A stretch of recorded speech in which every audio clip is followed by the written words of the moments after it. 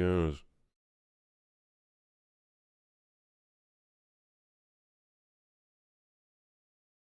All right. Hell yeah. It's the go time. It's go time. How's it going? Hello. Hey. Welcome. Another stream for the ages.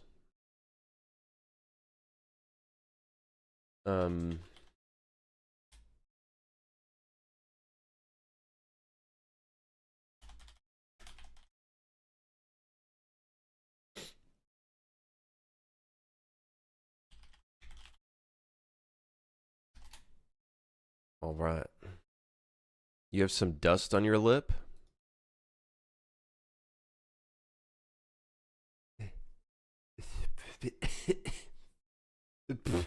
What do you mean?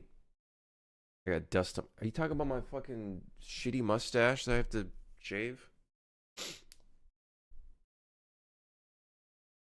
Not sure if you looked at Ludus AI or not. Creates 3D models and blueprints in UE. I say this in the most respectful way possible. I don't really care. I don't really care. If it were to make blueprints, it probably makes really shit blueprints. If it makes 3D models, it probably makes really shit 3D models. And it's probably really limited. If it takes my job, then good riddance, honestly. I was looking forward to going into the bank robbing industry. Yes.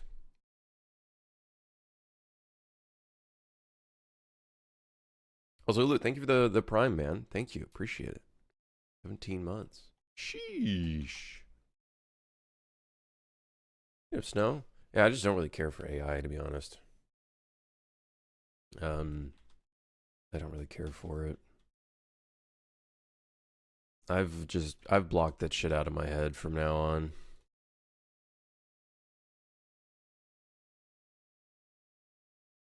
Just think with AI, you could actually finish too far. No, it's not a matter of AI. It's a matter of me getting off my fucking ass and just getting the work done. That's really what it is. It's a matter of get out of bed earlier. Don't stay in bed until 12, being lazy. And just fucking get the work done, man. That's what it really is. I could get this game done within the time frame that I want to get it done. It's just a matter of just need to fucking do it. You know what? I'm making the executive decision to say this doesn't have a railing because fuck this railing, dude. I can't be bothered, man. Because then I gotta get the right angle and everything. I don't know what the fucking angle is of this. I'm too lazy. Have I been playing any games? I've been playing Marvel Rivals. I'm Diamond 2 now. Diamond 2.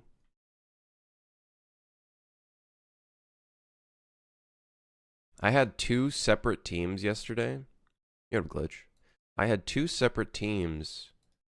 One of them, yeah, sure, I guess I wasn't doing that well as Winter Soldier. And then I had another game where we had a DC. Everyone had like 2 deaths. It was like first minute or 2 of the game, and then randomly my team starts crashing out on me. I'm pretty sure it was like a 4 stack that literally was like, let's just blame this guy and then be an asshole. I was like, in my head, I was like, please go fuck yourself.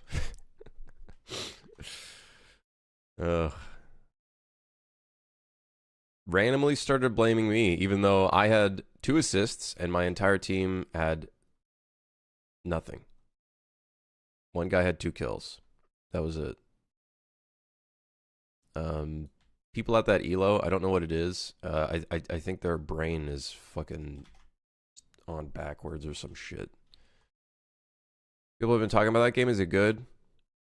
It's okay, man, for now. It's okay. It's fun. It's got its fun. I kind of look at it. It's kind of feels like Deadlock to me, where it's got that initial hype, or that it's got that initial interest for me, but I could definitely see it not lasting for long. Where I would just kind of be like, whatever, at some point or another.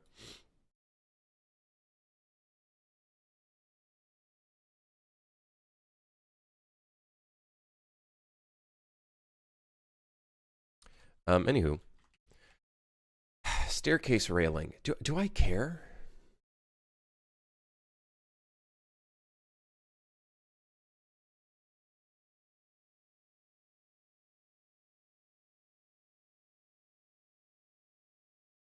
Not really. I'm gonna go as far as say I don't even care what the material of this staircase is. Like, we're just gonna use the block out mesh, which is technically not what I should do. Um, but I'm going to anyways. I'm gonna do the same for these pieces as well.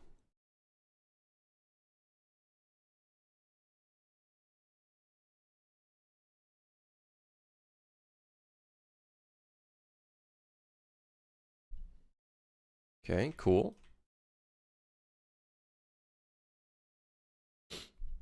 Can you squee the one you have somehow? Squee. Can I squee? The hell did you just say? Can I squee? Can I squee? Squish? Can I squish?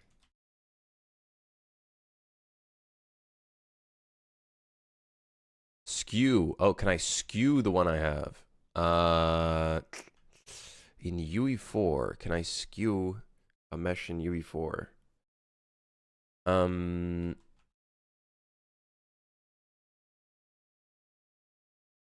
I actually don't know.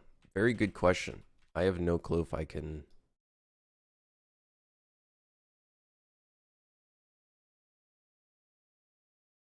With the material, yeah, but that would the mesh would be incorrect.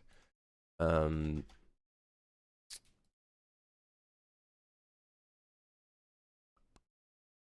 um,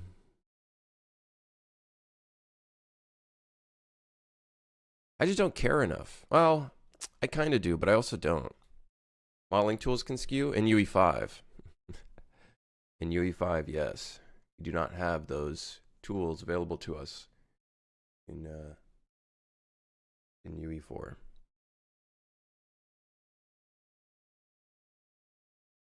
Oh, you mean DCCs or whatever the fuck they're called? Are they called DCCs? I forget. Digital content creator. Yeah, that's what it was. Right? Is that what DCC stands for? Things like Blender, Maya, etc. Digital content creator. It sounds about right.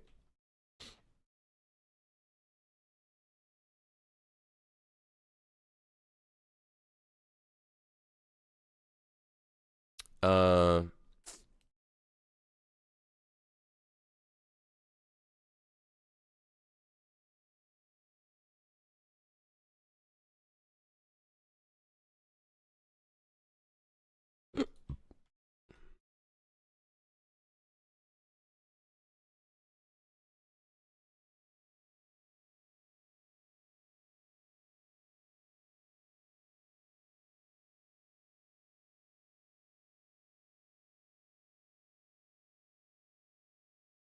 you have to finish the project if for no other reason than to get out of UE4.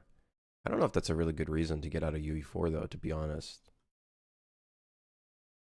With the shit that I see with UE5, I don't know how.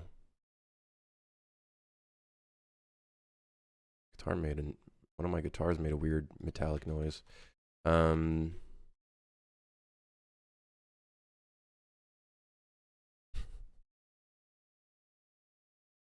So that looks a little bit like shit.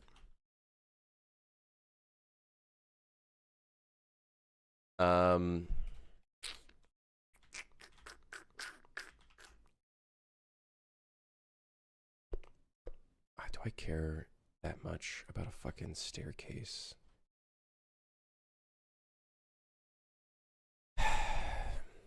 Export.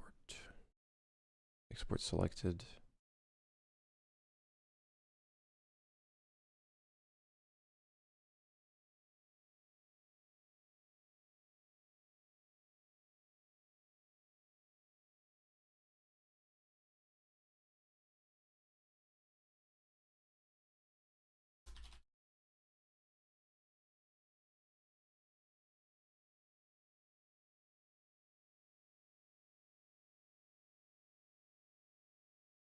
Don't be one of those guys that uses the same version of UE their whole life. It's just, oh shit, I haven't been looking at YouTube chat. Okay, never mind. I haven't missed anything.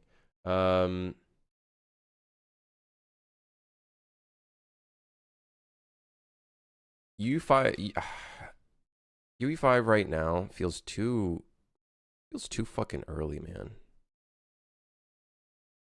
It still feels so fucking early to adopt it. I'd like to play with UE5 for Megalites. The thing is, I don't even care for UE5 for like all of that shit. I don't until they like, because right now I look at those tools and in my mind I think they're still experimental. Personally,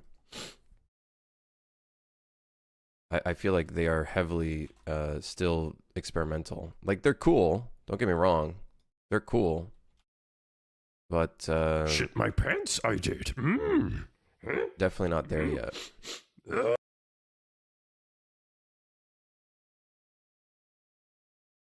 Fred, thanks for gifting a sub. Appreciate it.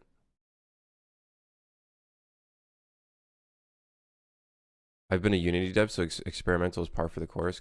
That's fair. That's fair. Fair enough.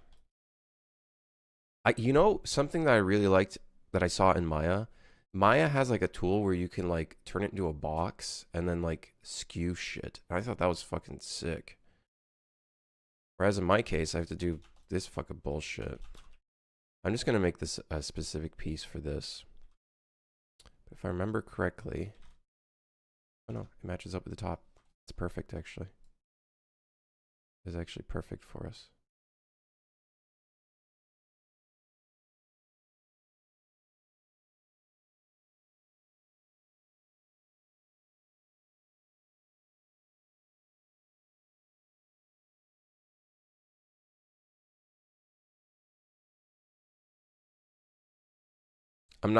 My goal with this is I'm gonna try to not spend too much time on it.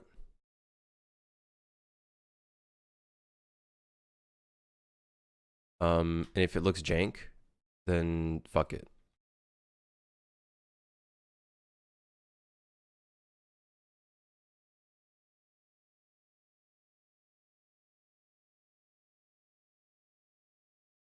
I don't want to spend too much time on this. I'm done with wasting time. I'm done with wasting time. It's time to stop. It's time to be a better game developer.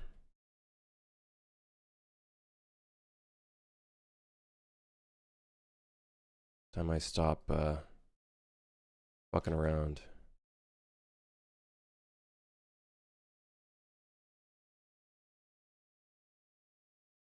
There I go. There I go, fucking it all up.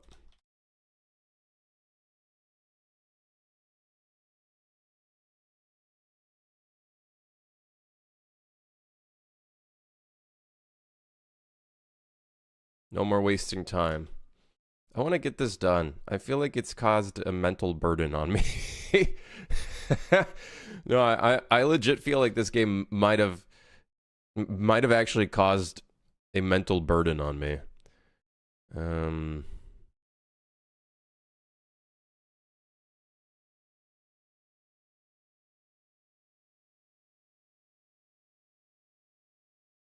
I actually genuinely feel like I'm burdened.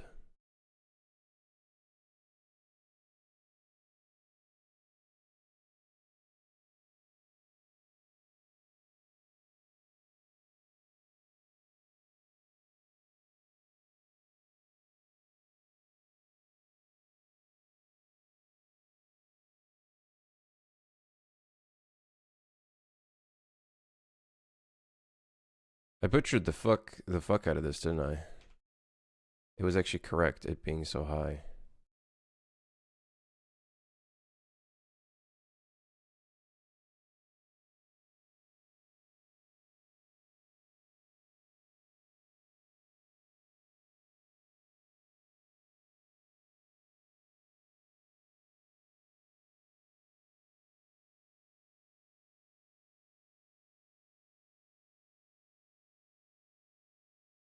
Not easy making a whole ass game. You got to remember the thing that's the most crazy about this game is I started working on this game when I was 4 years into my game dev career, or however you want to call it, like me using Unreal and shit. I am now 8 years. I am now 8 years into using Unreal. So half of my entire career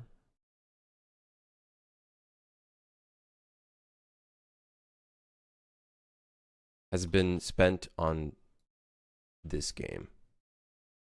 So yeah. You should check out Easy Red 2 is developed by Sigma, and then later on he assembled a full team featuring 3D models, designers, more. Easy Red 2 is developed by Sigma and is a Unity 3D game. Easy Red 2? Easy Red 2.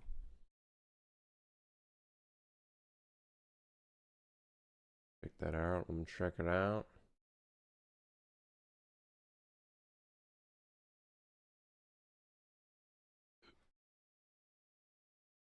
There's so many military games these days. I kind of like lose track of them. Oh shit.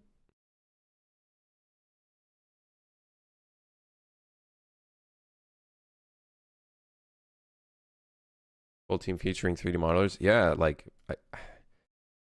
I could see this taking quite a bit if you were on your own.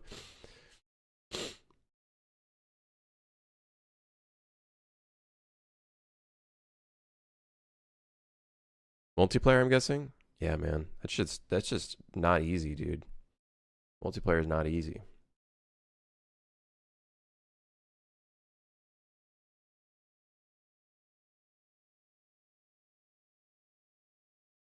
I bet Rosebud can make Suit for Hire in 10 minutes. What the hell is Rosebud?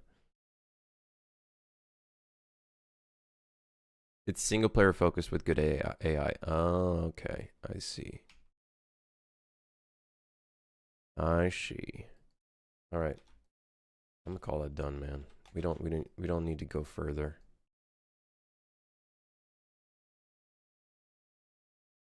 Selecting an empty object for some reason. So we'll call this railing stairs with random angle. That doesn't make sense. It's some shitty website with AI making games with a prompt. It's what the gamers want. It's what the gamers want.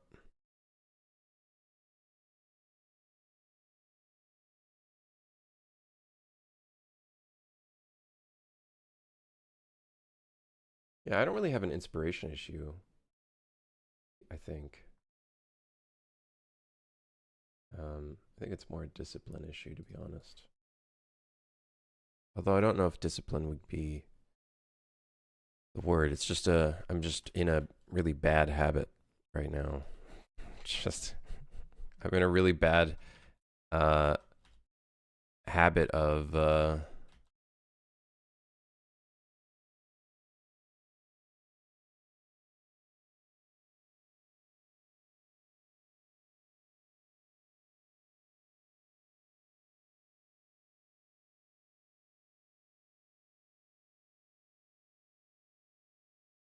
oh, it's just an extra feature for those who want to play co-op with friends or against randoms. That's interesting. That's an interesting design.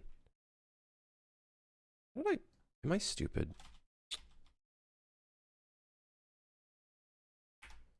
If I delete that, it's gonna add.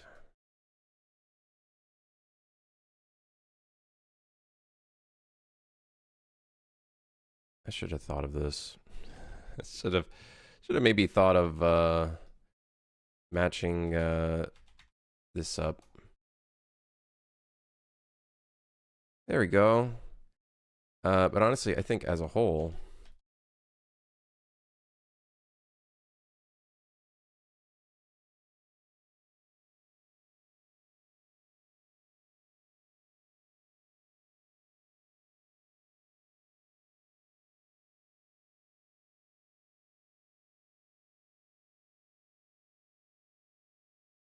trying to match the height roughly where I think it would work well.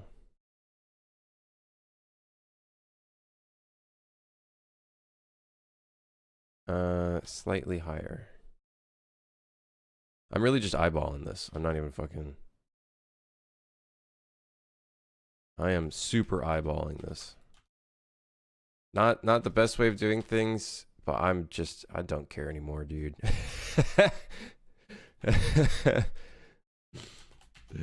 Anybody could be like, you should do it this way. This is the right way of doing it. There are many right ways of doing things.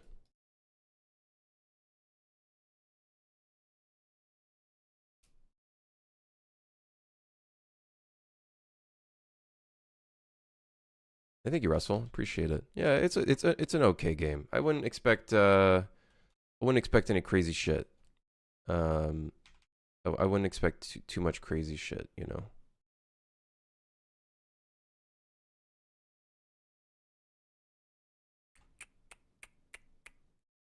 God, this being so close to the edge is kind of fucking annoying. Whatever. Who cares?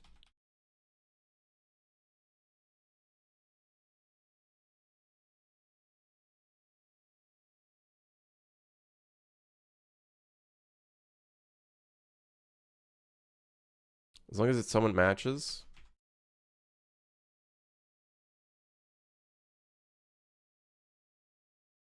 Then I'm okay with it. Because this staircase isn't even like a gameplay element. It's quite literally just a set dressing piece, honestly. Just to fill in the space.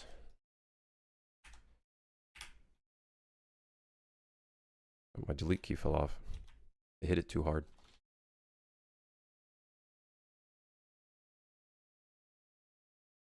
You working on it, it'll mature into a great game. Easy 2 was a mess when it first released in early access. Now it's a game that kind of rivals Enlisted. I'm gonna work on it enough for it to feel like a good full 1.0. This game has come a really long way from its initial early access inception. So I'll take it. You know, in terms of like what we did.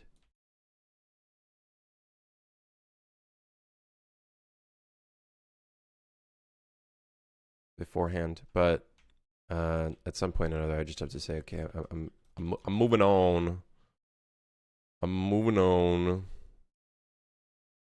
Probably should have re-UV unwrapped this, huh? Not that it matters. I don't think anybody can see the details. You can't even see the twisty details. It's not even noticeable. Bringing on 2 environment side, has that helped lighten the load? A little bit, yeah, it has. It has. It has helped a little bit. There we go. We're done. Little unique fucking staircase piece. What's this? This is here so I don't just delete the project.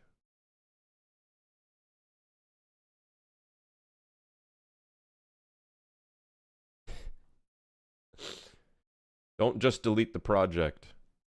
Hey, if there's one thing I learned, don't delete any of your projects. I have deleted so many gun 3D models that I've had in the past. And some of them are shit, so obviously it's fine. But some of them weren't bad and honestly had a pretty good base mesh. It's just the texture didn't look too great. And I could have easily kept those and I didn't. I had like maybe 5 or 6 gun models that, like maybe even more, that I probably could have used, honestly, in like this game and other games.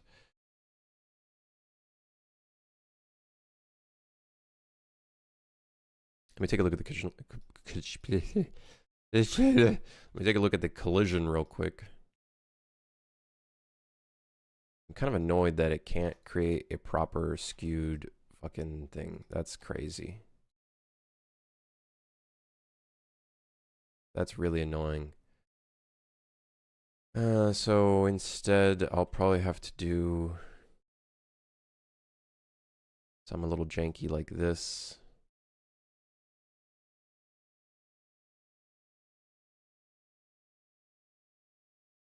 Not perfect, but good enough.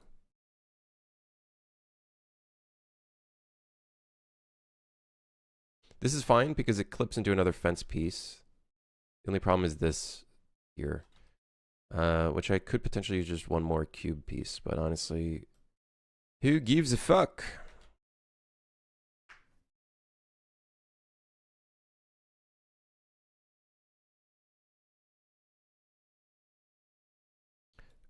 Many devs abuse this so much they use it as an excuse when they receive constructive criticism, let alone those cash grabs or the acid flips. No, I get it. I feel like early access has definitely been misused, and it's got a bad rep, unfortunately. Unfortunately, it just has a really bad rep, which really sucks because early access can be used as a fantastic tool. And I think I feel like we've used it really well.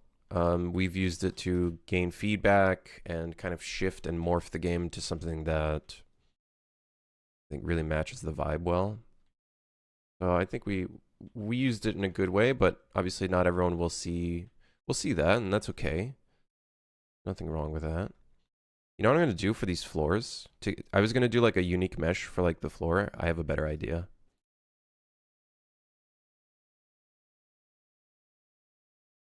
We're going to use the wall, and I'm going to try to like cut this shit out so it like matches the thing a little bit, just so it's got a little like wood boards sticking out and shit, even though it's like really stretched.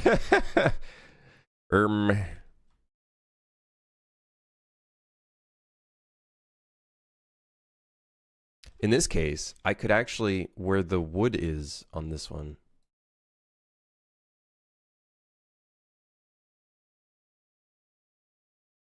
I can take the tile material because it is a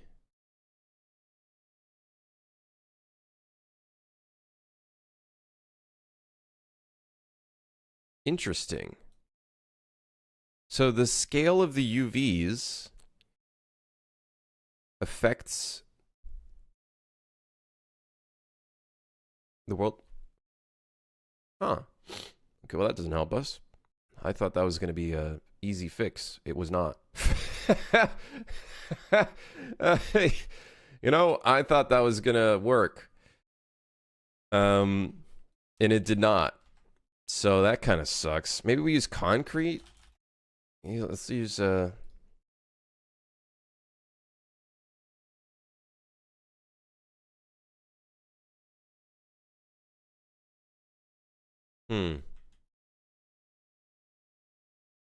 I was expecting a lot more from this. I'm actually kind of disappointed now. Is this still the top-down game? It is, yeah.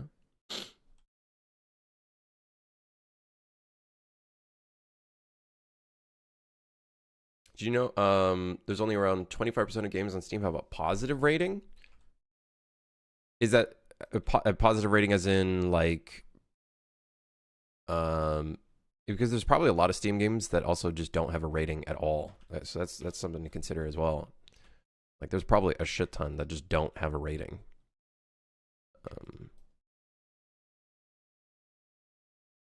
That's kind of annoying. I want to see if the object has normal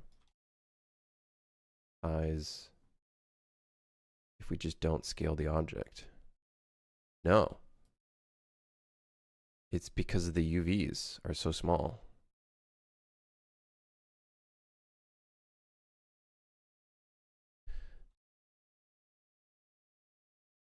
That's fucking annoying. What the hell, man?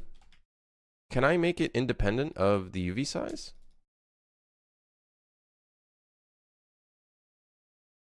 I wouldn't know how to. I'm not a material wizard. I don't know how this shit will work. I don't even know where I'd get started to make the UV match the UV size. I don't know, dude. I don't know. Maybe that's why you'd want to use the actual fucking world aligned texture or whatever.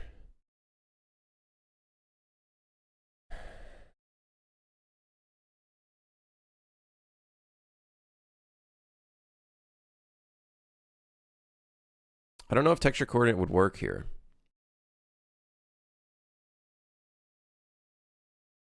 Like maybe it could to like find out. This is like a really cheap way of doing world aligned textures. Is there a world aligned like UV?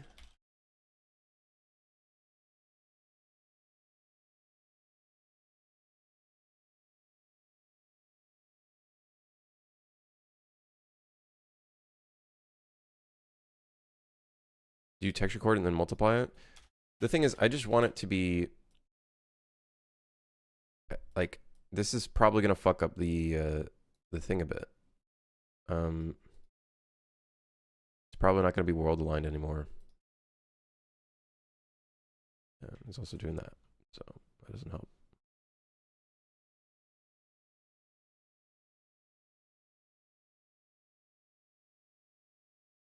Unless we slap tiling in the texture coordinate here. No, I don't think so. Because the way that we're doing this, I don't think use texture coordinate here. Maybe we just do this in the traditional way of doing world aligned. Maybe. Yeah, there's a lot of games I feel like on Steam that just don't get past the review requirement to even have a rating at all. I think a lot of people don't buy games when they're in early access, so not really something consumers look at. I think it really depends on the game. I think there's some games that get so big that that rule kind of breaks apart for some people. You know what I mean? It's actually really interesting to know that the UV size is affecting that. Very interesting. Very interesting. You prioritize optimization in your game because I see a pattern that latest Unreal Engine games have been nothing but stuttery, especially UE5 games from AA or AAA devs. I optimize when I need to optimize, when there's an issue.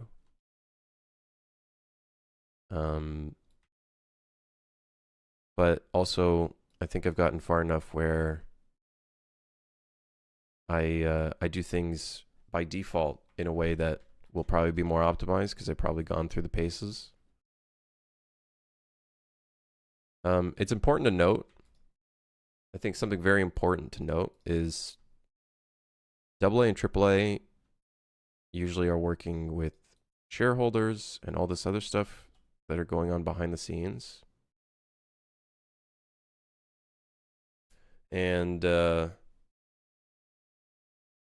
because of that, there's a huge time crunch.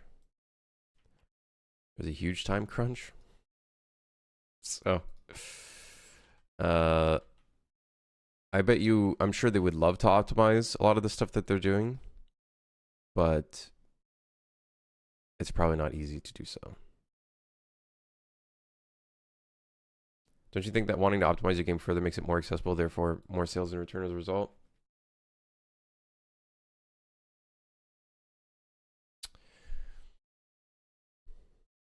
Like, obviously, you should optimize your game at least to a certain standard. Otherwise, people will, you know... God. At least it blends in, but I'm really annoyed that it's not fucking scaling it. Obviously, you should work within the standard. There's a standard there. You know what I mean? I don't know if it would result in more sales. I think it would just result in less refunds. I think that is ultimately which, is technically more sales, but it's not like more sales in the sense that you've brought in new customers that you previously would not have had.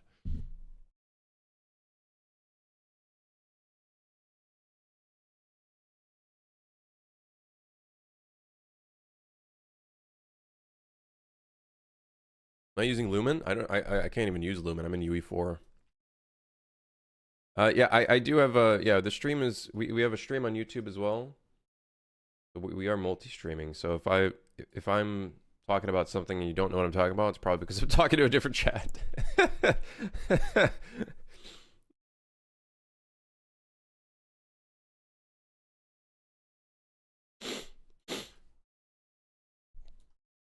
Um,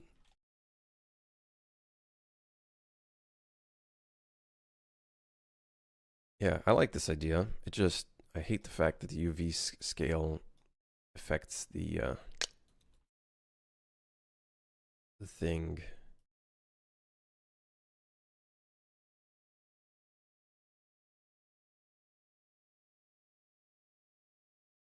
But I like the idea. It's kind of cool. Saves me time. I don't have to fucking redesign this shit or make a new mesh for it. It's not like 100% accurate, but it's fine. It'll make do.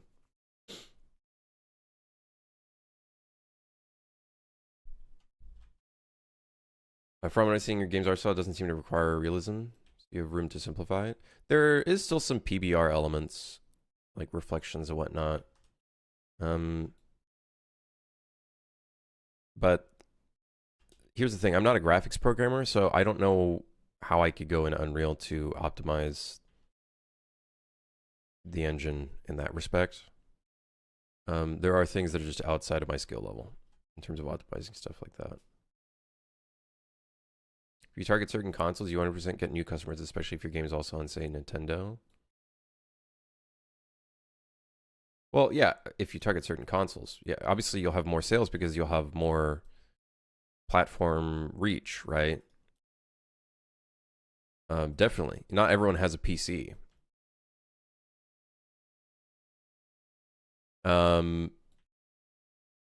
Like I'm planning on releasing this game on Xbox. I don't know about PlayStation because Sony is a bit of a seems like they'd be a bit of an ass to work with.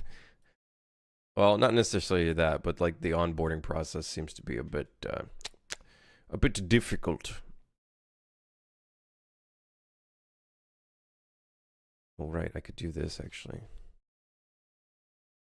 So no guarantee on PlayStation, but I did get some dev kits actually for Xbox, so we have a chance of doing some cool shit there.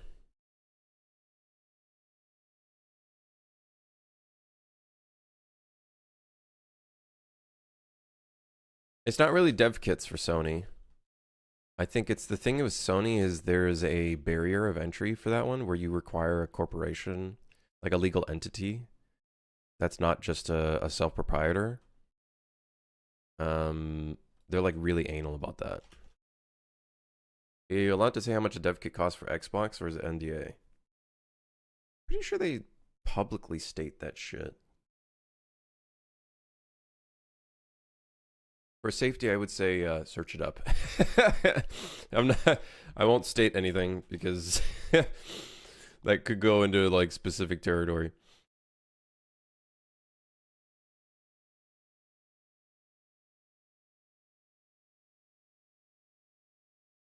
Yeah, no, but like thinking about it though, the only reason why I'm doing the Xbox thing is I don't know if it's gonna get extra sales. I really don't know. I do not know what the indie space is like on console. To me, I feel like it's non-existent. Like the only people that are probably gonna get indie success are games that are like gone like the 1% that have gone way above and beyond in terms of marketing their game, like Stardew Valley, for example, or something like that. I don't see Suit for Hire selling like fucking crazy on Xbox. I'm just doing this so I can gain like the experience and the knowledge. So then that way, when I do have a game that's maybe more marketable, maybe like the zombie game, for example, then hopefully releasing on consoles could be beneficial. That being said, do consoles have their own local server system? Or like server client hosting? Steam has it, no problem, but does like a console like Xbox, for example, have server client hosting capabilities?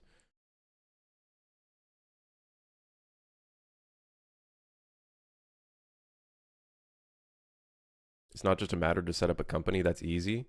I don't know if I'd call that easy, especially with all the tax implications involved. At least here in Canada.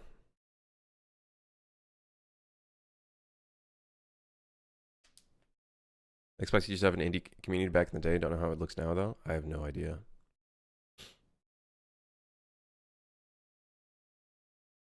I use the most of that happens on the player character pawn, Ben. It keeps track of which enemy should be attacking, all that kind of stuff. And I use a so there's components on the enemies. They're called what do we call them? I forgot what we fucking called them.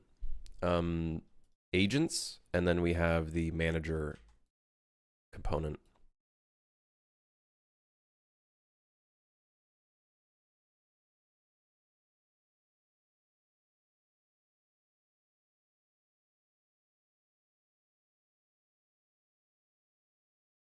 Okay, that looks okay. This one, not so much, but maybe players won't notice. That's not tiling properly. I think we only have those 2 holes. I don't think we have any other holes, so that's good. We only got 2 holes. Don't take that the wrong way.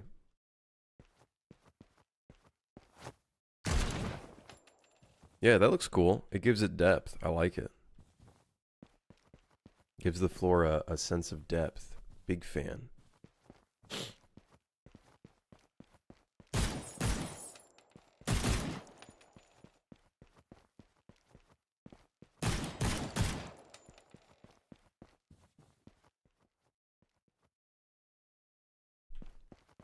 Yeah, but on the optimization subject,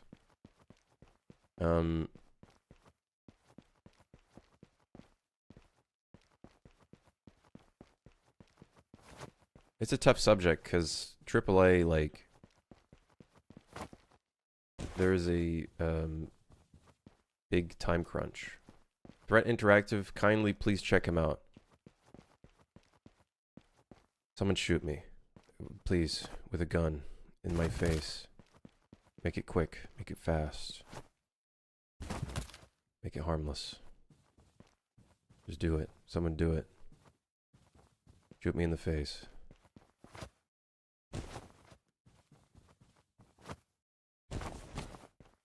Why are we talking about? No, don't bring up Threat Interactive.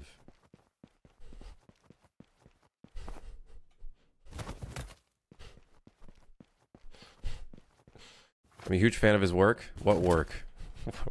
What work? His rage bait YouTube videos? He doesn't have any work. He's literally... I'm not talking about it. I'm not talking about it.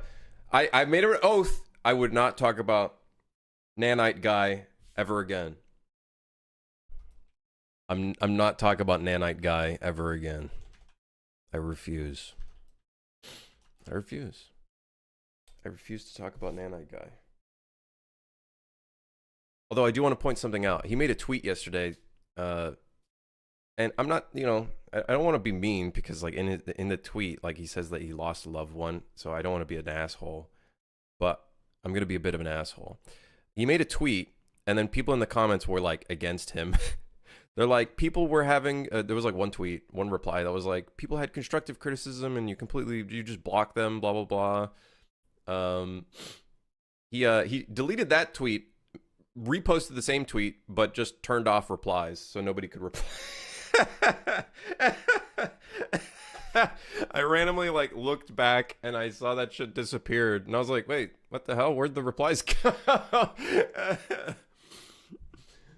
What's wrong with focusing on optimizing video games fairly without the need to use scaling tech, making games look blurry at 1080p? Don't get me wrong, I don't like the scaling tech. I think it's the way that he is delivering whatever message he's delivering, I think is not in a positive way, and it is basically just capitalizing off of the it is capitalizing off of a subset of the gaming community that is like really upset and angry, and some of that subset of the community is they don't have their fucking screws on correctly, and they send death threats to developers and all this kind of stuff. And his latest video kind of saying, oh, this is the graphics programmer's faults and all this other shit, and kind of putting the blame there.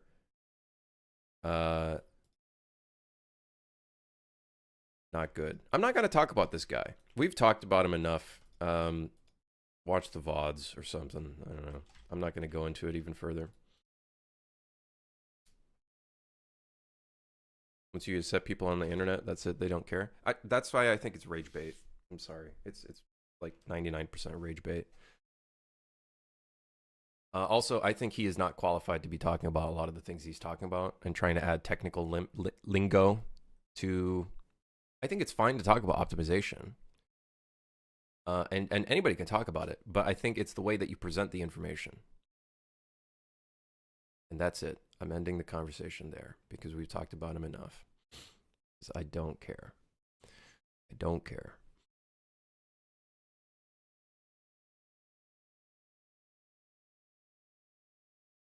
Krim is already on edge. I could blow up like a kettle right now, but I'm not going to.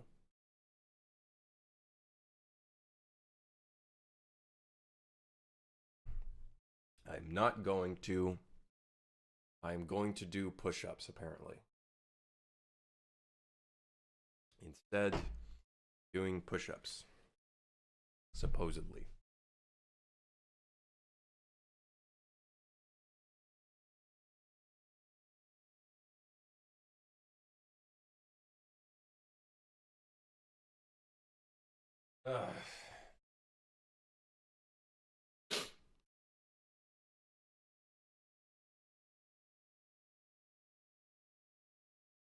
Please don't use Threat Interactive as a source of optimization stuff.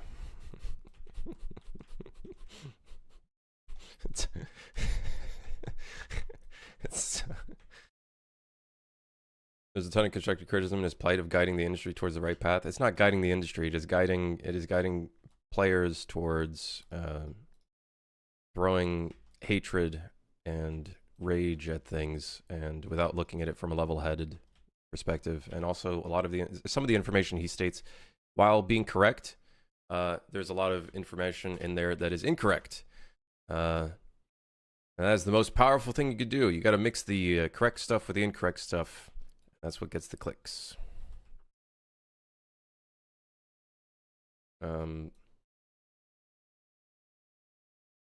His dream of turning the industry to the right path. Yeah, I'm sure his dream of raising $900,000 and making money off of his videos.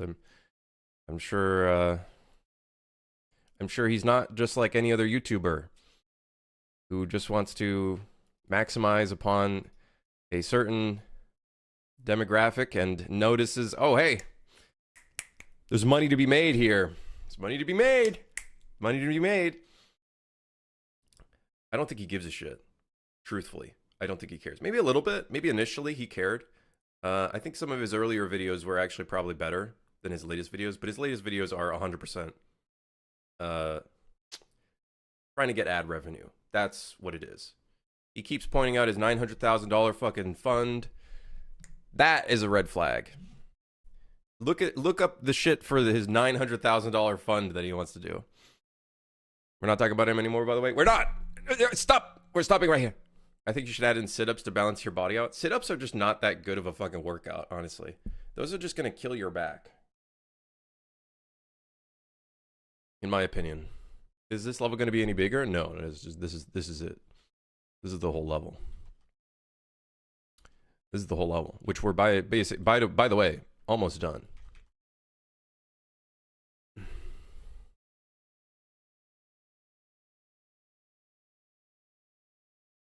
Epic introducing nanite in their engine. I think nanite, while I'm not going to use it currently, I think nanite is a fantastic step forward towards removing limits on things that we currently have. I didn't know that you dislike him that much. I don't really, it's not that I don't hate him. Like, I don't hate him. I just think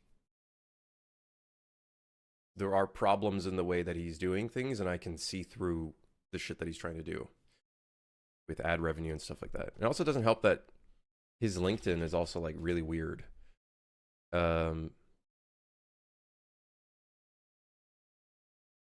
Yeah. Like, He's like selling merch and shit now. I'm like, huh? That was like a bit weird to me. And then it just seems really, people forget that he claimed to be a Ubisoft dev at one point.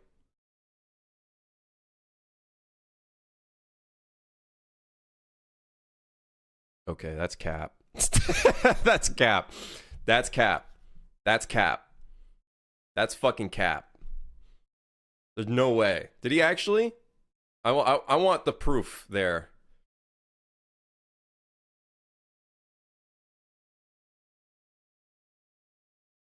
The first month, yes, but then your core will be so good that it'll help your posture.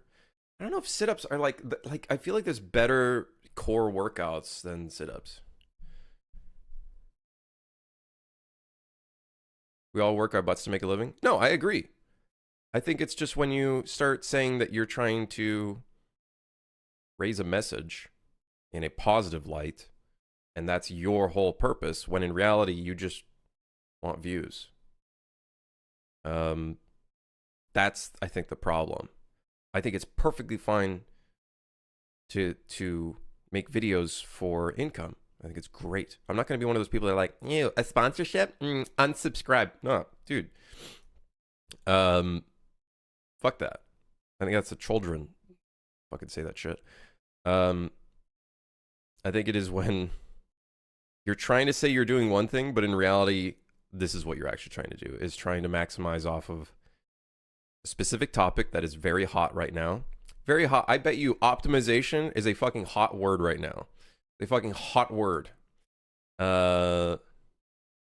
And all of his videos literally use fucking clickbait. I'll look at his latest one. Let's take a look. I'm just gonna look at the thumbnail. I'll show you guys how fucking stupid the thumbnail is. I'll just search up nanite and here it is. Big arrow, red text. What's so stupid and ironic about this is he has a 4x4 quad saying it's 90 FPS. And then he has nanite, which is a 4x4 quad. Nanite's not meant to use 4x4 quads. So the thumbnail itself is really funny on its own. Really fucking funny on its own. Yeah.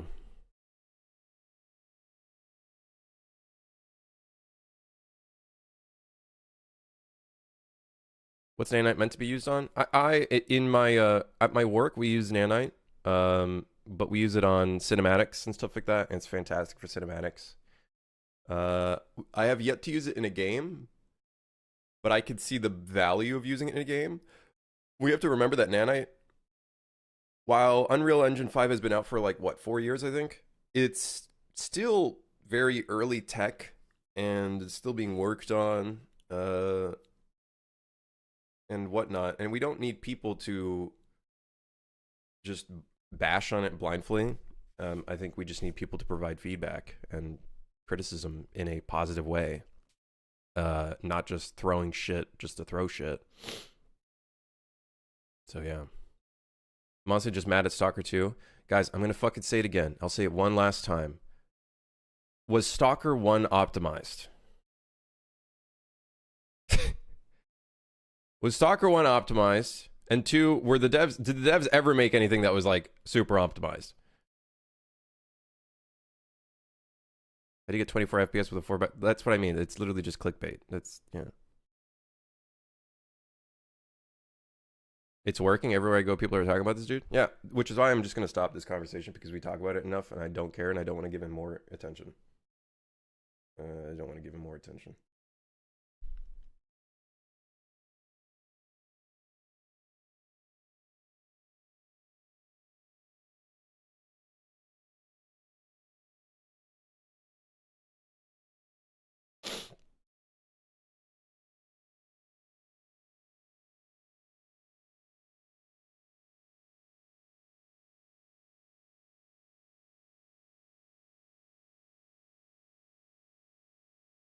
It's been 15 years since Stalker 1. If anyone thinks it's the same people I got news, well, it's still the same. It's still the same studio. You know what I mean? It's still the same studio, even if it's completely different people. They're at its core, it's still the same message. You know, I bet you the CEO and whoever is still the same. They probably don't prioritize some things over some other things.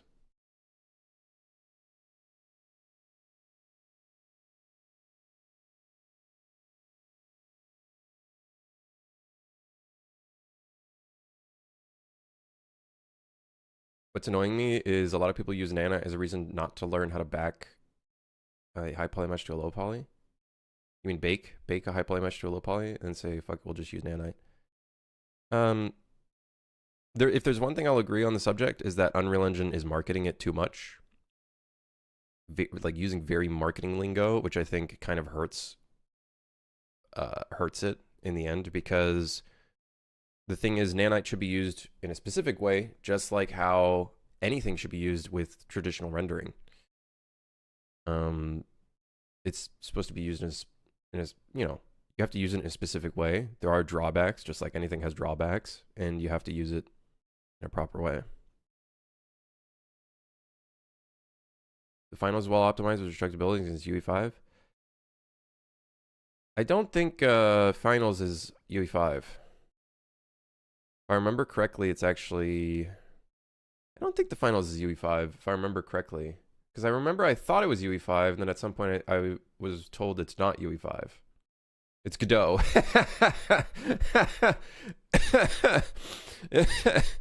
UE4? I'm pretty sure it's UDK. I'm pretty sure it's UDK. I could be fucking wrong. I'm pretty... Right? Isn't it UDK?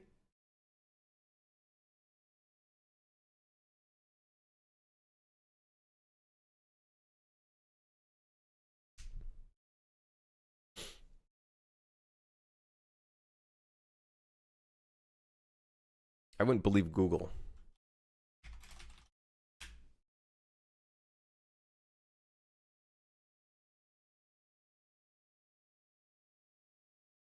Where's the source for it?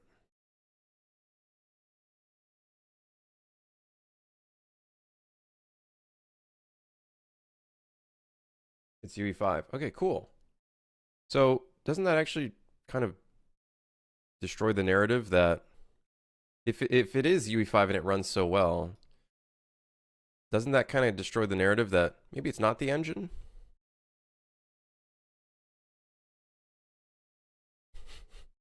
Maybe it's not the engine. Who'd have thought?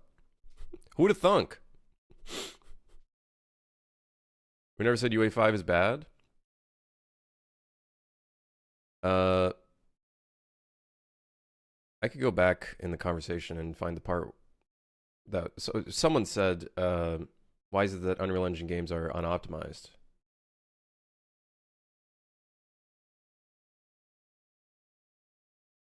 Especially UE5 games from AA or AAA devs.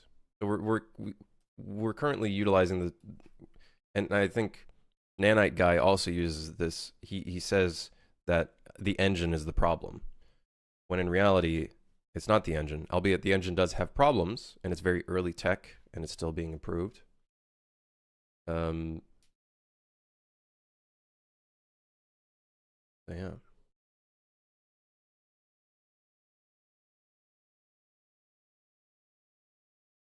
Yeah.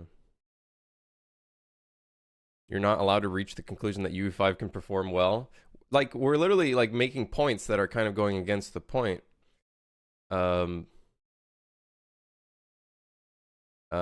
If you're mad at a game, be mad at the developers, right? The engine's great, it's just that they introduce features that are easy to use for the devs, but at the cost of overshadowing the importance of digging deeper in the segment of optimizing the game for the masses. The problem is they're not easy to use. Nothing is easy to use. That's where I would say that's Unreal's fault for trying to market it as such, as being easy to use. Everything has to be done in a way where you understand the implications, what problems arise from using certain features, etc., etc. Right? There's nothing easy to use. Making games is not easy. It is by far the worst fucking software development medium ever, because so many things can go wrong. You need to get back to work, Redeem. That's just a case of me getting back to work. The thing is, I think we're like mostly done. Honestly, I was thinking of putting wallpaper on these walls, but I just don't give a fuck anymore. I don't care. I don't care. I'm over the fucking, like, I was gonna put wallpaper. I don't really care about wallpaper. Yeah, it's easier than manually making LEDs yourself, saving you lots of time. A lot of people don't manually make LEDs themselves. They utilize the built-in LED generator system that works on a lot of meshes. The only times you really need to make an LED yourself is for very hyper-specific like things. I wouldn't say nanite is easier. Nanite just seems easier, but it's not. Like someone said, it's not a silver bullet. I don't know where that terminology comes from. What does silver bullet mean? Like, why is it silver bullet? Can anybody fill me in?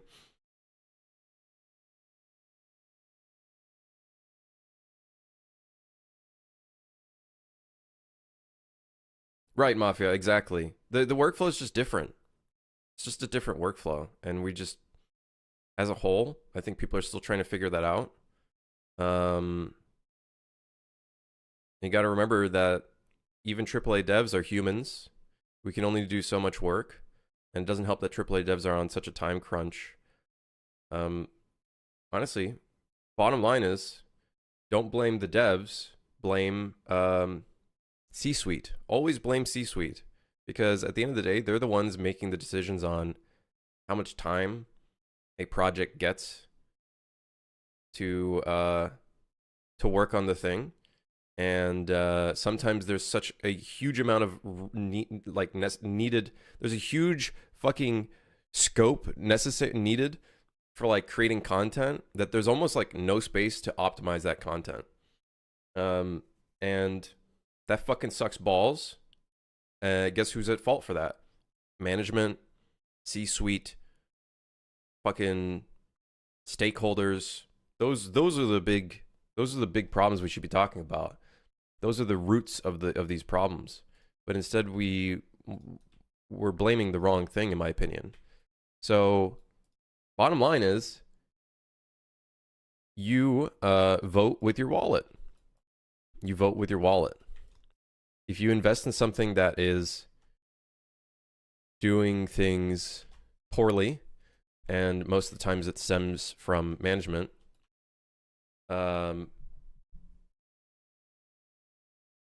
you vote with your wallet by not purchasing the game, right? That's the best way to bring change to this entire problem.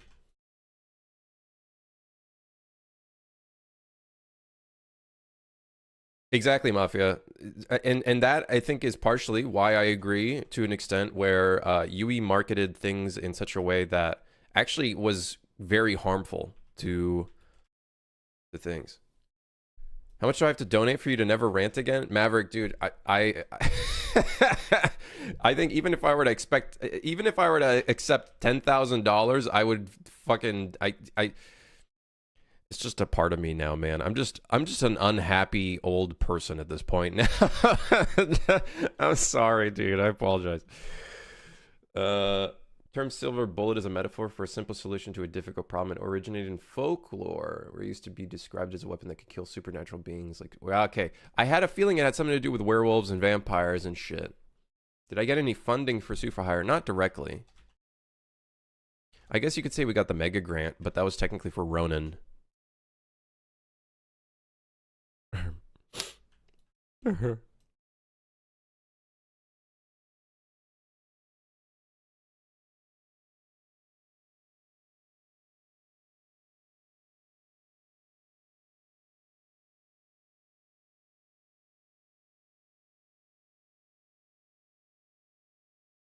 I did get a grant a long time ago.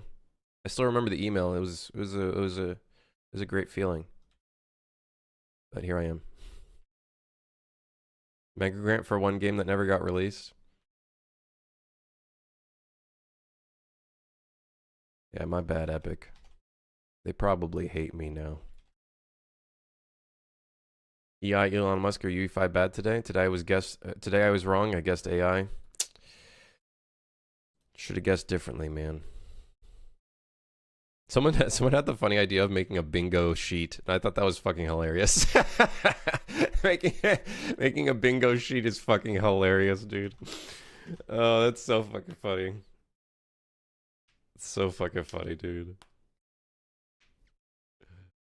Making assets, and I have a pretty good method for LODs. Yeah, me too, man. I just I go in the asset. I go down to LOD group. I hit the button. I hit apply changes, and most of the time it generates some relatively good LODs, and I can maybe modify it a little bit. And if I really need to, maybe I have to go back into Blender and modify some stuff. But generally, it's okay. Generally, it's not bad. It gets the job done.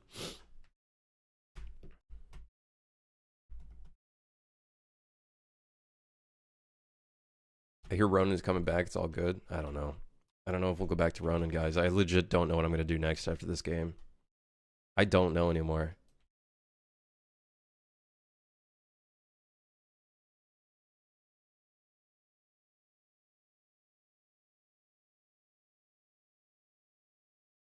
I like genuinely don't know what I will do after this.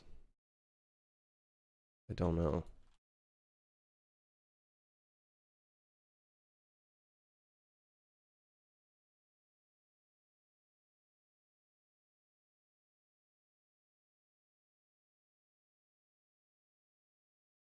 Thought the zombie game was next.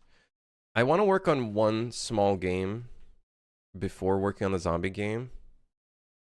Like, I had that idea for that God style game where you just click on shit.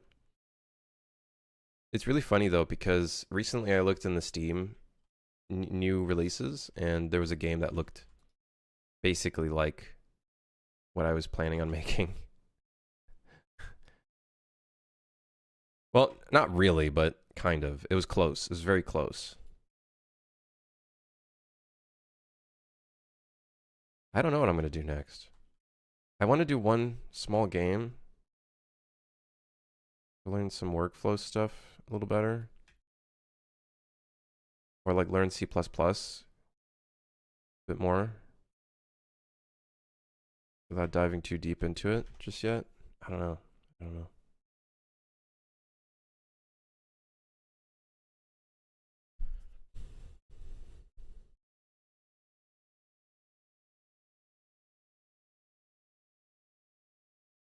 Yeah, maybe Ducker. I don't know, man. I don't know. I have no idea. Man, we need these tiles are so fucking annoying, dude. This could look so much nicer with like proper tiles. Like, you know what we could do?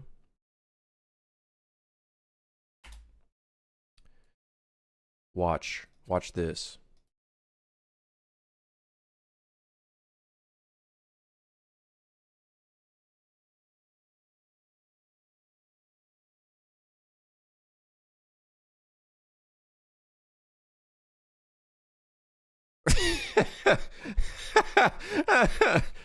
Hey. That actually, why is that perfect? It's almost pixel perfect. I don't even know where it starts and ends. How'd you do that? So in my material I have a parameter for the tiling value. Originally it's 1024. I tuned it down to 256, which funny enough, I guess the UV is perfectly 256. Why are there 4 UV channels?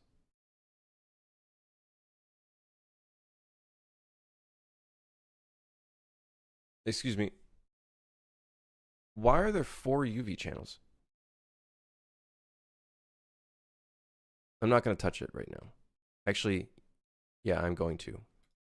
Why the fuck are there 4 UV channels?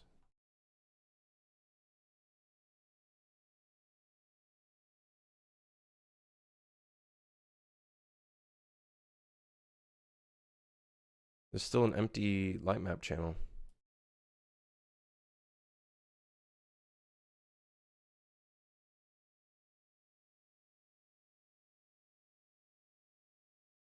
I don't understand. It's very weird.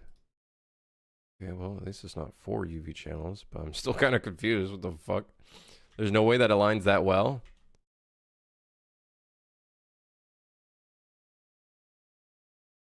It's almost fucking perfect. It's actually magical. No one will ever know. This one is kind of weird, but I'm not worried about that one because it does blend in relatively well.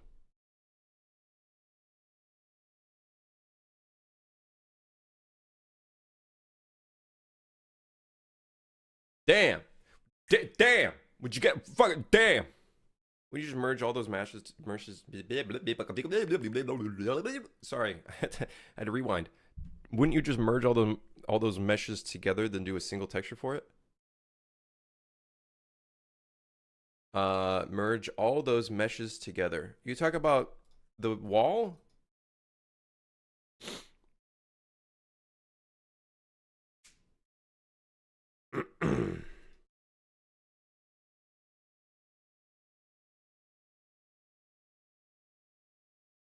I would argue in certain scenarios, merging an asset all into one atlas or a single texture is actually sometimes not good to do. Again, this comes down to optimizing a scene or an environment is going to be different for every area. Is the draw calls too high? Okay, maybe you have to merge some stuff. Is the memory too high?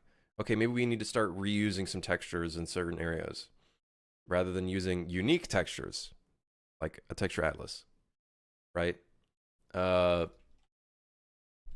There's no one size fits all. Everyone's going to be wearing different pairs of socks. You know what I mean? Like a soccer player wears long ass socks and fucking apparently weird rant. Apparently the new trend nowadays is to wear like longer socks when back then it was like ankle socks.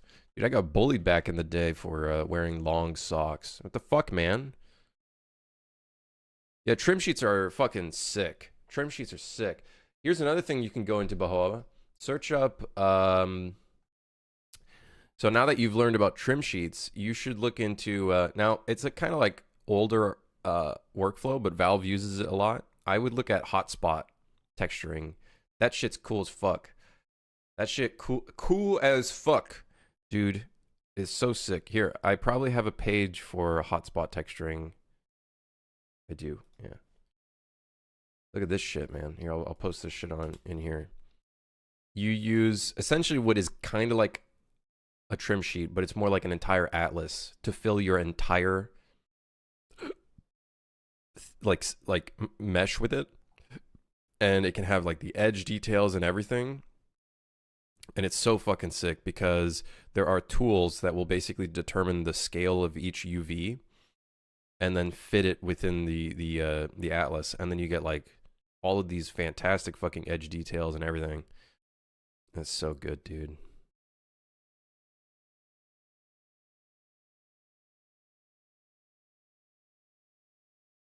People that played baseball in the 90s are allowed to wear high socks.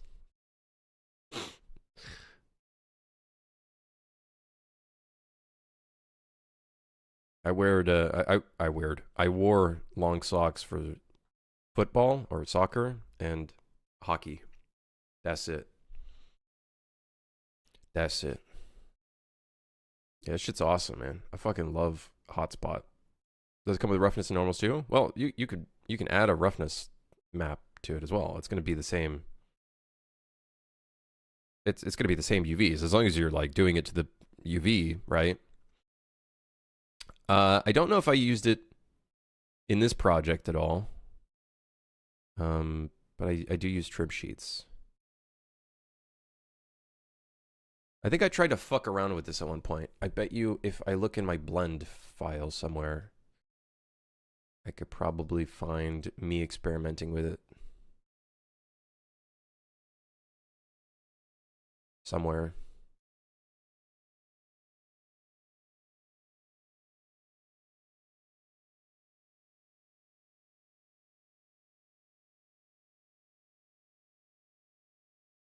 Hotspot experiment. Hotspot texture wood. Okay. Right. I was experimenting with it. It doesn't look amazing at all.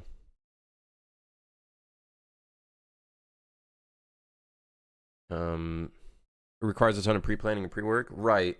I think the way I made my atlas looks like fucking ass. I think there's like a nice standard to really make these look good. Oh, actually, there's another. Oh, hold on. I haven't been reading YouTube chat. I'm so sorry, guys. I keep fucking like it's in the wrong tab. As a game asset creator, I shudder when I hear nanite.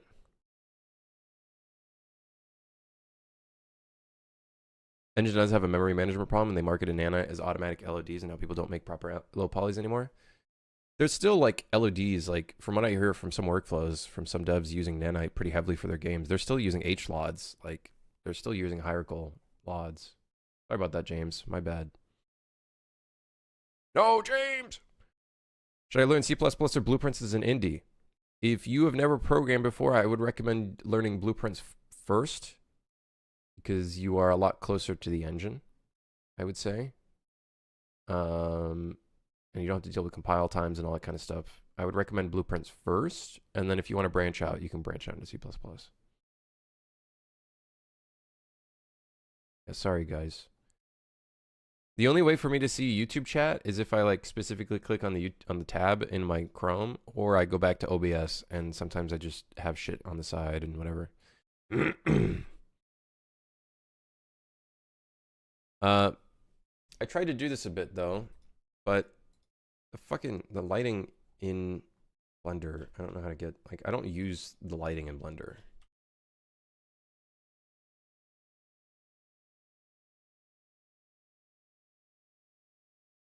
Like, this does not show the normals very well, like, at all. Like, this does not.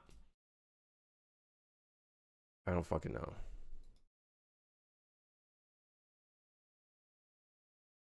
I don't use Blender for visualization or anything. I don't.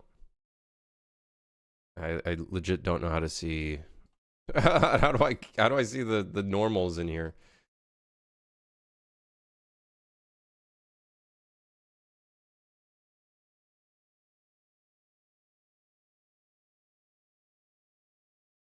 I guess we can kind of see the normals.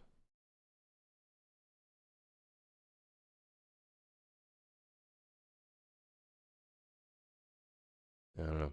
I experimented with it at one point.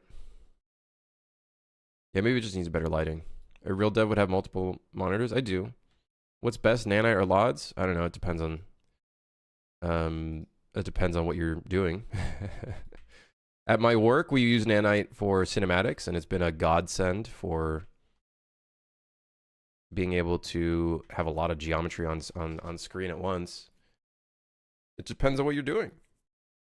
There is no this over that. It is more like what works, what's needed for the game. Just thought YouTube doesn't get red. Thanks for responding. No, I'm just really fucking. I'm new at this multi-streaming thing, James. I apologize. I apologize, everyone in YouTube chat.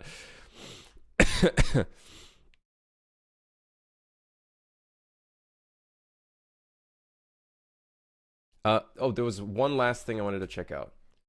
If you want to learn a little bit more about hotspotting, but in a more modernized way, The Last of Us used this pipeline, and it is fucking sick. If I use nanite, is there any performance issues? I think if you're asking this question here, by the way, I'm not a graphics programmer. I would search it up. I'm not a graphics programmer. Search it up. See what's needed for you. If nanite will actually be beneficial for your project or whatever project you're working on. And see if it's needed for your scenario.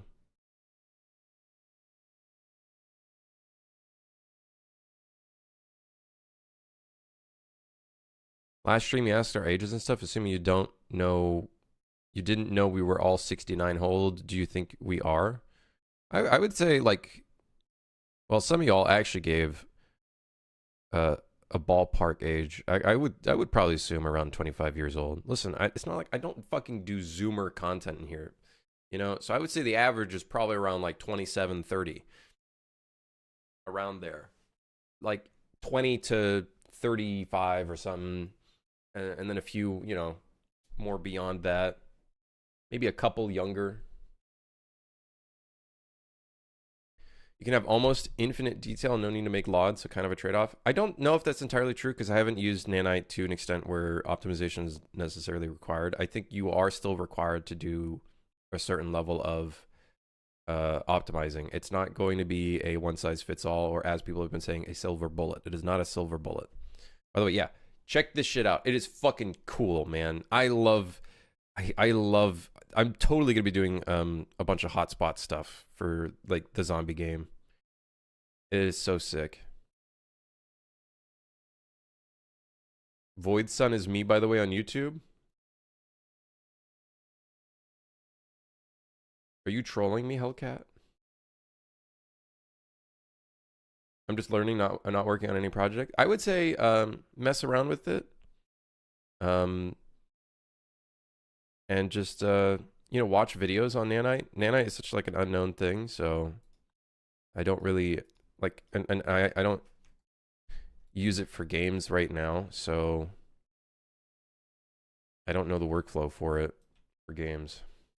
I am Hellcat, you motherfucker. You motherfucker. So you're trolling me, huh? You're trolling me. Is that what you're doing, huh?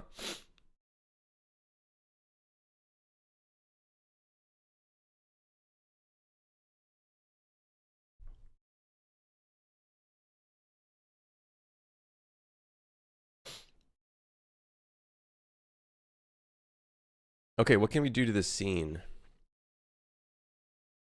Like, what are we feeling? What's the last steps, if any?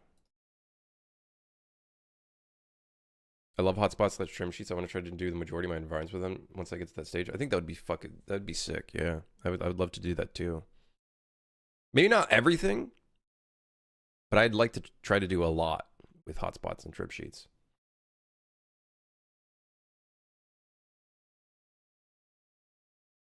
Truly has a lot of unique models on screen. Hitman WOA, is that the World of Assassins, whatever?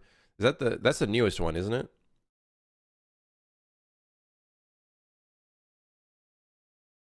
I think that's the newest one. Yeah, that game looks good, man. It looks good. I'm looking forward to that studio doing that because they announced that James Bond game, the 007 game, a long time ago. I'm fucking looking forward to that, dude. From that dev team, that is like the perfect title.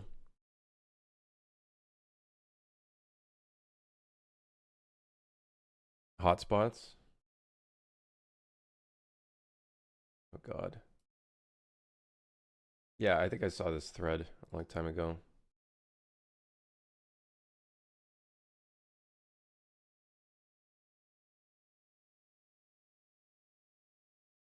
Isn't this in Hammer? I think that was the whole point of this, right? It's in Hammer.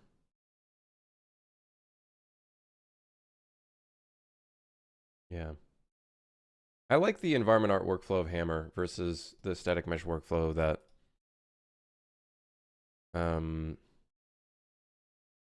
Unreal tries to do. This full-on static mesh workflow. I'm going to be honest, after doing it for 8 years, I don't like it. I like the idea of doing source, like just making the geometry straight into...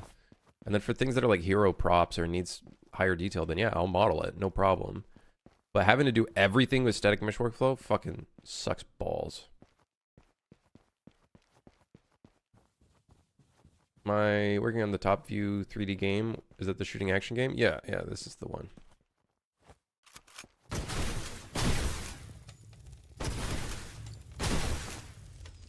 They're setting up a new team for that game, or did set up a new team? Really? I guess that makes sense.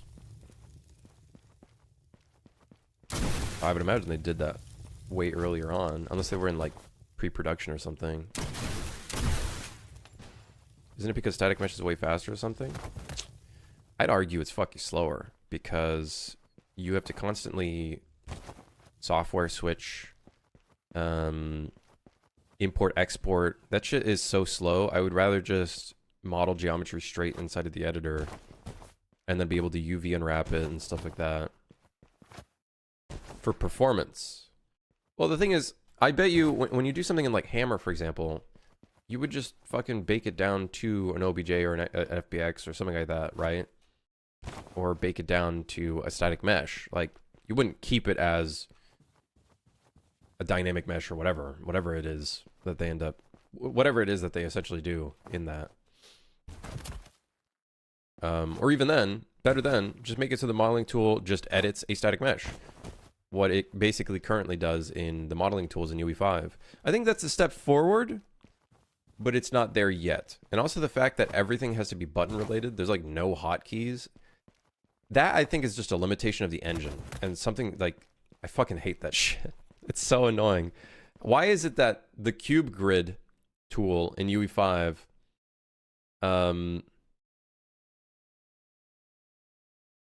why is it that, what am I trying to say? Why is it that cube grid requires me to hit a fucking like button just to extrude and I don't have a gizmo or whatever? I think they might have fixed it a bit, but yeah. The player speed is too much. It looks like the player is floating in the surface. No, that's just because of our lighting. We're going to have to do some work on the lighting. That's not because of the player speed. It's just because he kind of looks like he's floating because he doesn't have any shadows.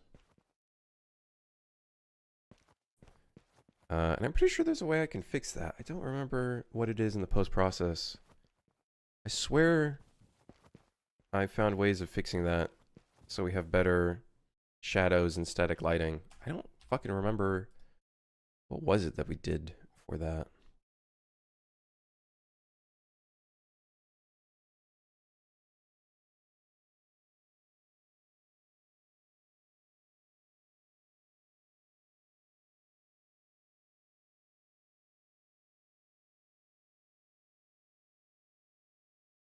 Right, it has some shortcuts, but it's so stupid how it's designed.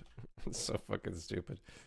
Yeah, I was trying to figure out how we can make it so, because I remember I figured out somewhere in one of my scenes how to make the character not look like he's floating in static lighting.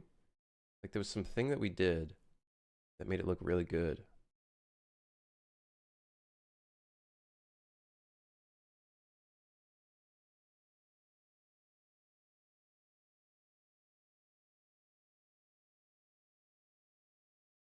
I don't think it's this. I don't think it's volumetric light map density volume. Although, let me see something real quick.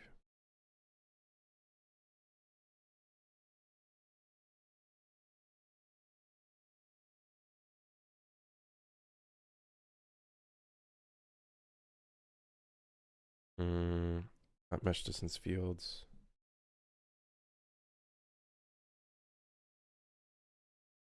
There we go.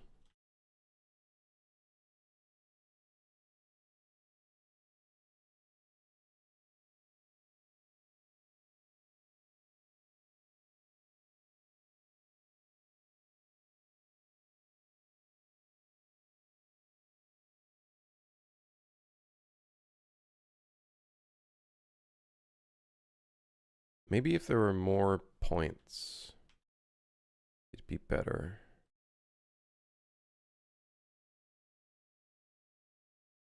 I also don't know why the density of the points are so much higher down here. It doesn't make any sense.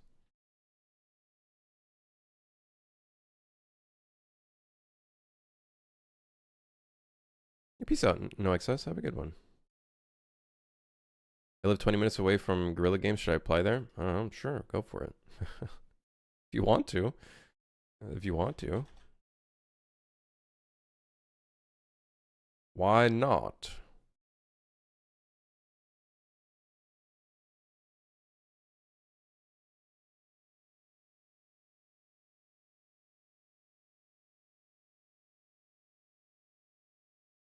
I swear there's something where we can use static lights. Like, here's the thing.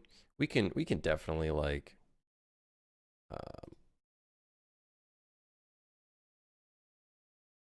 we can definitely do some more stationary lights. This is the only stationary light here. Now, albeit we do use a light source here for the moonlight, but we only really have that at these windows here. I'm thinking we should also bake the moonlight That should be static as well. Because it doesn't fucking matter. We only have this. We might as well, it would be much better if we use the actual like lights in here for shadowing. That provides so much more value. These, we can't make them cast shadows. Otherwise, we're in Pain Town. We're in Pain Town.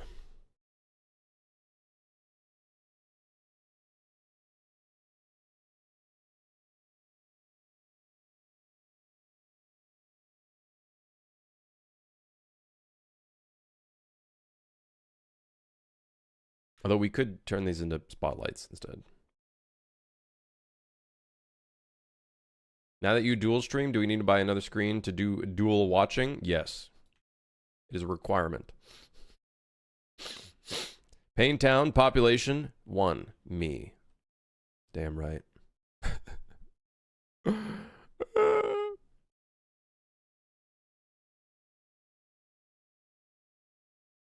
Like, I could see this one being stationary. I could see this light being stationary. I also could see these having a lower attenuation radius.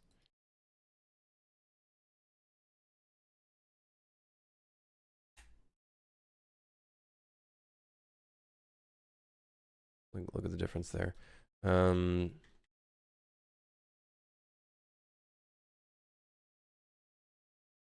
Again, can maybe make this one stationary. Although these lights having shadows could look really fucking cool. Do we have a sky sphere? Yes, I just hit it in this view. Can I give some suggestions as a gamer or game designer? Yeah, sure. Sure. I don't know if I'll, put it to use or anything, but you could definitely, you can provide any feedback. Any feedback?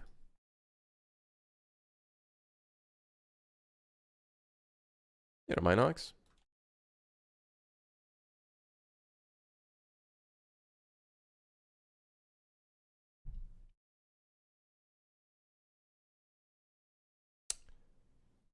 The fuck? Why is the lighting going there? That's confusing. I think we should convert these into spotlights.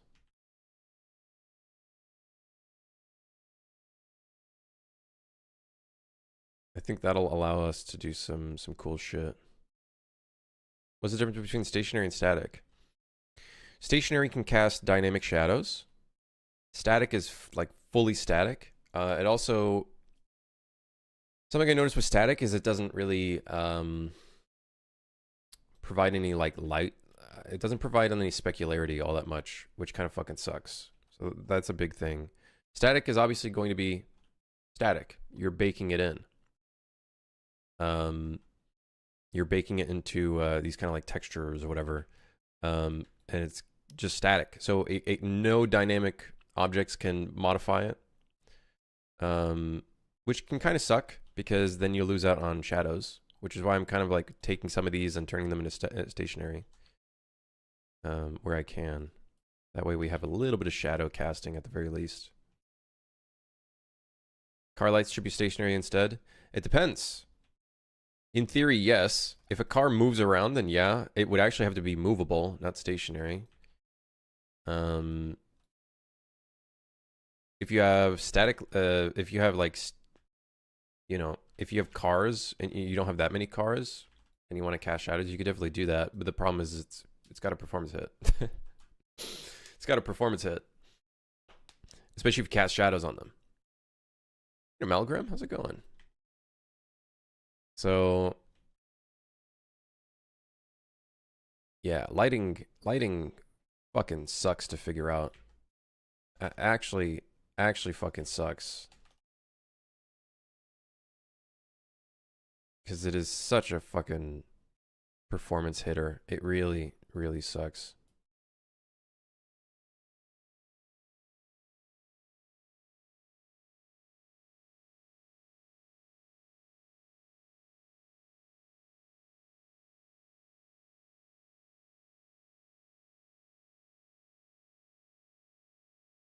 Add breakable walls. I could add some breakable walls in this level. That could be a good idea. We have the blueprint for it. We do have the blueprint for it. I could add a couple here. I could definitely see that happening here.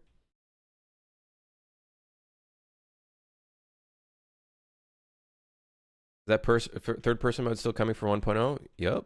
Yep. It's on the to-do list. We're working away on it. It has the next beta branch is gonna have shoulder swapping. So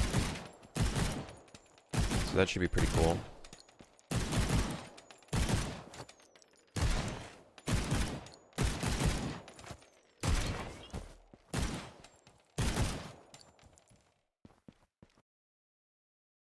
So yeah, should be pretty sick.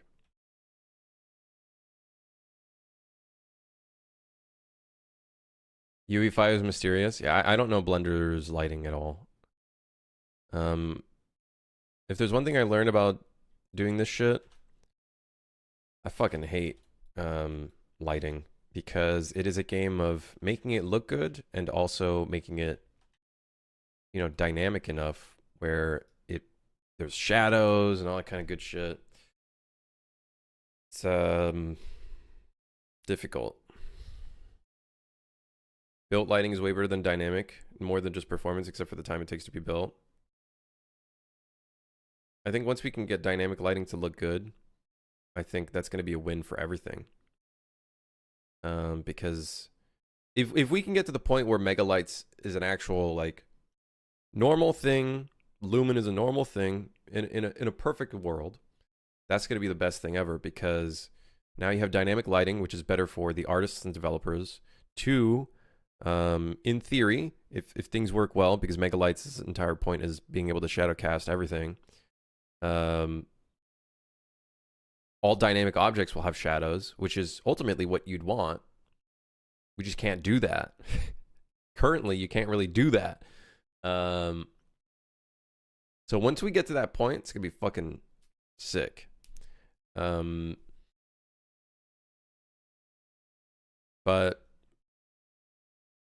doing static lighting in here has been a fucking pain in the ass, and also trying to make it like performant. It is not an easy thing at all. But here we could probably get a light that is shadow casting. We have space.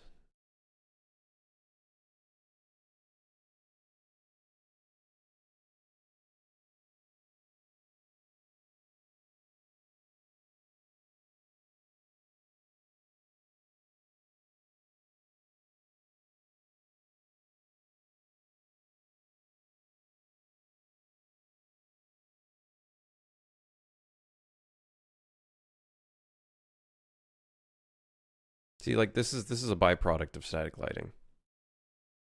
Fucking little sparkly shit. Looks worse than Lumen, honestly. And that's just this is a skill issue, but you know. Am I gonna finish my day before clone? The video that it is at currently, that is just the final product. If you guys want, here, I'll show you guys the download. So if you guys want to fucking just mess around with it, I think it's still on my Google Drive, pretty sure. You guys want to fuck around in that, in there. I believe this is it.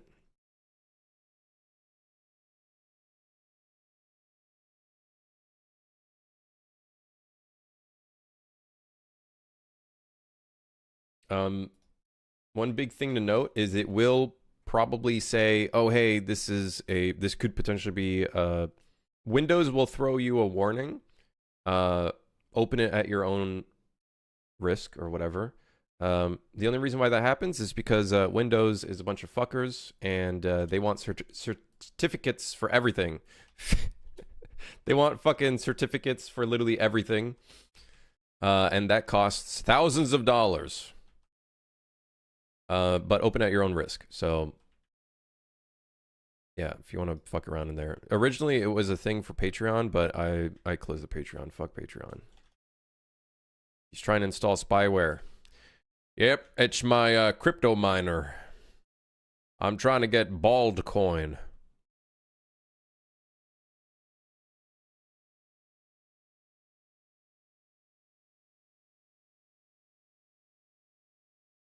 But that video is basically the finale of it. I am gonna work on a zombie survival game. It's just gonna be not that. It's gonna be my own version of it. Was it an old game I made? It was from this video. If you want to watch it, it's from these two videos actually. It's from this video making a fake gameplay trailer, and I made a fake zombie survival game. Blah blah blah blah blah. Me talking, Yapatron Rex. God, I gotta paste this shit in 2 different chats. It's from this thing, so if anybody wants to fuck around with it. There are console commands that you need to go to the city. Fuck. I swear, did I release that fucking notepad publicly? I think there's a notepad in the project. I don't remember. Thumbnail's great for that one. Circle on a random thing, pointing at it. Yeah. Pointing at a random thing. It's the funniest thing. Fuck,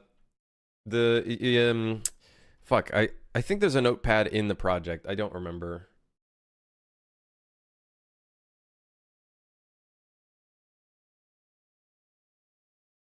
I know the Patreon had the text for it. Let me see.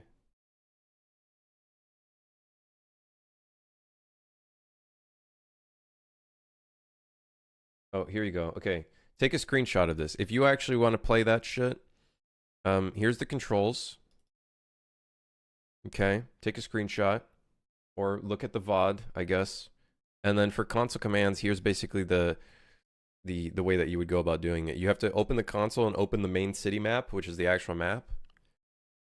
And if you were crazy and you had a forwarded port or whatever, you can also play with friends if you wanted to, even though there's not really much to play with. So yeah, that's about it. Would I ever develop a game on a license like someone else's IP? I don't have enough money for that. I genuinely, I don't know if you guys know this. In the industry, like for example, like if we look at the Hitman devs working on a James Bond game, it's not like they were magically given. Well, sometimes it will happen that way potentially, but what ends up happening is, the company has to buy the rights to that IP to then make a game on that IP.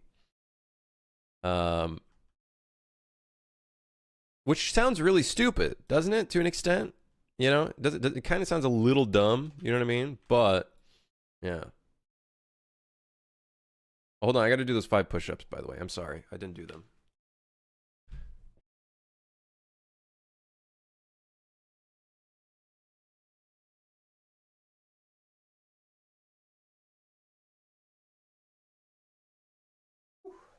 Dude, I got like nothing to eat.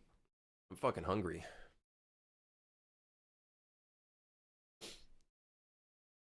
Sometimes devs are approached. Sometimes. Honestly, I think I wouldn't care. I would rather just work on my own stuff, to be honest.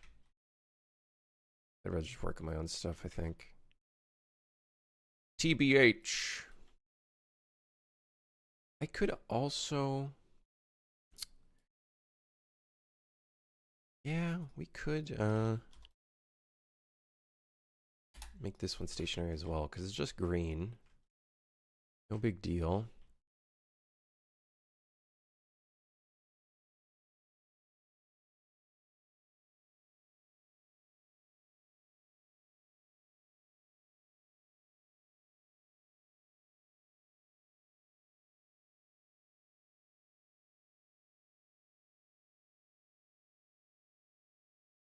My dream is making a game like MGS1. That'd be cool, man.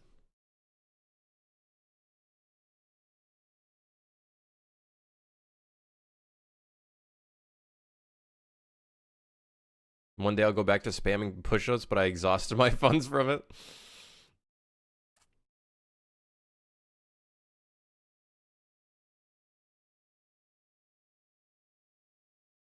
I saw a video of a small indie dev team recently get access to a huge license. I forgot what it was though. I wouldn't know. I wouldn't know. Am I looking for / open to any help with marketing super for hire? Not at the moment. I think I kind of have a bit of a game plan once we go into 1.0 in terms of like what I want to try to do to market it and whatnot.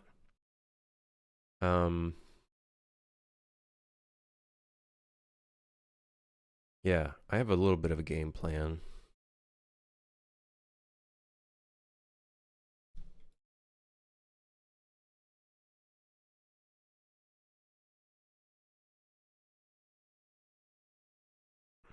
I'm kind of weirded out by this. Because there's light on it, but we don't see the light because it's probably like a reflective material. So we can't see the light on it? Is that because static lighting has no specularity, so it actually just, it fucks up on... That's so stupid. See, this is what I mean. Static lighting is fucking annoying, man. It's so annoying.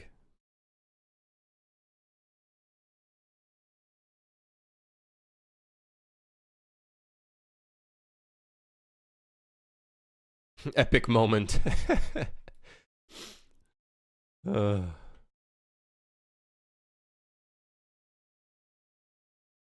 it's because this is a metallic object, which I believe is like one metallic. Yeah. Static lighting does not really provide all that much in specularity. And so I guess this table, if I were to switch out the material to something else, for example, let's say I switched it out to just a bland material. Now we can see the lighting on it. It's fucking stupid. That's so annoying. Just use nanite and lumen for your game. That'd be great. I'm in UE4, not in UE5. Once I reached behavior trees, I said, fuck it. You don't have to use behavior trees for AI. You don't have to.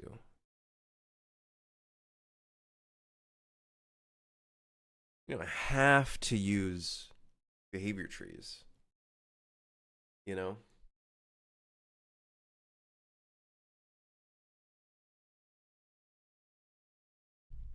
There's the number one tutorial I would recommend for behavior trees is there's that one Epic Games tutorial on the main channel.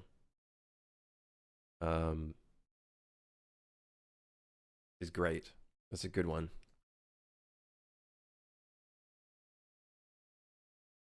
The material just metal equals 1? Yes. But that's just because static lighting has limitations. Let's see what the scene looks like now that we have some stationary lights that'll provide more specular information. See, like here it's casting shadows now. Typically with static lighting we would not have that.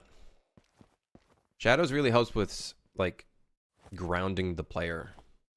See, now that we made the moon static, we no longer get light from the moon, which honestly is fine because it only happens on one side of the map and it would impact the entire map in terms of like fucking lighting, which is ass. Here we have shadows. Great. Here we don't have any shadows. That one's static. We could make that one... Like, honestly, this light, I think its distance is way more than it needs to be. We could probably change that. I think some of these windows, we could turn them into spotlights and then make them cast shadows. It's going to be fucking heavy. It's going to be so heavy.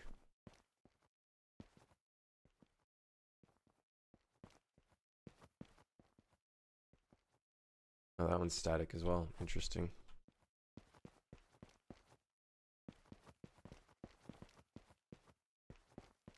How'd you go about doing a character crawl with CMC? The way I did crawling is you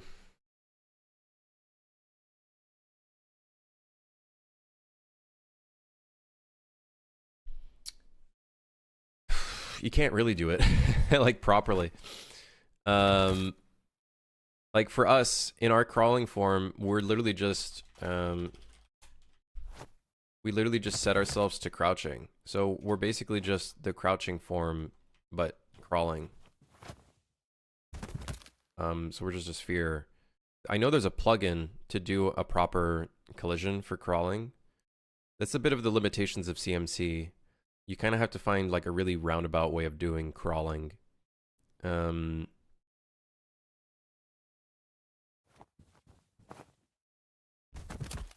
Like chances are what you'd probably have to do is if you want the crouching to be a specific size, but then you want crawling to be a specific size, you would probably set up different collision half heights for the capsule. That's most likely what you would do. And then, yeah, you would do some like really hacky shit.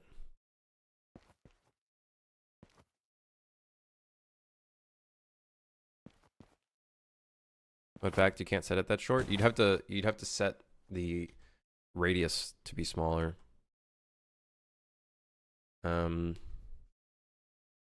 Yeah, for that one you'd have to come up with something. Is this an arena level? No, this is just a clearing level. Just clear as fast as possible kind of level.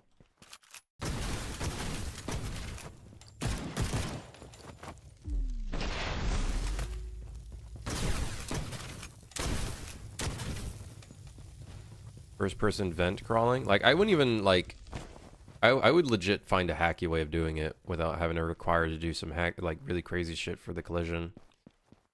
Like I would maybe make it so crouching so you could see that we still have like look how small it is. I would make it so crouching is a specific half height. I need to change the animation for crouching. It looks like fucking ass. I would make it something very specific, and then crawling could be something. I know there's a plugin for it though. That's like a modified CMC. It's like a better CMC, I guess. Is it CMC? I think it is a character movement component. Fab character movement component. Fab character movement. I forget what it's called, dude. And searching this shit up sucks. Fab fucking sucks, man. What a fumble. Yes, GMC version 2. Yes, this is the one. If you really need to do stuff like that, you can pick this up.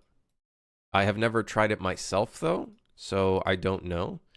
I think it was on I think I was looking into it because if I remember correctly, is there multiplayer support for this? I don't remember. Yeah, there is multiplayer support.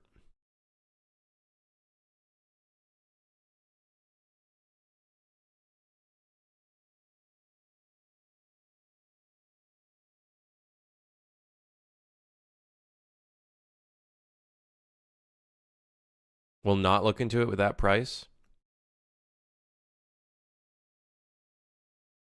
There is a lot of really cool shit in here, so honestly, in my opinion, it is worth the price. But it's an investment. There's always something to consider. It is technically an investment.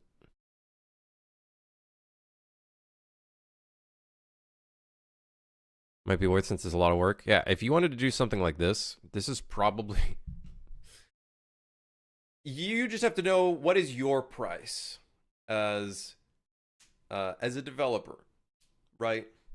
Are you going to spend months working on your own system just to get crawling to work, or work a few extra hours at work and fucking...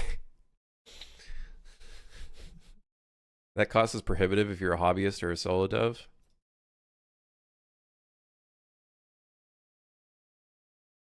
Maybe it's just because I look at it from a completely different perspective now.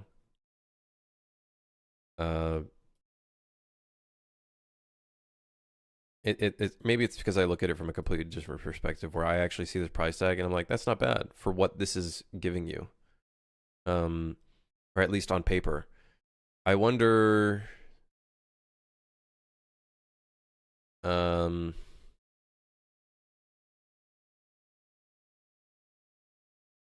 Yeah, I think I looked at this for the zombie game. I was very curious how much this could provide, because I don't really care about server authority. So I wonder what kind of controls this has to like not care about server authority.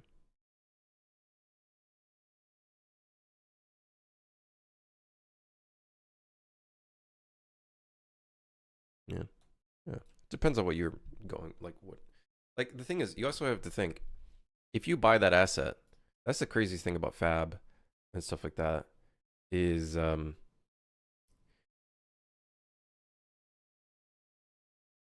that asset you can use for all of your future projects once you buy it. So it is not a $600 price tag on just that one project you're working on. It like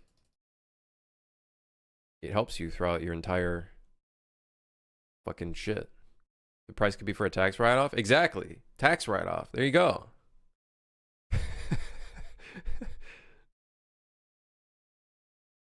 Seen another YouTuber relying on that for their multiplayer game? Yeah, hell yeah, dude. Yeah, I do want to check it out. Because the CMC does feel very limiting, and I don't know how to make my own CMC. Like, that's not going to fucking happen. No fucking way.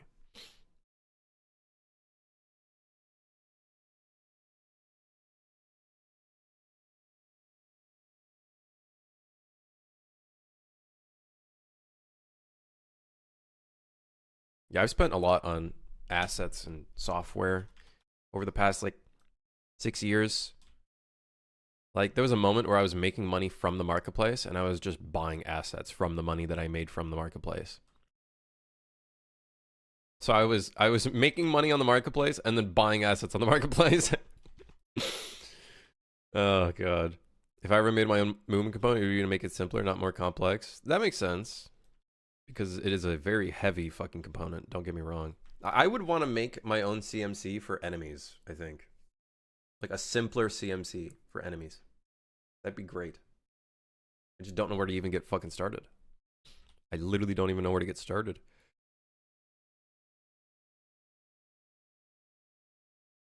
What's the CMC? The character movement component. Whenever I say CMC, it's just the internal character movement component for characters, the default thing in Unreal. What's that newish UE5 set of character animations they released for free? Which one? Oh, you're talking about motion matching? Yeah, I would probably pick this up. I just have to look into it to see if it is like worthwhile. If it does have like the thing is, I don't really care about predictive because I'm only going to be working on co-op games, no PvP or anything like that.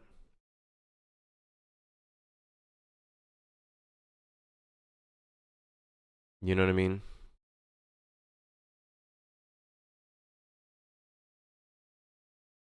Is this technically more optimized than the CMC?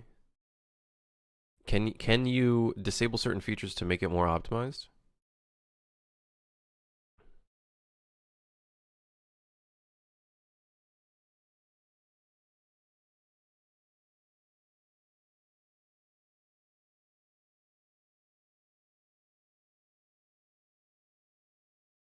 See, I would love to make a AI controlled pawn system where it doesn't have to run on the server and it can run on specific clients if I wanted to.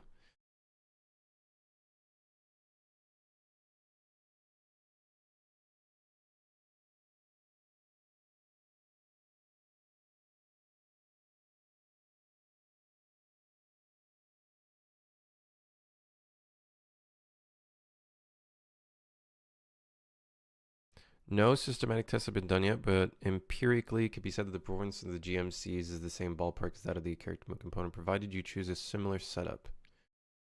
Activating advanced GMC features that the character mode component doesn't even have, and disabling the blueprint interface. Out of the box, the GMC is configured to be beginner friendly and reduce high quality replicated movement with minimal effort. Performance means nothing if the game doesn't function as intended. So the GMC prioritizes ease of use and robustness over performance by default. However, a core strength of the plugin lies in its flexibility. Many parameters can be adjusted to trade performance for accuracy or comfort when necessary. You also have the option to create a custom movement component optimized for your particular application.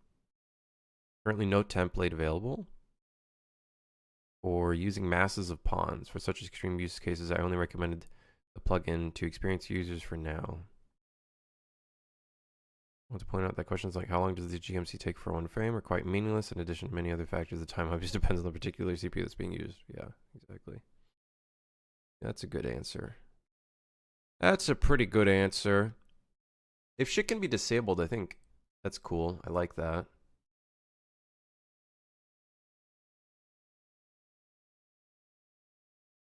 Seems like a good investment if you just need what it offers and don't want to lose your mind trying to do something similar. Right.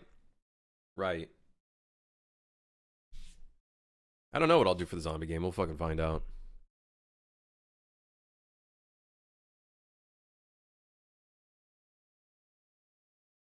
Hold on, I think I got a comment on YouTube.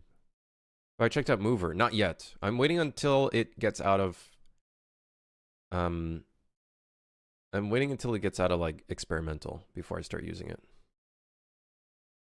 Can an indie developer use personal license for his commercial project? Use a personal license for his commercial project? On Fab? I would look at the terms for Fab, but yes, you can use them for commercial. The only time you have to decide whether you're using personal or professional is just read the text here. If you're making over 100K revenue in a year, then you'd have to purchase the professional. But both of these are commercial use. Now, here's the thing. I am not a lawyer. This is not legal advice. Read the license terms. You can click the button here and read it. I am not a lawyer. This is not legal advice. Read the EULA. Read the EULA. GNC and Mover are the same in the sense that both provide the bare minimum for movement. GMC makes it super easy to change collision, add replication. Right. Might be worth, yeah, it might be worth picking up. Might be worth picking up. Licensing also only applies to total income at the time of purchase. Yeah, I think that's fucking stupid. Because essentially, here's the thing. If I release Suit for Hire and it somehow 1.0 blows up, I'm fucked for a year. I'm fucked for a year because now I have to start buying all of the professional licenses. And there are quite a few asset creators on the Fab marketplace that have bumped their prices up to extreme values, like insane values. Yeah, suffering from success. But here's the thing. What I have to do to stop that from happening is before I release 1.0, or hell, you can even look at it this way. Let's say the game releases in a 1.0. Steam has like a 1 or 2 month like delay before you actually get like money for that. Here's the thing. I just look at the fucking sales that I get from. So here's what I find stupid about it. I release Suit for Hire in a 1.0. Somehow it sells like crazy. I have a 1 to 2 month, in theory, little padding to purchase a shit ton of assets using the personal license. I think that's really fucking stupid, in my opinion. I have to purchase the personal license before I like release something just so I can buy them cheaper. I just think it's stupid. I just think the license terms are a little silly. I think 100K is just a dumb number. I honestly think if they really wanted to aim it at AAA or anything, they should be aiming it at like 250K or 500K or something like that. 100K is a little silly. If you're a creator that sells something, don't get me wrong. I am all for the idea of tiers for licenses. I thought that was a big limitation of the UE marketplace. I think it is the details of it, I think is shit. And also, the EULA does not necessarily, some of the details, again, not legal advice, some of the details in the EULA are really weird from a legal like wording sense. They state certain parts where it's like your partners get evaluated into the value in some scenarios and other shit. And I'm like, can't that fuck you over in certain scenarios? Because 100K gross revenue, by the way, from all income sources, not just your games and stuff like that, from what it says on the thing. So in theory, I think my contract work payments are also being considered in that value. Some of the wording in the EULA is just shit. You got to read it. It's like there's some parts where I'm like, that's weird. AAA aren't buying assets. They are. Just depends on which AAA studios, but they're definitely buying assets because they're not a part of your dev team. That's the thing. You got to read the EULA. We talked about this a long time ago, but if you read the actual terms of it and some of the stuff involved, they really have to, like, I think, expand upon some of the sections that tell you like how the thing works. So it's like, you are only eligible for a personal reference only tier or personal tier if at the time of the transaction you, together with any controlling entity and other entities under common control with you. So I guess this would be company, corporation, etc. But does that also mean partners working on the same game? Do they get equated into the $100,000 value? Controlling entity and other entities under common control with you. A publisher as well. That's another big thing. Let's say you get a publisher now, and the publisher is helping you release a game. Is their income now,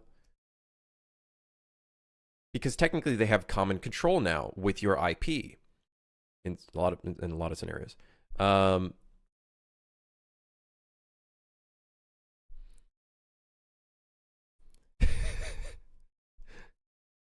It's really fucking stupid. I've not generated more than 100,000 in gross revenue from your commercial activity in the digital content industry in the last 12 months. So based on what I'm reading as well, is this also takes into account any of my contract work, because a lot of my contract work is digital content industry. So my contract work is now also included in this value, not just the income from my games. That could be anything. It could be like commissions. It could be contract work. It could be part-time fucking work or whatever that's related to the digital content industry. Revenue includes any advances received or other funds raised. Right. So you can't do the Steam thing, like I was saying, where you sell and somehow you make a lot of money and then you just try to buy shit. This technically would not work. The devil's in the details. Yeah, it's very fucked. It's very fucked. That's why I am of the opinion this standard license is shit. It is awful. I think they just need to write more detail. I think 100K is like not a good number. Also, gross revenue. So does that gross revenue mean gross revenue of sales, like on Steam? But Steam takes 30%. So what happens there? Because technically that's gross revenue. Net revenue would be, or is it gross revenue that I receive? And then, but I then have to pay like 25% in taxes or some shit. So I'm fucked. And then I have to pay my developers with, in terms of revenue split. How many people do I have in my dev team? Currently we have 4, but 2 of them are like just contractors, just contracted to do some levels. I guess the idea is that it's meant for solo devs. But even then, like, I guess I'm in like a part of the 5%. I guess I'm a part of like the 5% of developers where like, I just think there needs to be more details here. Wait, so like when Dead Mouse gave the mouse head to you as a joke for a time, if there was any actual corporate collaboration with you and him to actually add the helmet, you would have to include his revenue to this? I think no, I don't think in that scenario, because he doesn't have any common control. I think if he were to somehow work with me on a game, and he earned a percentage of it, maybe 50%, for example, I think he would technically have common control over that entity. So I think in that scenario, you would probably have to purchase the professional license, because in his scenario, he'd have to purchase the professional license. So it's not like I can purchase the personal license and then add the asset to the project, because technically he has common control over that project. He would have to purchase professional. I'd purchase personal. That doesn't make any sense. So we would probably both have to purchase professional assets. It's so messy. Bottom line, get a good lawyer who can tell you what the deal is. What a fucking mess Fab is. What a mess from all fronts. I love the idea of having different licenses for, like, I do love that idea. I think it's just bad. It's just so executed poorly. At that point, you would make a company and develop the game under that. Right. Right. But then any income the company makes is then... But the thing is, you as an entity and any other entities under common control. So even if I make a company and I try to play the tax game, it's not going to work because in their wording, it is me and the entity any associated with it based off of their wording. At least that's how I perceive it, right? And I feel like a lot of legalities is based on perception, which is why you need to be like really nail shit down, you know what I mean?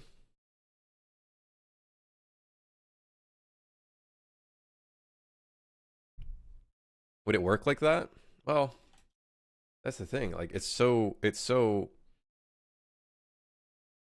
weirdly worded. Right? That's what I mean. At the time of transaction, you, together with any controlling entity and other entities under common control with you, have not generated more than 100,000 USD.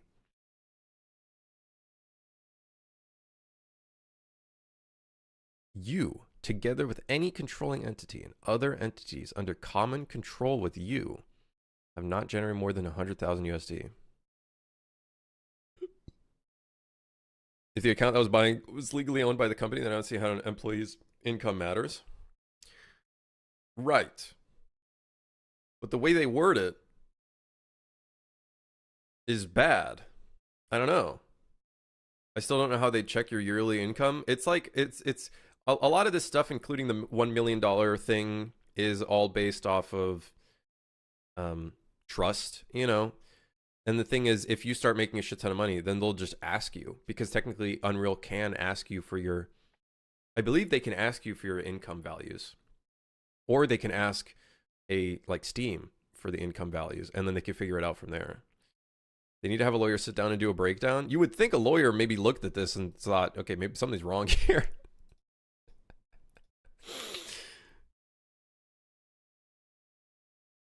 I don't know. I think this is just, it's oof town.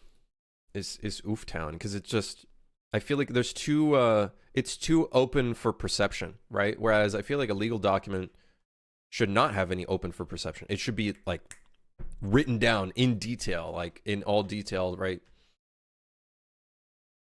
Don't you have to send your income to Unreal Monthly or something? No, only if you make, well, again, like not legal advice. Maybe I do have to. From what I remember reading, it's only after you've exceeded the 1 million threshold. I haven't done anything like that, and they haven't yelled at me yet, I guess. Yet, I suppose. Prison stream soon? Hey, hell yeah, Pog. Tax evasion by accident.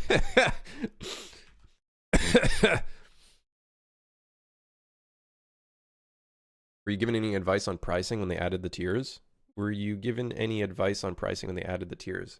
Technically, they say 2x or whatever, but there's no like direct like advice on pricing.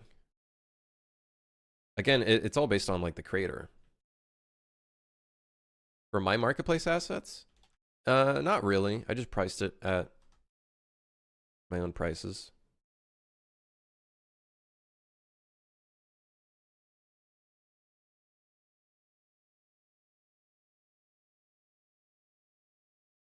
When you were a recipient of the UE grant, didn't they do stuff like that? Only if you get... I can't speak any further. I don't know if I'm allowed to. I didn't get that much money, basically. I didn't get that much money. That's all I'll say. Because I don't know how far I can go in terms of talking about that.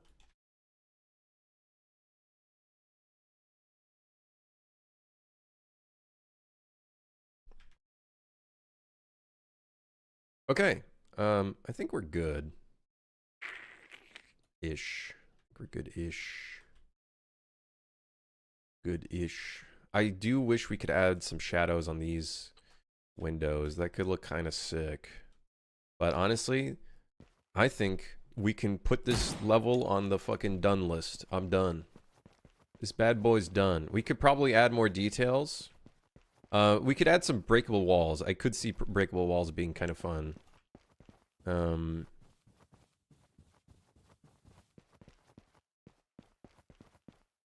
was wondering if the intent was that the old Unreal Marketplace pricing would become the professional tier, and then the personal tier should be cheaper. That they told you to increase price and it doesn't make any sense.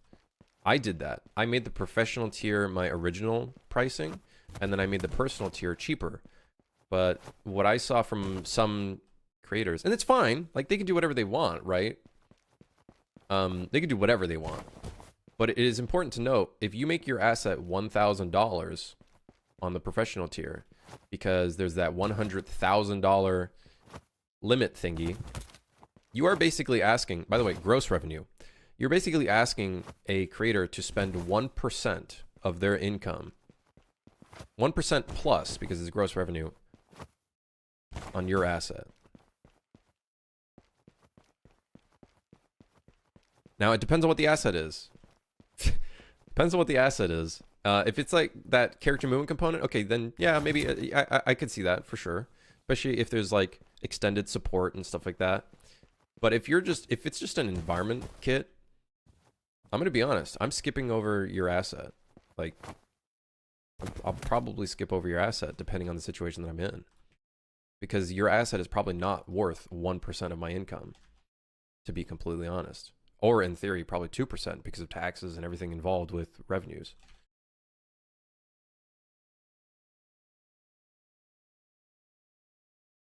Add close combat. There's punching and kicking and counter attacks and stuff like that. And we added a modifier that removes your primary weapon, so you can definitely do a lot more stuff. Always good. Is the performance mainly bad when enemies and bullets are flying everywhere?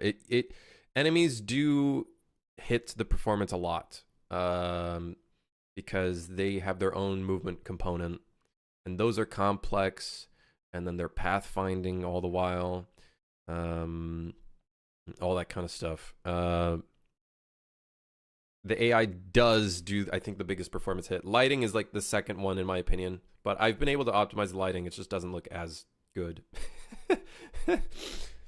Doesn't look as good. Am I planning to add any more weapons like a hand grenade? I'm planning on adding a couple more weapons, but maybe not a hand grenade. Maybe not a hand grenade particularly. Moves are from Max Payne. The inspiration behind the diving was from Max Payne because I feel like they made a really good animation system, but I made the animations myself. It's not as good as Max Payne though. Max Payne has like a really good system. It's like insane.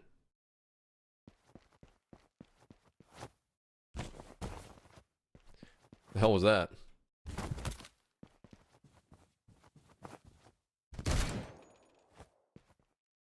Yeah, it's not like the craziest, best looking thing ever, but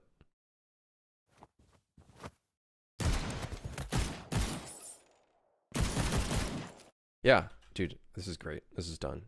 Props probably done. Floor details.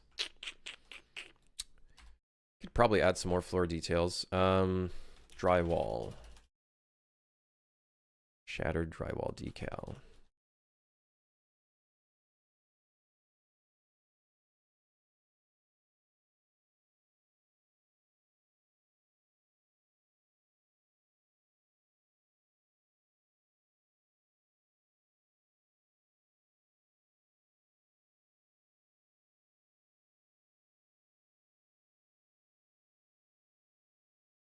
Am I going to move to Greenland when it becomes the Canadian 52nd 50th state? Yes, totally.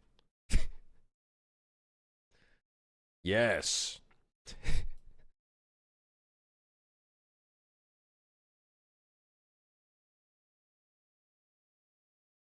Can I change the shading type for shadows to Gorod? That might help. Don't know how bad it would make the game look though. Gorod. What does Gorod look like? Did you have a link to that, Melgrim? We're all not ready for Trump. Let's not bring that shit up in here, guys. You know what I mean? I don't think any of us want to fucking talk about that shit.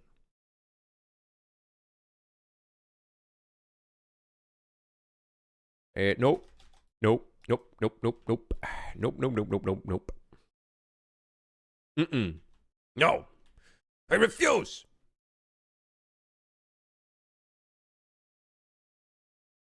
It's what games from the PS2 era used. Gorod shading. Oh, it's this kind of like I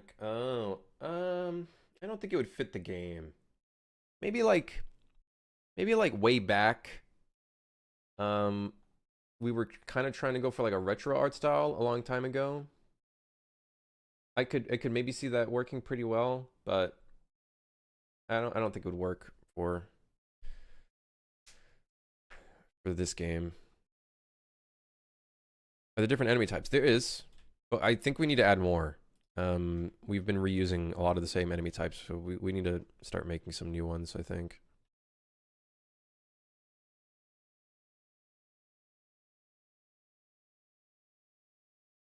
Maybe we could get another construction light in here. I could see that working. But then I probably can't make it stationary. Because there's too many... There's too many... Because this spot's really dark.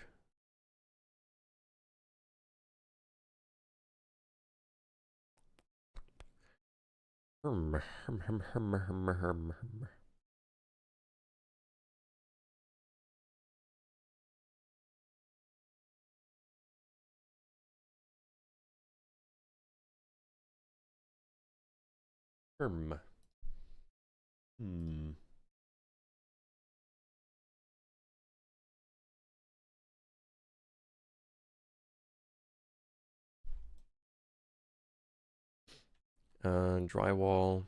What are some other floor? What are some other floor details we can put on the ground?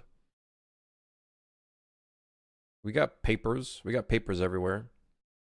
Maybe we could put some like stacked up books around. That could probably be cool.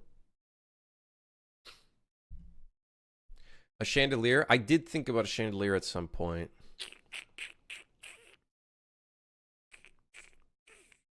I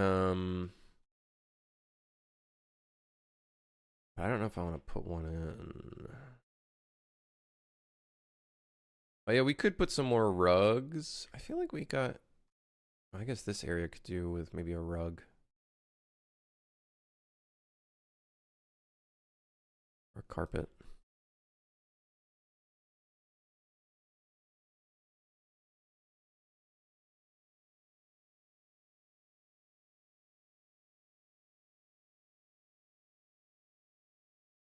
Yes. A toilet? Random toilet somewhere? We don't have a bathroom in here. This is a bathroomless building. We have some fireplaces. They're just not active at all. Patch notes. Added carpet to living room. That's about as far as the patch notes go.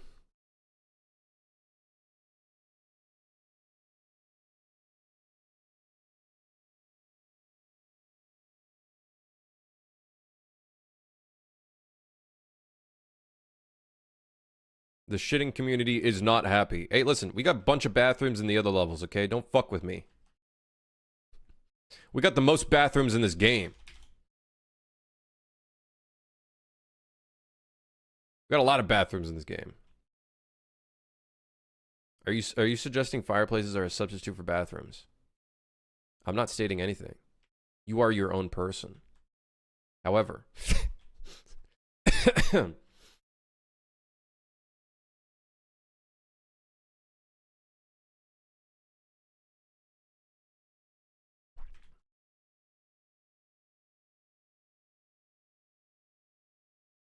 I got an idea.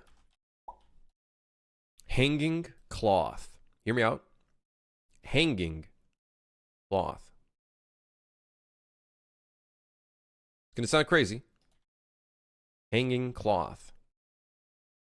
Wait, which way is the camera? This way. Yeah. Hanging cloth. Never before seen hanging cloth.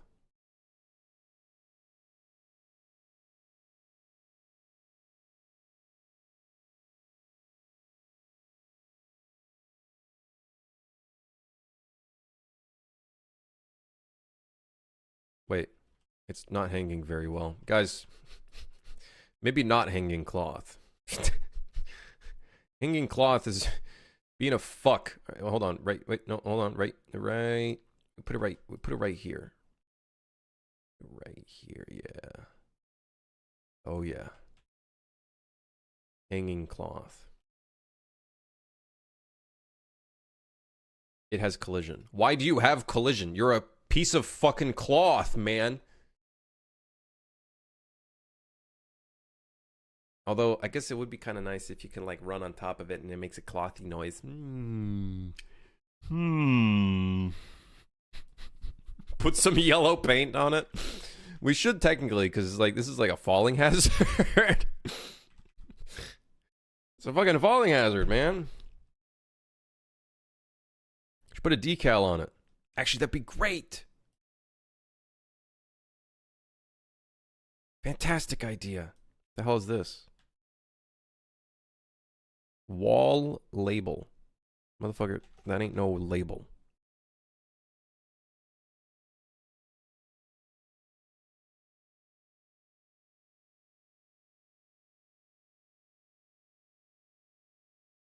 Wait, we could put some damaged floors. Yes. But I'm trying to look for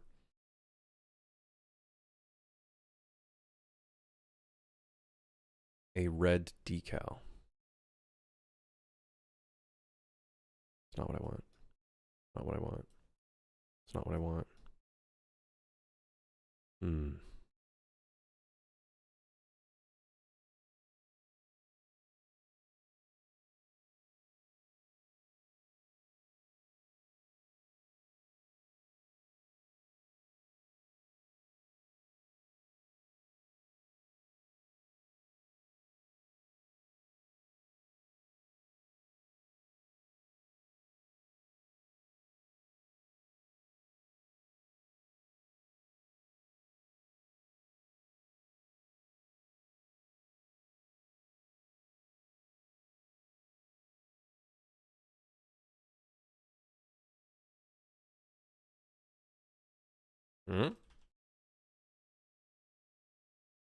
A camera?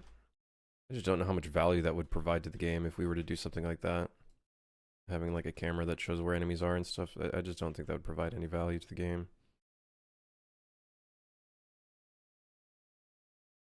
I saw someone recently defending yellow paint like crazy, saying how else are people supposed to know where to go? But games years ago were smart by using lights or prop placement to guide the player instead of just going, oh yo, I spilled my paint here, so go here. The thing is,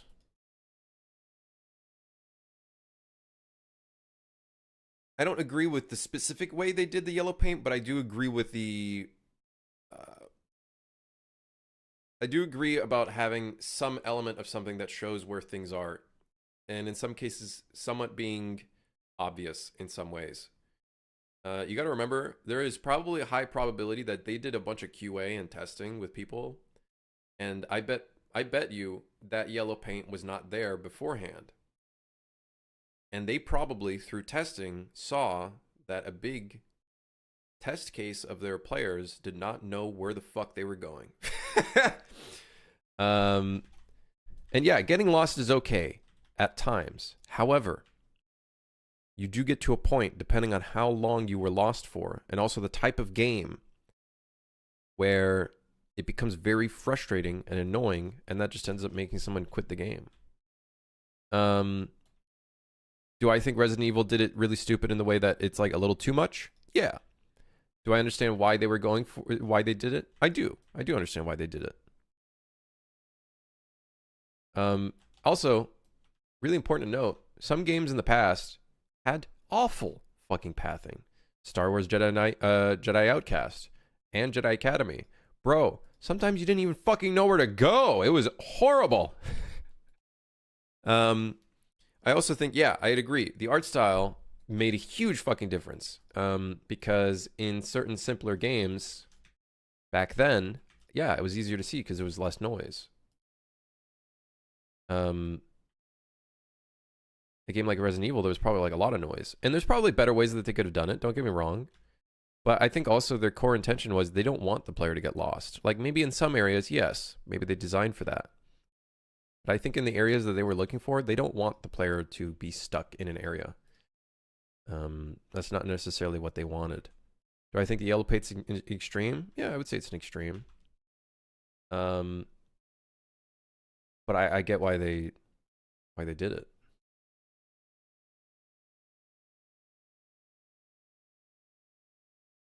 Yeah. Flammable oil or acid. The idea is when you fall through this, you die. I'm probably gonna put like the second floor down here, but I gotta figure out like we just gotta put a floor and shit.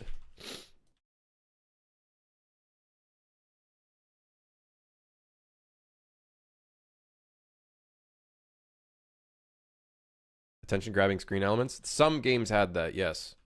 Some games did have that, but some of them were also obnoxious. You could say Mirror's Edge's runner sight was kind of obnoxious. It fit the theme and world very well, but to some players it was obnoxious. It's a good thing that they added control for it. I think that's a good thing that games should do. Is if a player doesn't want to see those things and they kind of want to discover things themselves, if they're okay with getting frustrated, which some players legit, I think, go into the settings menu, flick a bunch of fucking things, play the game, and they're like, why the fuck is my experience like this?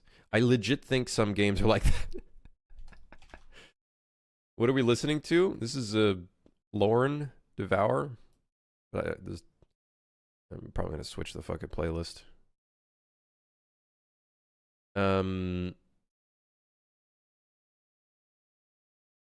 Right.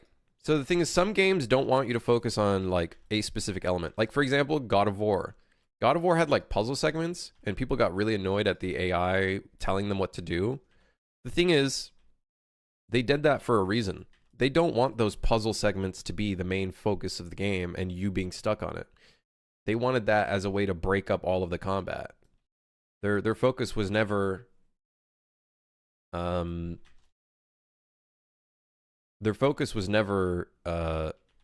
get you stuck on a specific element, like looking around things and whatever. So Mirror's Edge legit used yellow paint. They did have elements of yellow paint. The Last of Us has elements of yellow paint. Last of Us yellow paint. Wait, no. Last of Us level design. I think there was a talk about it.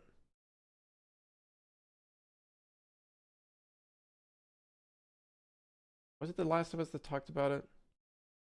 Pretty sure there was a talk for it. They had elements of yellow paint. There's ways of doing good level design, and then sometimes because of time crunches and stuff like that, or even sometimes I guess maybe like performance fucking limitations for whatever reason, maybe they just resorted to the yellow paint stuff. It's not a great solution, but guess what? At the end of the day, yeah, someone said the game was successful at the end of the day. Yeah, because they focused on what they needed to focus on, I guess. I would say I think the best middle ground is just add a setting to disable it. Or I would say for like ladders and stuff, I would make it so it like slightly glows a little bit. You know what I mean? Make it like glow in and out. Give it a bit of a sign of going in and out. I think that would also be good for like interactable elements. But some people might look at that as an immersion breaker to an extent.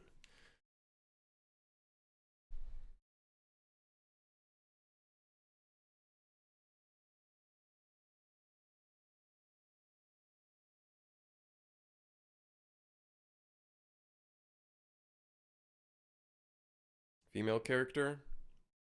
Yeah, I'm gonna work on it probably.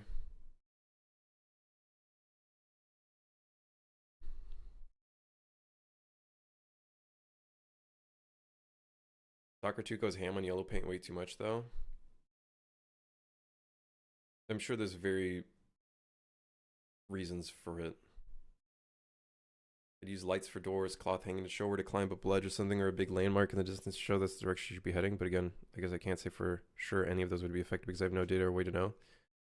You might think that, Minox, but in a lot of scenarios, you can be really you can be really subtle with guiding the player. But trust me, it doesn't work the way you think it does in theory. Unfortunately, especially depending on your audience If you're aiming for like more of a general audience, like casual audience, it does not work all that well. It really doesn't.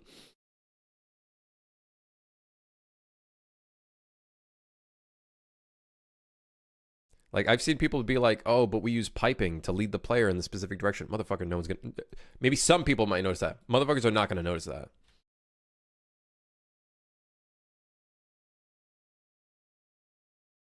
Extremely nitpicky, but when you talk about it, it seems like a bigger issue.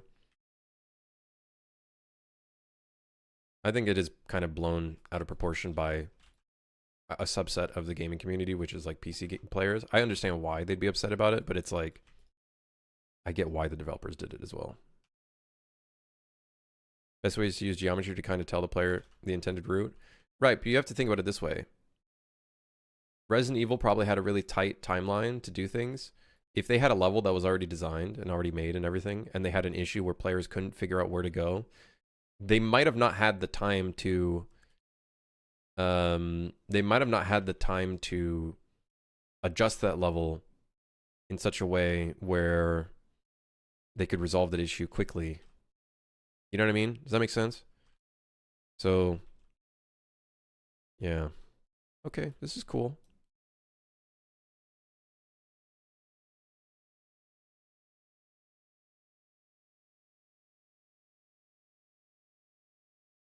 For Valve and Half-Life, they made it work, but they also legit have a psychologist or some shit.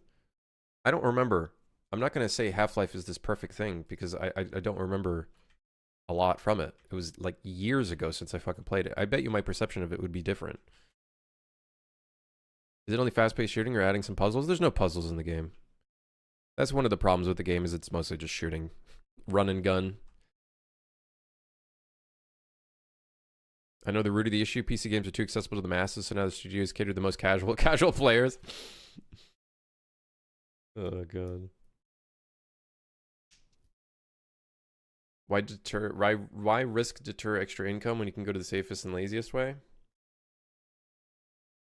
Again, I don't know if I'd look at it as lazy. I bet you the developers that wanted to work on that level more probably wanted to work on it more to improve that problem. But the thing is, the amount of time it would have taken to improve that problem, probably not fucking worth it.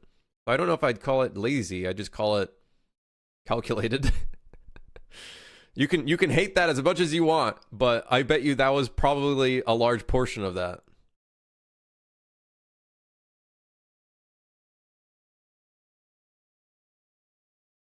Yeah, our team is mostly on props and set design. You can make better affordances of players who are lost. Right. I think this is kind of a workflow thing, right? That's why I really like Valve's fucking hammer workflow.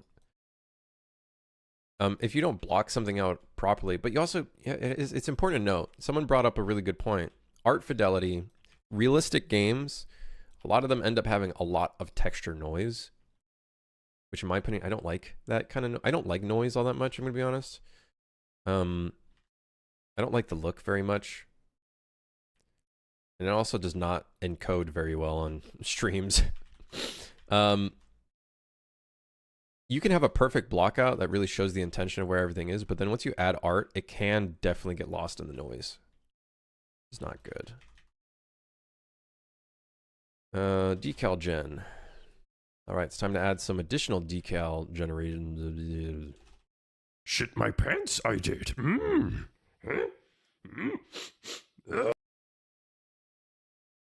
Look at this sexy guy. Happy New Year. Red Panda, thank you. Happy New Year. Thank you. Appreciate it. I think there's a lot as us as players, we don't notice like how much goes into like the design, and I'm sure there are times where sacrifices have to be made, and I bet you the yellow paint problem is probably one of those sacrifices to kind of find a more simple solution to a large problem.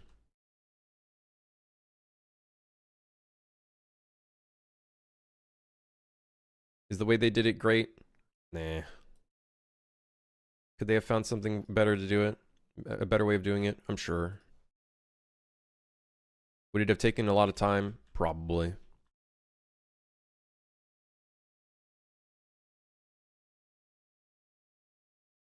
I also think the design of the way that you lead the player needs to be communicated to the player like literally at the beginning of the game. That's another thing. So if you midway through find, oh hey, we have a problem where our player can't fucking know where to go, oh shit. Because now that's a failure in design on technically the entirety of the game from the very beginning. You know what I mean?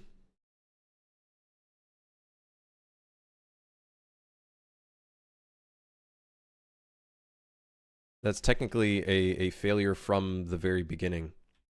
And you could have a situation where, like, as you're working on a game, you get so far into development and then you find out, well, this is a problem. And it's like, well, shit. How expensive are decals in UE, the VRAM usage? I don't know. I'm not the best person to ask for that. If you stack decals, it gets bad. Obviously, you got to remember it's probably a draw call. So just keep that in mind as well. Here, we're just reusing the same texture over and over and over and over again, so it's not too big of a deal.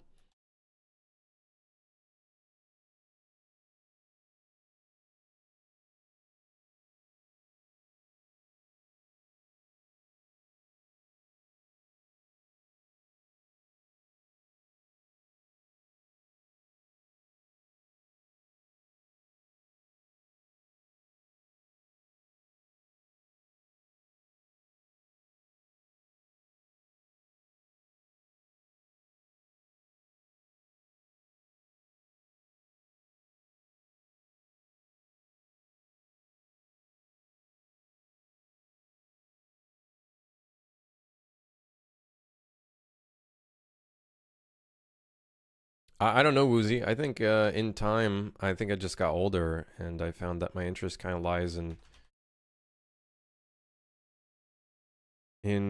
different things. I think I'm just interested in different things now. I've been playing Marvel Rivals, and I have fun with it, but I can tell it's not something that, like, draws me in like crazy or anything. You know what I mean?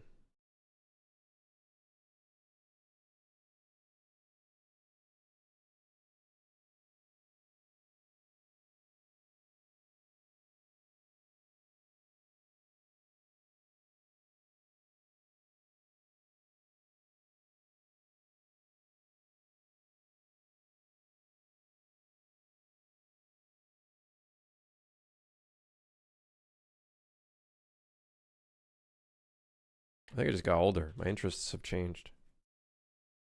I think a lot of gamers are coping with that, though. They're so, like, in how they used to enjoy games that they haven't, like, grown up. I think there's like a little small part of the community that just has not figured out, hey, I got older and I don't like games that much anymore. And it's like, now they're like hating every game. They're like, gaming is dead. It's like, no, motherfucker, it's probably the most alive it's ever been. It's probably the most, at its like highest level it's probably ever been. With the accessibility of making games being so high, there's probably like a huge amount of like potential for people to make stuff. And yeah.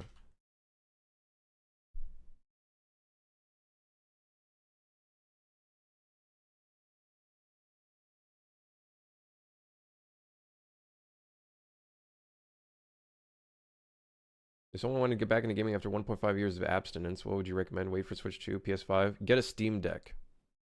Get a Steam Deck. That is probably going to be... I hear so many people loving it. I haven't been playing around with it too much because I just don't get off my computer all that much. And a lot of the time I just play games on my PC.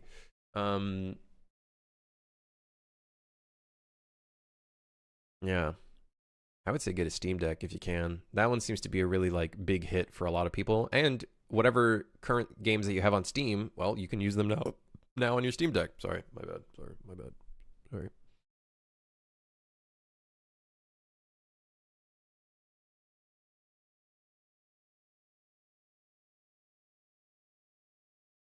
I binged Armored Core 6 and Baldur's Gate 3 within like a month. Yeah, like there's you get moments where you get that drive to play games again, like definitely. I just want to play 1.6 Minecraft. What is 1.6 Minecraft? Games just aren't as fun as they were before my parents got divorced. Surely this must be the fault of developers. Been playing a lot of PoE 2. I really want to get into PoE 2, man, but like how slow it is, I just can't get into it. I'm just thinking too much of PoE 1.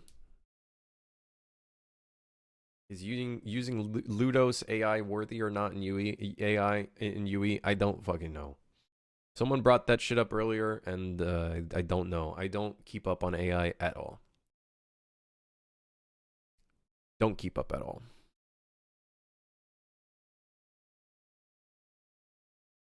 Hell yeah, Carlito. I primarily bought the Steam Deck, funny enough, for a tax write-off to just test Suit for Hire on it to make sure things are running well. But I use it whenever I go on a plane ride, which is very rare. I'll bring it. It's a good way to kill time. I rushed too far into it and now I'm burned out. Here's another thing that's really funny about that, Minox. Very funny you bring that up. Streamers also ruin the fucking game for themselves, and then they have this like narrative that they tell their viewers, this game is dog shit, blah blah blah. It's like, motherfucker, you played it for 12 hours for 14 days straight. No shit, you fucking ruined it for yourself, and now you're ruining it for everyone else. Fucking stupid motherfucker. Ugh. So fucking funny. Like, I bet you that's going to be, in a month or two, we're going to see people are going to be like, I fucking hate Marvel Rivals. And it's like, yeah, you played like so fucking much. You burned out of it. I've been wanting to make a game for a while. I've been watching a lot of Godot tutorials, but still undecided because code scares me and I'm thinking about diving in with blueprints. Malgrim, my biggest thing I would tell people is just dive into it. Dive into it. Try to have a good time with it. And slowly ease into it. Try to push yourself at times to like try to just fuck around with stuff. Because if you watch tutorials, it's not going to help you. You know what I mean? You gotta use it. Maybe watch a little bit of something. Use it. Try to do something yourself with it if you can. I would say that's the biggest thing. Don't get stuck in the tutorial hell of just watching tutorials, because sometimes it's just content. You know what I mean? Godot has visual scripting too. Godot has a lot of different coding languages that you can use that are probably a little bit more accessible than C++, for example. But yeah, like Blueprint is nice. Blueprint's nice. I probably wouldn't be making games if I didn't have Blueprint, to be honest. It definitely made game development a lot more accessible. And if I'm able to learn coding and stuff like that and blueprints, I think anybody can. My ass is fucking... I was hopeless. I think in UE6 we'll be forced to go into verse. I don't think it'll be forced, but it'll be there as a middle ground. I'm very worried. I think Unreal is stretching itself thin with all of these new things it's trying to fucking dive into.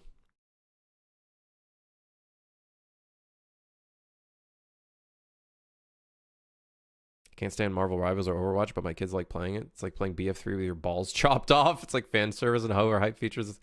It's a fun game, but if you're not into it, you're not into it. You know what I mean? You just gotta if it's just not for you. Who would have thought that there are games that might not just be for you? You know what I mean? And that's the beauty of games. There's a little something for everyone. I can't stand fucking Civ games. I tried. I just fucking can't stand it. I fucking hate Civ games. They're boring as shit. But guess what? Some people fucking love Civ games. You know what I mean? You know? What platform am I using? For my my game engine, you mean? This is a UE4. You need an engine like id Tech 7. I bet you if that shit released publicly, no one would know how to use it. Because I bet you a lot of a lot of in-house engines are like so finicky and are so like specific use that if you even did something slightly incorrectly, that shit would probably not perform well, or you'd fuck it all up. That's why you got to give space to the engine developers at Epic. You got to give them a bit of fucking respect, because like They're trying to make sure that the engine doesn't break for everyone, can be upgraded. Your project can be upgraded. There's so many specific rules that they have to tie into that it's probably like so difficult to get anything done because you're trying to not like break everything for everyone. You know what I mean?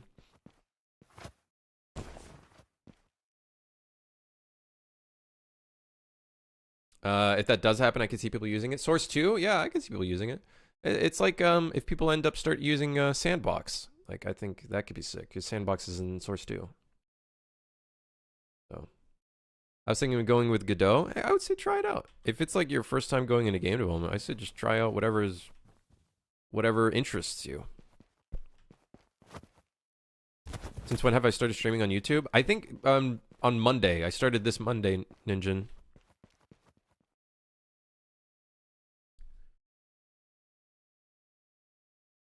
What's the most impressive engine you've ever seen? I still think Unreal Engine is extremely impressive.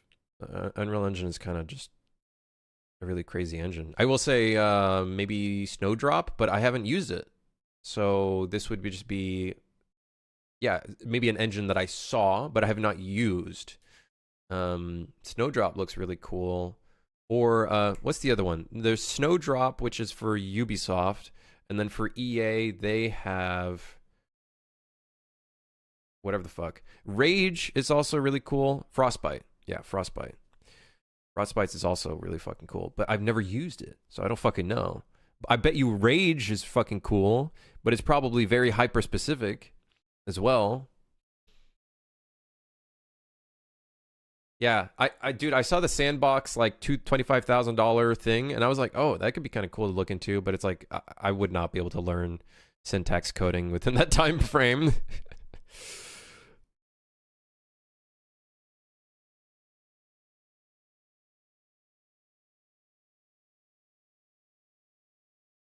People have revived Blender game engine. No idea what the state of it is, but it does exist. I always find I find that cool, at least on a level design basis. But in terms of like everything else, yeah, fuck that. The rest of the game, fuck that. Thank God Unreal Engine's so bad with documentation. AI will never figure out how it works. I'm eventually going to start working on a few game projects, but I'm a stickler. I like performance, so I prefer to code in C++. Here's my opinion on that. A performing game is not as good as a game that has a lot of cool shit in it and has a lot of game. You know what I mean? Like, just work on just work on something. You know, a game is better than no game. You know,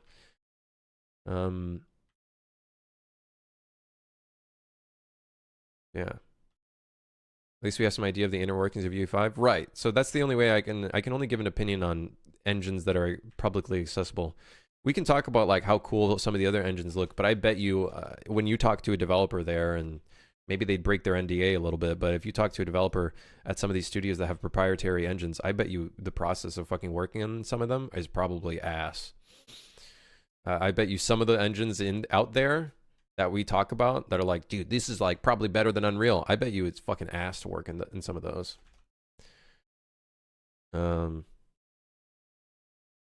Yeah.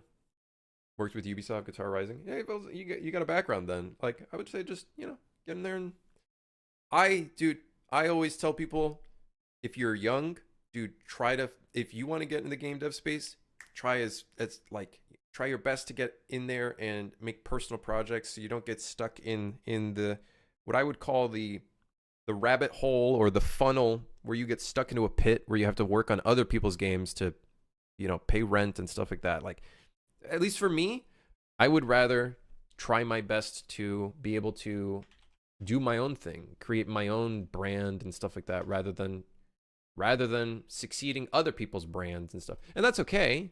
That's all part of contracting and making money, right? It's all part of that's all part of the fucking job. But for me, I would rather try to like try my best to form and grow my brand as much as I can.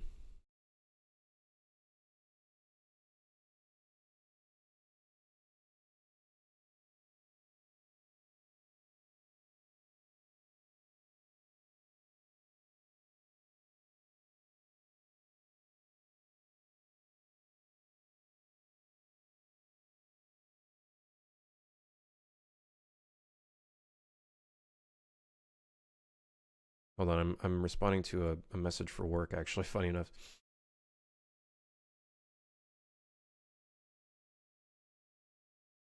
Okay. Eventually it'll be your turn to go in the barrel. Right. I don't know.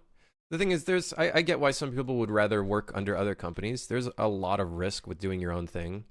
If you end up doing your own thing and everything goes under, well, guess what? You're fucked. You know what I mean? But I would much rather, I much prefer doing my own thing over, and here's the thing. Working at a company doesn't mean that you all of a sudden are safe from that happening at that company as well. Especially in the game industry, the job security is pretty fucking god awful. Because a project can go bad, and then guess what? They don't have the money to potentially keep all those contractors or employees there. There's a large likelihood that you just end up getting laid off. And that could just happen just the same with self-publishing your own stuff, you know?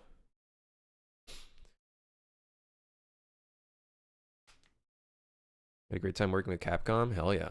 I don't have that much experience. I'm just a stupid kid who's young in this industry in comparison to a lot of other people. Yeah, I used to use assembly back in the day. My ass. Yeah, I use blueprints.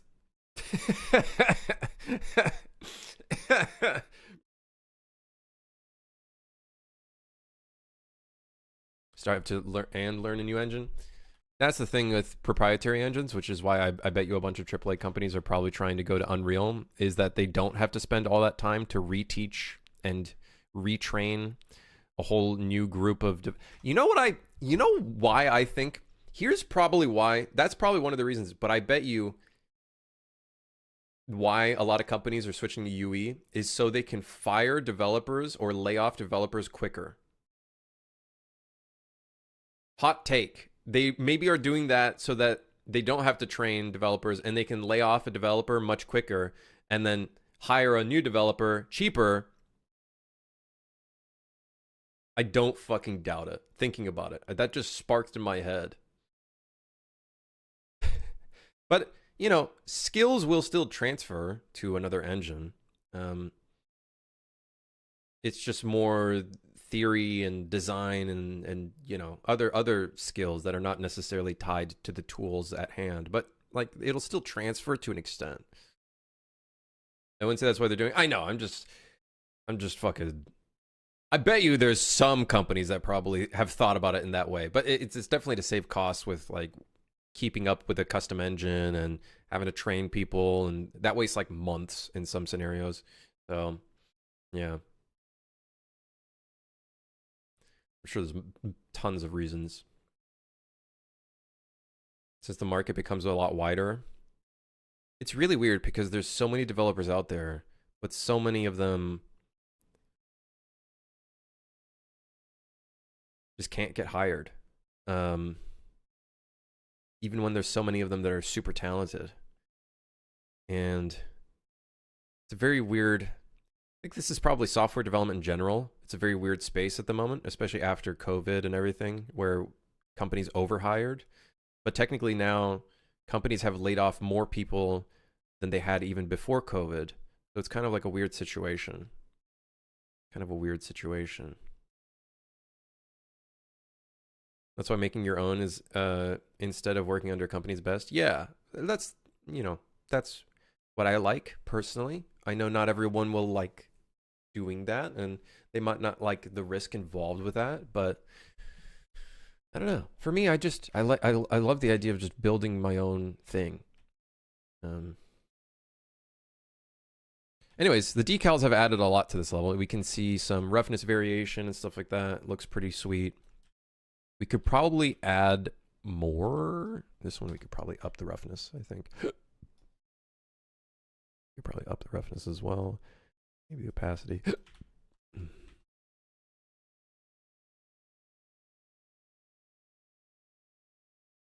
Add some details, some little variation in the scene.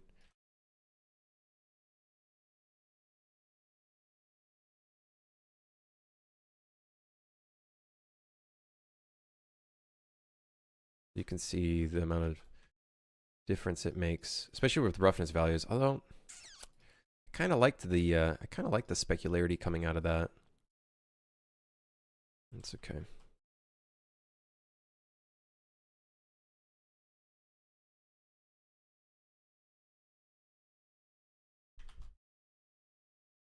I got screwed because the company was moonlighted by EA execs. That game went to get sold to Caesar's Palace for 2.1 million. Damn. I am of the opinion that whenever a company gets bought by another company, it's never good news. It's never good news. Maybe there's a 1% chance it's good news because maybe that game might have not been doing too well financially, so maybe it could still be kept.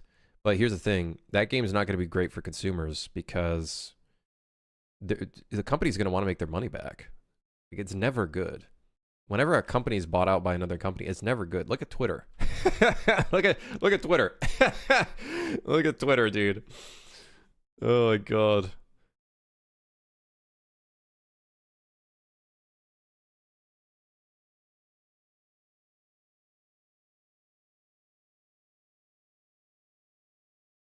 Oh, we don't have to spend 60% of the dev budget on a non-product? Right, that's another thing as well, is you don't have to have as many engineers for maintaining an engine.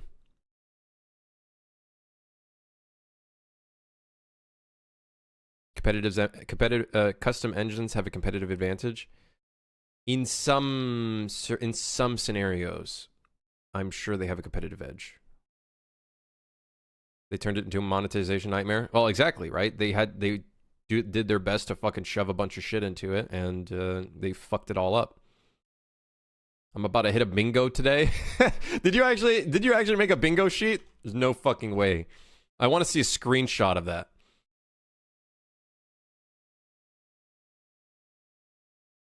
It's like that one game. That one game that was like a Monster Hunter kind of style game.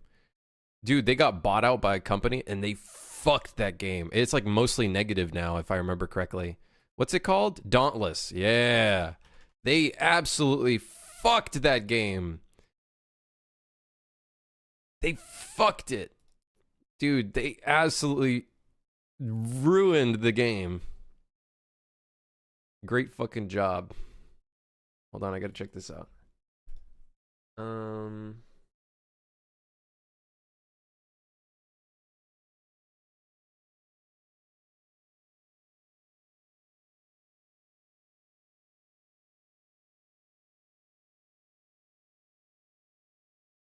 Yeah, cool. Yeah, I'm curious how. Yeah, it was someone replying on a Steam thing. Okay.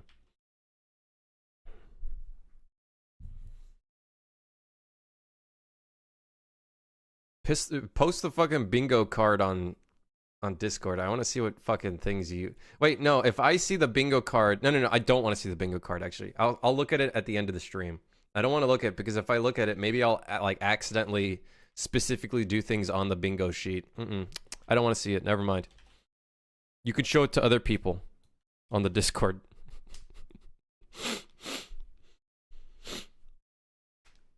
For me, I like when companies have their own engines because to me it makes it feel more unique, look more unique. And typically for my eyes, if there's mod support, it's usually quite good. The thing is, people can make Unreal Engine games look unique. For some reason, people think my game is made in Unity when it's not. Maybe, I don't know. Maybe it's because I made it look like shit. I don't know what it is. But you can make a game unique. I will agree with the mod support one.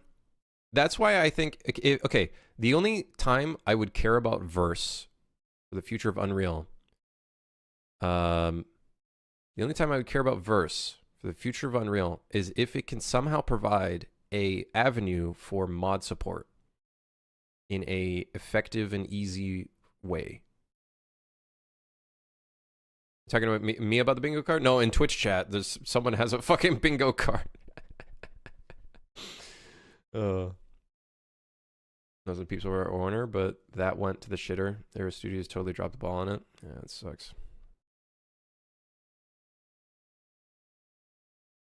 Can you make UEFI look as sharp as Cyberpunk? Because I don't know how they pulled that off. The devs at CD Projekt Red are they are pretty damn good devs. Like they did a great job on Cyberpunk. I don't know.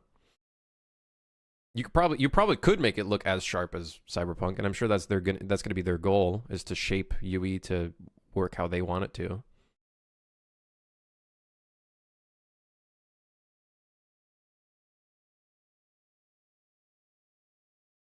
Engines don't have a look. They have a look if you use the default shit. You know. It's 3 a.m. Hey Sharma, have a good one. Take it easy. Rest well. Thanks for dropping by.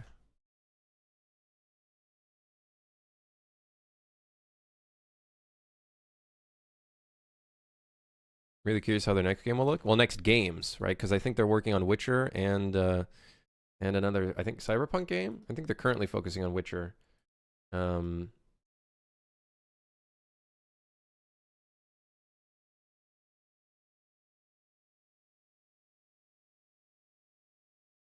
Yeah, I was always curious about modding support,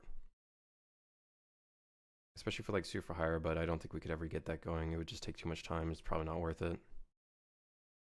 Unless the game somehow blows up, then maybe, but I don't see it happening. Is Suits for Hire fully blueprint, or did you have to use C++ for something? There's maybe like 2% of the code is in C++, because there's certain things I wasn't able to do in Blueprint, but a large majority of it is in Blueprint. Large majority.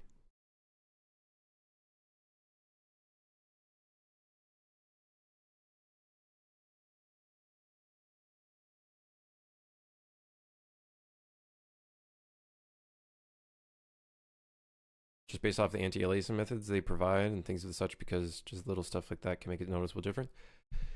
Yeah, but I think it's like the only people that are really going to notice that is like a small subset of the gaming community. It's not worth worrying over that. Unity has a look as well. Like let's not get over it. Unity also has a look. I just don't think it is worth the time and effort just to make something look slightly unique because of anti-aliasing, or maybe bloom, the way something has bloom, or lens flares. If you're using all the default like post-processing stuff in Unreal, then yeah, sure, you're gonna really like, it's gonna scream out Unreal. But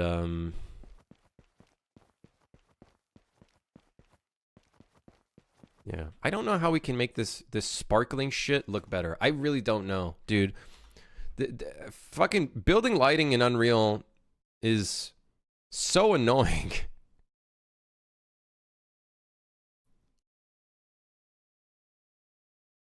Like we can try, let's try while we talk, let me try a high quality level bake. Let me see if it does anything about this fucking problem with the noise and ugly shit that built lighting does.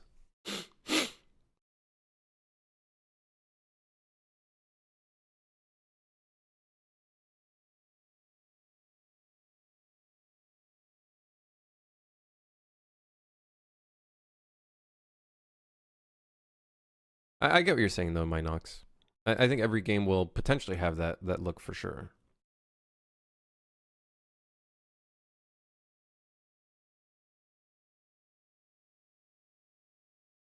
Frostpunk 2 has made a complete mod kit. It's like a UE version for the game. Yeah, I don't know how to go about doing that, especially with all the legalities involved with like marketplace assets and stuff. I don't know how you would. I don't know what would have to be done there. Honestly, for this game, I just don't think it's like worth it. Maybe the zombie survival game would be really cool to figure out a way to add mod support, because I think mod support takes a game to like a whole new level, in my opinion. Like, there are certain games where the fact it had mod support is why it is so successful. Like Project Zomboid, probably. Lethal Company. Fucking Terraria. Minecraft. All hyper successful games that I think the fact that it had modding is probably why it's at the pedestal it's at. If the base game has some quality or fun to it, right. Obviously, the base game itself needs to be good, but yeah. Or did I just use the lighting from Ultra Dynamic Sky? We did a bunch of edits before we put in Ultra Dynamic Sky that would look really good. And then we added ultra dynamic sky, and that fucked everything. So I just said fuck it. So it's just lumen with ultra dynamic sky. That didn't even, dude. Doing a high quality bake did not even fix any of that. In fact, everything looks the same. I fucking, dude. I hate baked lighting. I fucking hate baked static lighting. I don't know how to like make this not look like ass. I don't know how to make this not look like ass. How do I make this not look like Minecraft? How do I make it not look like Minecraft?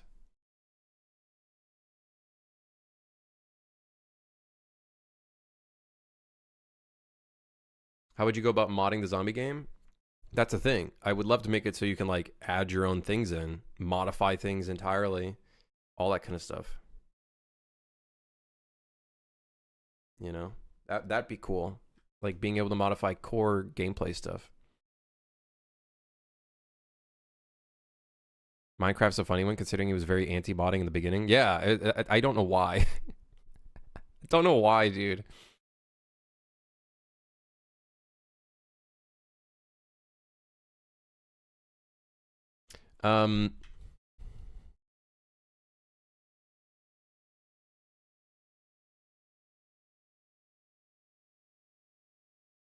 We can maybe increase the smoothness, but then we might like lose detail. I don't know, man. I fucking hate this shit.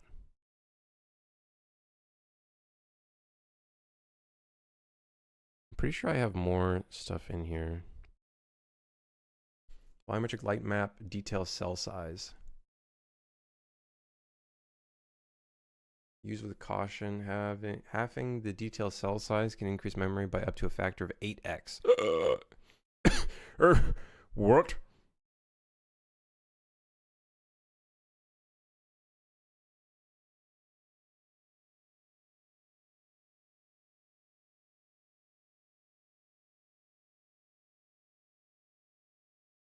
Will you continue development on the day before? Excuse me? You mean the little parody project? Not the parody one, but I do plan on making like a zombie game at some point. It's just not going to be PvP. Oh yeah, GTA 5. GTA 5 is a crazy one because the whole GTA RP thing has created such a huge fucking thing. And thinking that that's just a mod is insane. What are your groceries like? I need some variety in my food. You don't want me to tell you what my groceries are. You're going to have spiked glucose levels. You don't want that. Okay, let's increase, maybe decrease the static lighting level scale or something. He only orders DoorDash. I've stopped ordering DoorDash, okay? Don't fuck with me.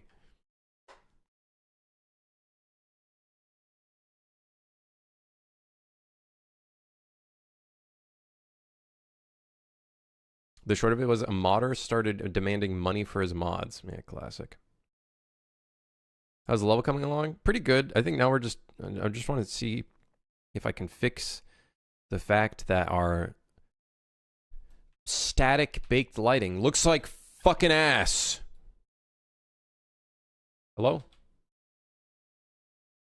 I seem to have frozen my PC. Did you guys see that? Did that happen on your guys' end?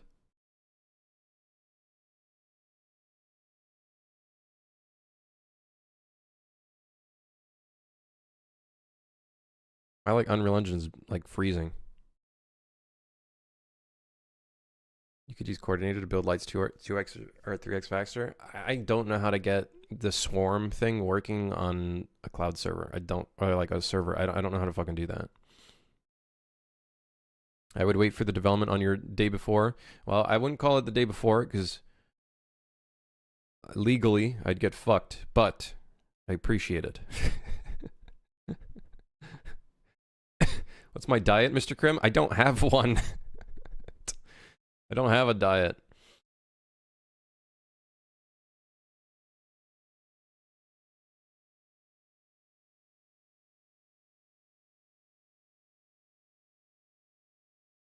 It's all local network?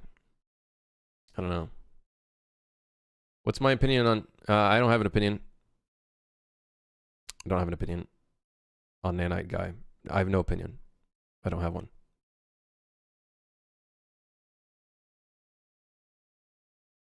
No opinion. I don't got one.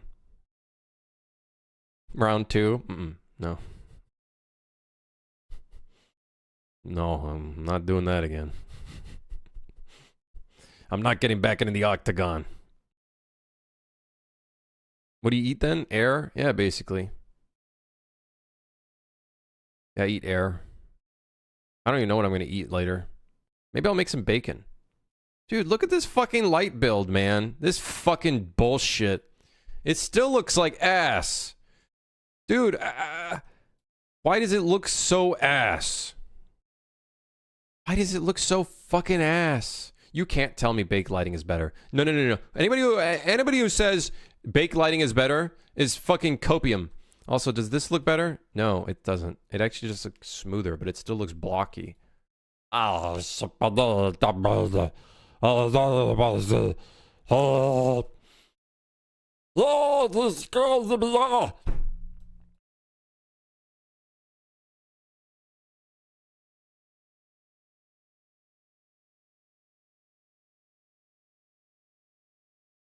He talks like a Star Wars character.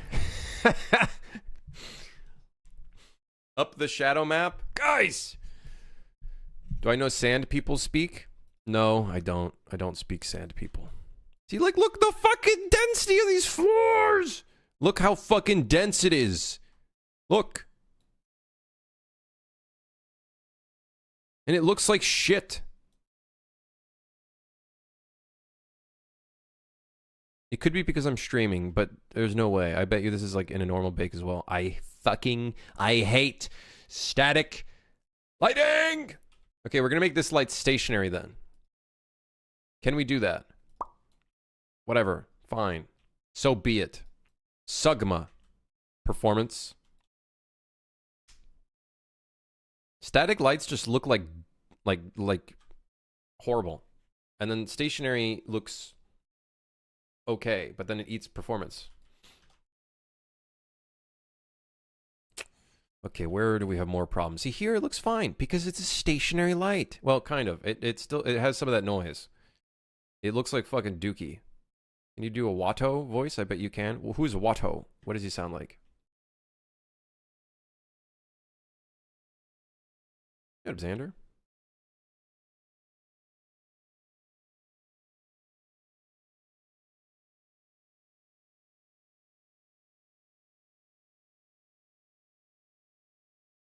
I can't do his voice. Dude, I can't do his fucking voice. No. I don't know. Is that what he sounds like? You got the credits! You got the credits! Is that what he sounds like?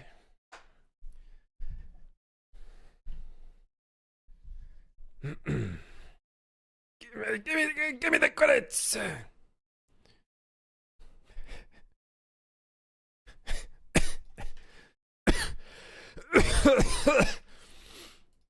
Sorry.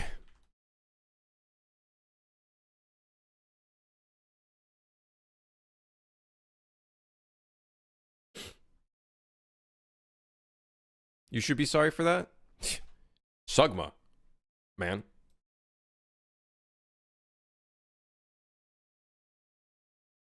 Great. Music that has a fucking dialogue. What you gonna tell us about? Like, what's the new story now? French song.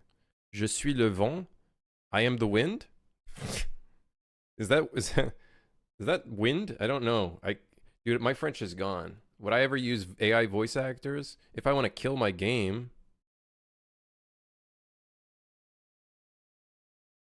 Let Anakin, dude, is that how you spelled Anakin, man?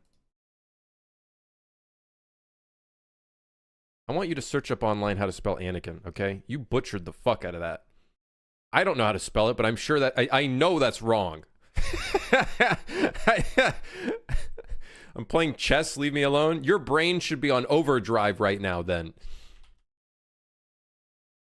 You're lucky I can't redeem push-ups right now. Yeah, take that, get fucked. I love the idea of AI voices, but I don't know if it can be done well.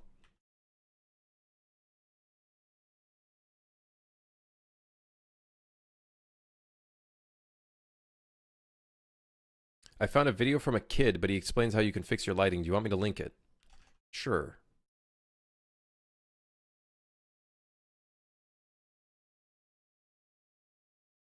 Sure.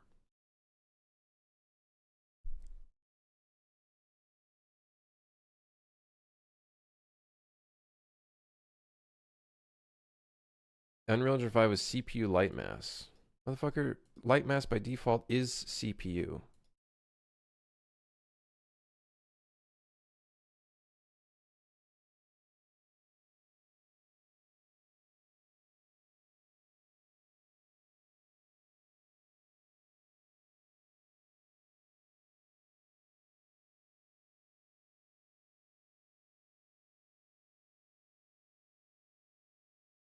His bake looks like ass. And it's just 2 cubes on a floor. What do you want me to do with that? I can't do anything with that. Does he have a full scene? He doesn't have a full scene. And he still has the Minecraft problem.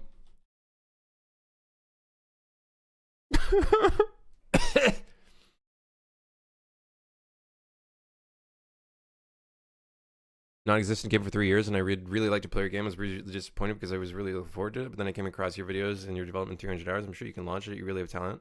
I hope you take it seriously. I will. It's just I don't think I'll be able to put PvP in. So there won't be player versus player because I think that creates a huge amount of demand.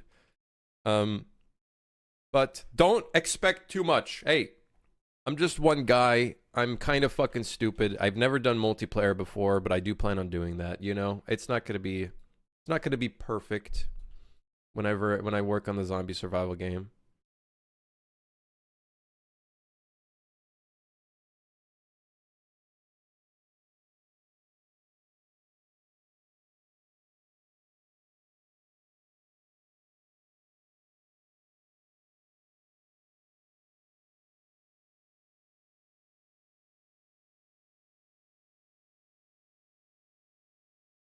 Here's the thing. I'm not talking about nanite guy. No, I refuse. There's so many things I could say. Bake lighting. High quality bake lighting. I need your demo for this game. Here, you can download it if you want to. Here, let me get the link again.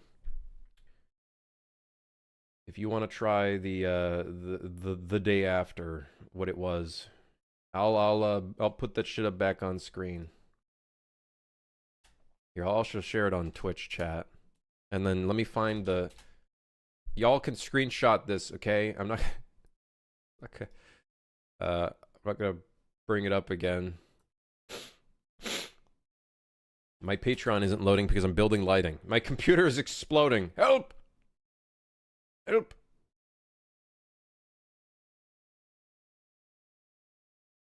Leaked? I hope that's the right thing that I shared, by the way. Okay, good, it is. I'm trying to open my Patreon and I can't.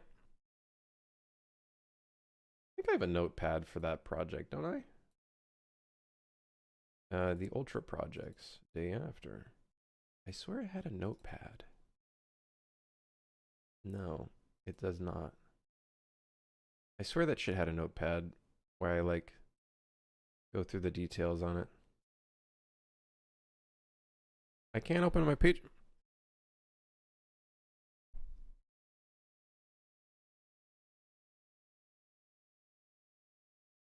Been following his shit on the forum, whatever you say. Dude, he's unhinged on the forum. I'm not talking about it, though. I'm not talking about it anymore. I'm not talking about him. I'm not talking about him. I don't care. I don't care. I don't care. You actually just leaked an NDA project's overview. No, my work! My job! My job!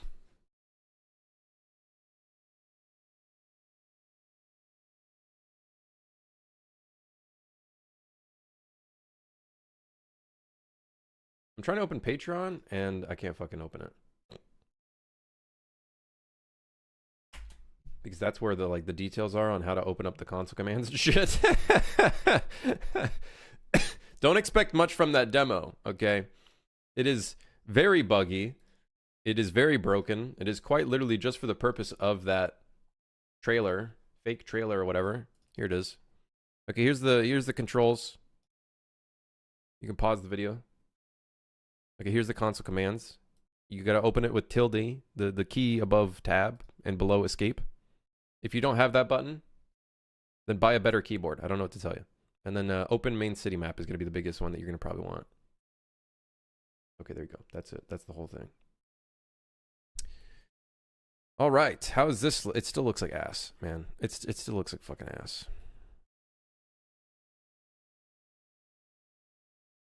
Like, is the wall... Am I supposed to have, like, a higher density light map on the wall? Like, is that what I'm supposed to do? Is the density on the wall supposed to be, like, not blue and maybe green? Is it supposed to be green? Hmm? Yes, green. I don't know how any of this works. Me neither, honestly.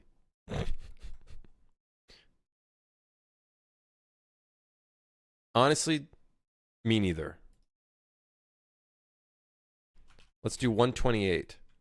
That shit dense. That's dense as fuck. Let's do 64. And then for this one, we'll up it to 64 as well. It's already 64. We're gonna up it to 128. And then what about the wall or the little window piece? Looks like we are not upping the... Well, actually, I could do it from here.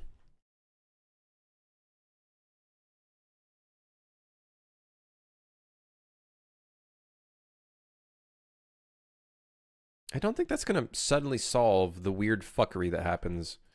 I'm going to do medium because it basically shows us the same result.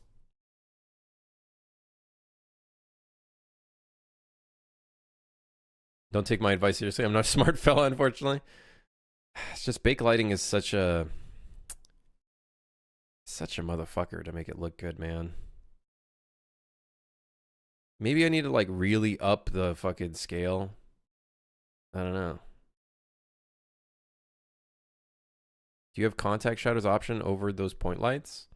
No, I don't think so. Turn the light to movable. Well, that would solve the problem. But then we have a movable light, which is not optimized. Hold on, I gotta open up my shit. I'm getting hungry. What the fuck am I to eat?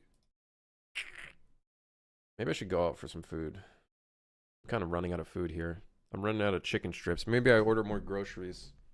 Bro, how the fuck is... I need to buy bread. My bread went moldy. Literally bought it a few days ago, and it fucking got moldy, bro. What the hell?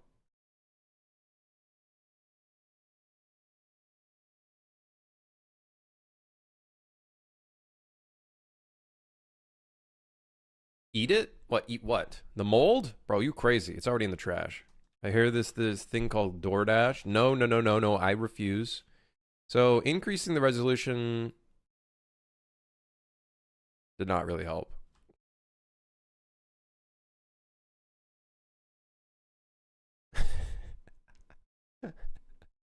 Did not really help at all.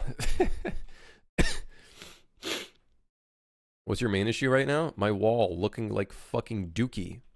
What else do I... It looks like dookie. Why does the wall look like lumen? It's lumen noise.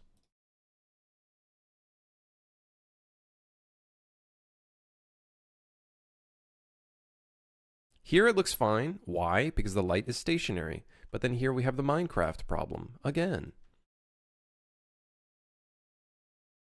Don't keep your bread in Asmon's house, Krim. First bad move. Yeah, true. My bad, man.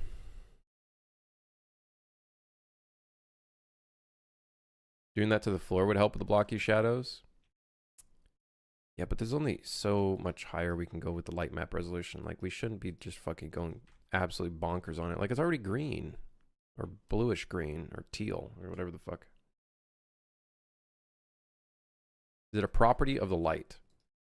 I don't know.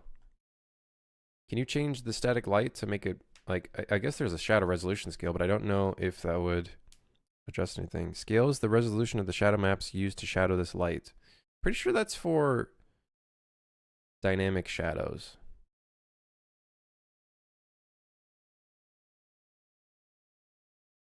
pretty sure that's for dynamic shadows. A UE5 upgrade would fix your lighting problems.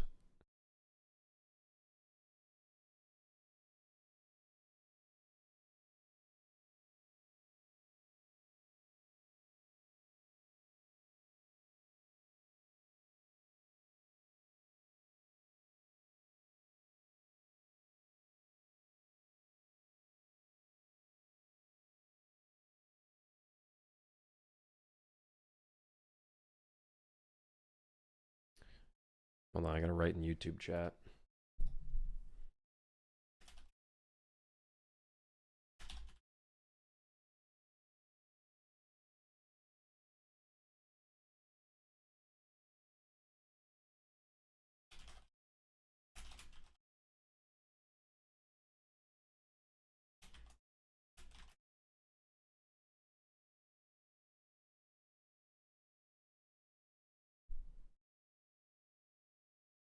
Is this UE? Can we judge by the look?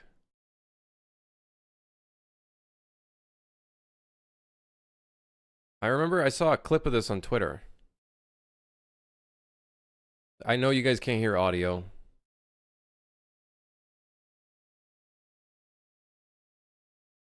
I just don't give a shit about fucking fighting games anymore. After getting my, like, my ass whooped in fucking... After getting my ass whooped in Guilty Gear, I'm like, I'm over it, bro. Listen, I'm not that sweaty.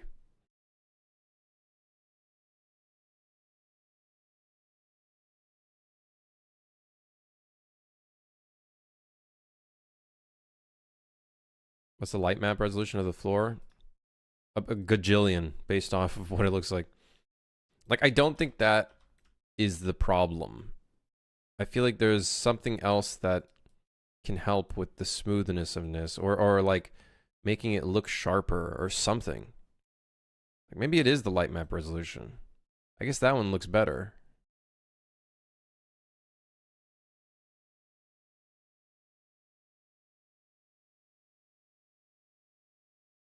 It's at 64. If I double this to 128, it's gonna look pretty pretty rough. It's gonna look pretty rough. Could also up this one to 128. But that's insane. Do I not know the standards of like light maps? Like, can we maybe push more? I don't know. I don't know. I don't know. I don't know. I don't know.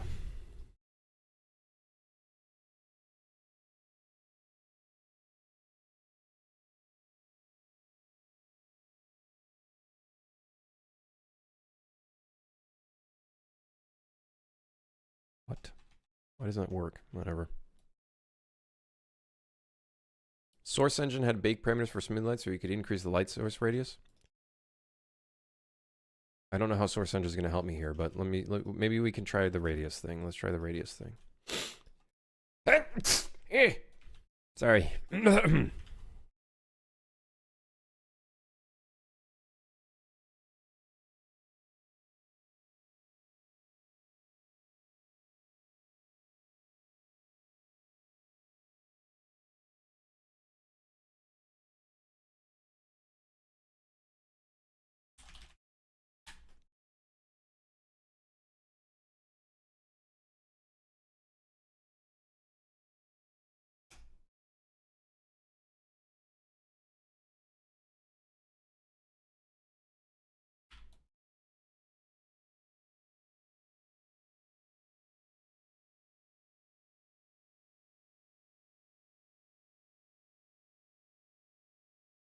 Constant state of improvement. I just couldn't get into it, dude. The button pressing and shit. I think I'm more of like an aim game kind of person.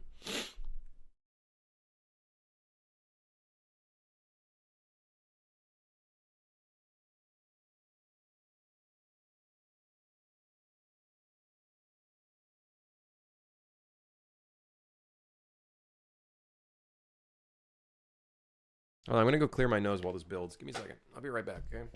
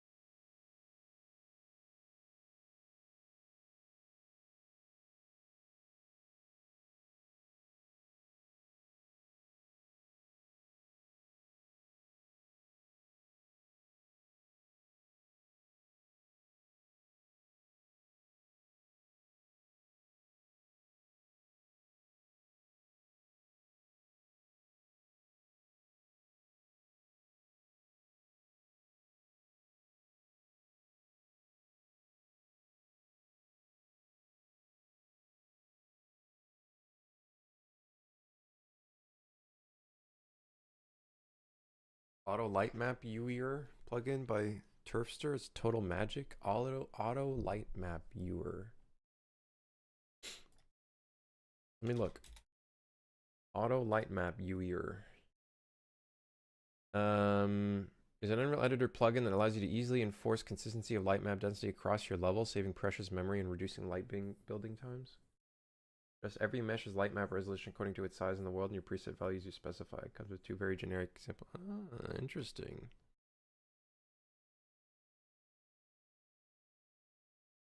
Conservative preset. See, the thing is, I don't know how fucking dense this shit should be. Is it supposed to be green? Is it supposed to be? You know what I mean? Like, I don't know. I don't know what the fucking thing is supposed to be.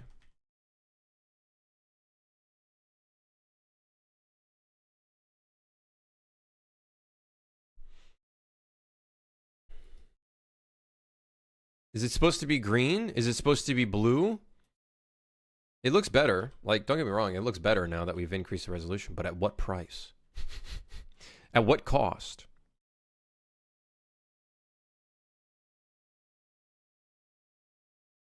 Green is ideal, so I've always just went with that. I do like the idea of a tool that... What the fuck, even? This book?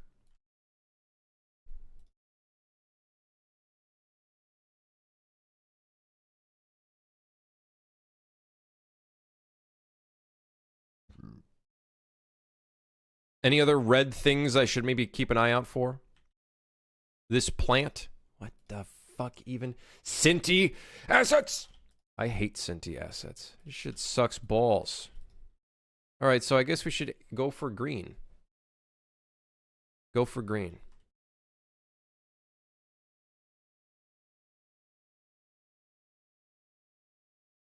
You missed the vase next to the book? That's a plant? And yeah, I guess make it 32.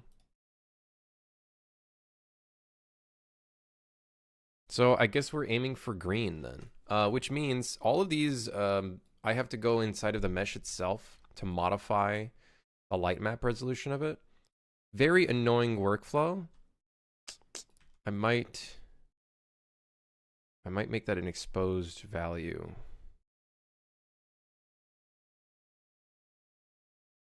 So I guess there's not that many that I have to do here.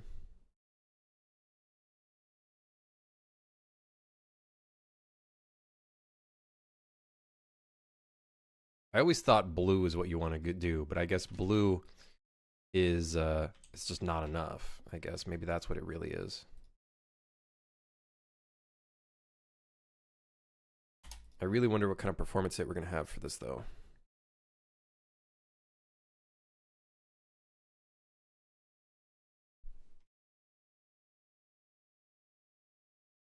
Well, I got to reply to a YouTube message, and because they have to use Translate. I think you would find like-minded people who would help you with this PvP since you alone have done more than their company. I guess that's the problem of making a game, a video about that subject and it only being in English. Oh, God.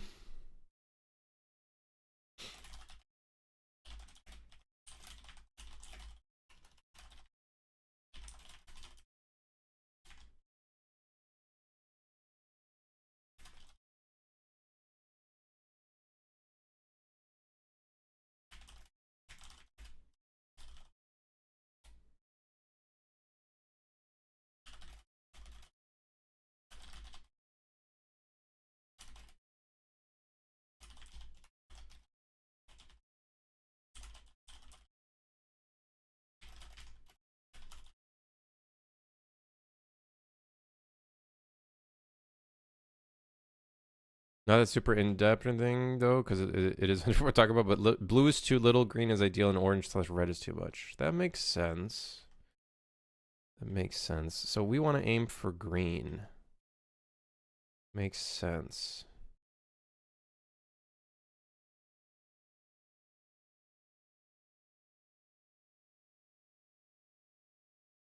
You can add your ideal light map settings into a config file, and then using bulk asset manager, change all assets by changing light map UV by category. I could do that. Or I could just say fuck it and just change these manually because I'm lazy. Yes, 128.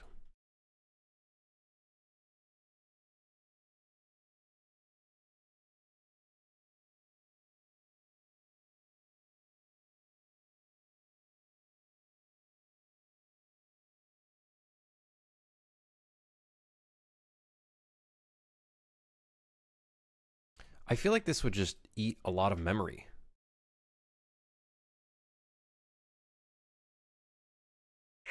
We already have some memory issues that I should be able to fix. It's just a basis of me doing it.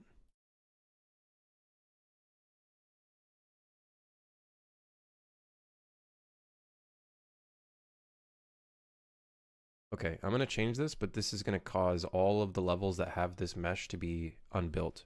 But that's okay. Either way, I think I should go into the older ones and kind of fix these things anyways.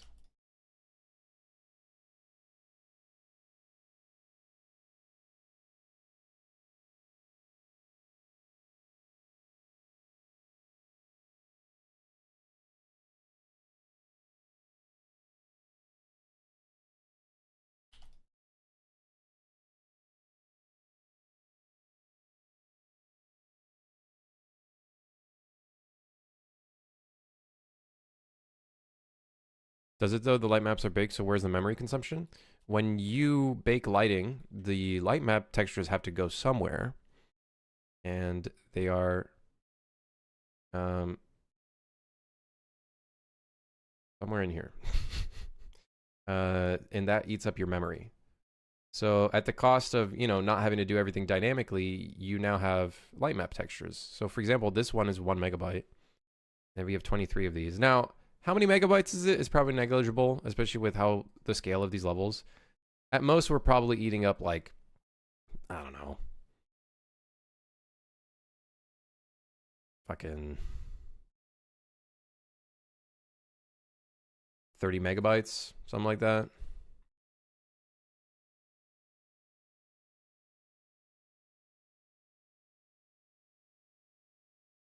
So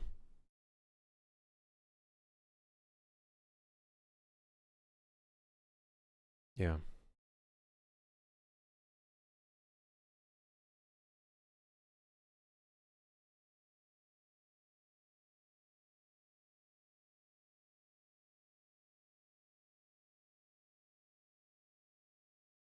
I should probably do this on like the entire game though. At some point or another. It's just increase the light map resolution of everything in the game.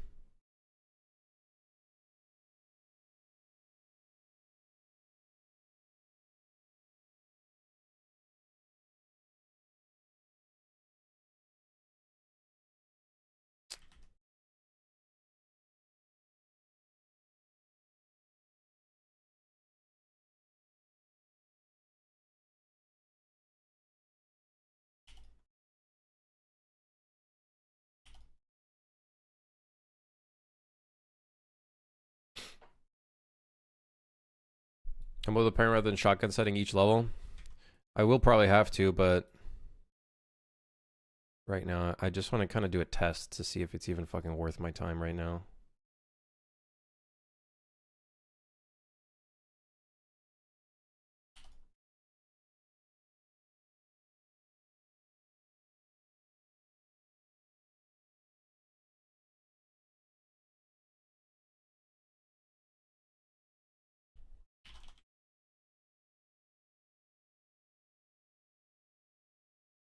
Good, Wellbar. How are you? I'm not too bad. How are you? Also, full caustics, please.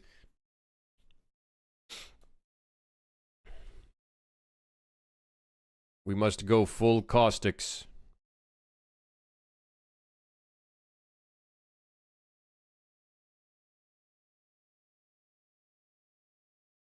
Yeah, see that doorway? I can't edit it because I don't have access to the light map resolution of it because I'm stupid. So everything is kind of like green now, slight blue tints. This we could probably increase. That one's already increased to 128. I guess this we could increase. Let's see what this level looks like now. Now that we've made these adjustments.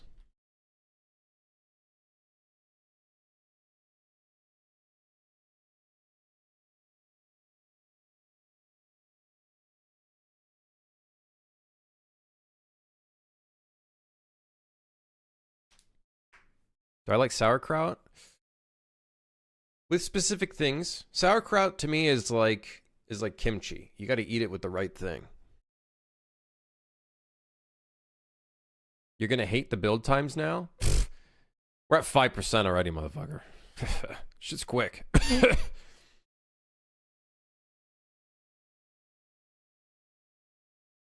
This shit's in overdrive mode. We're all good. I don't like kimchi with KFC and rice. Kimchi with chicken is fucking great. With like fried chicken, it's like meant to be together. Kimchi with well, don't they do this in bibimbap? They put kimchi in it. That shit's also really good. Like egg rice, sprinkle of seaweed in there or something. Korean food is fucking great. Bibimbap? No, bibimbap. Bibimbap. Bibimbap. Bibimbap. Oh, sorry, Mr. Supercomputer. Listen. 8th gen CPU was fucking slow as balls. Can you add a night vision to the game? No. Guys, I am no longer taking ideas. You should have told me 2 years ago. I'm no longer taking ideas. I want to finish this fucking game. I'm over it. Can you add sex to the game? No. Wrong game. That's a different suit for hire. Yeah, it does look better. It does look better. It's not as Robloxy. I don't know, except for that one.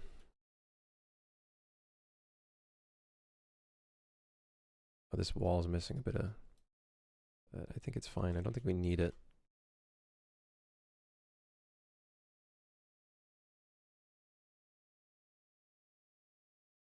I guess green... Huh? It's still fucked, man.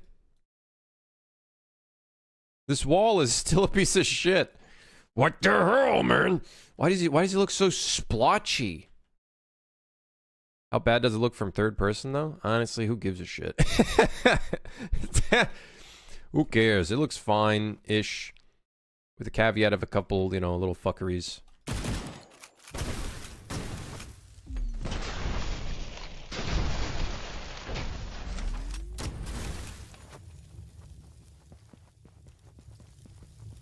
You know, Knight.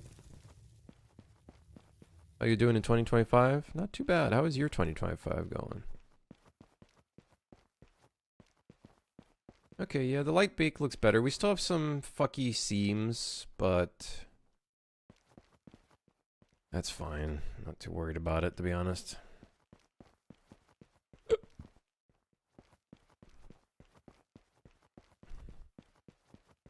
Looks better than before? It does. The bake does look better on some of these objects. Outside of 48 Fahrenheit weather here in Florida, pretty well. What the hell is 48 Fahrenheit and Celsius? Isn't that like... Isn't that cold? Isn't that pretty cold?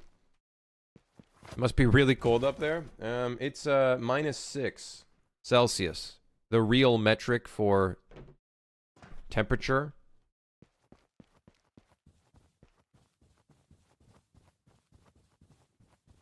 You know, Belv. Haven't been here in a while.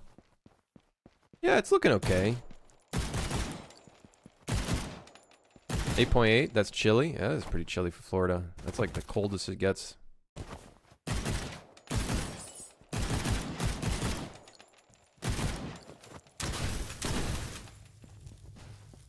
I love that hanging cloth. It adds a sense of depth. Sense of depth. A little bit of depth. Should we have fog in this level?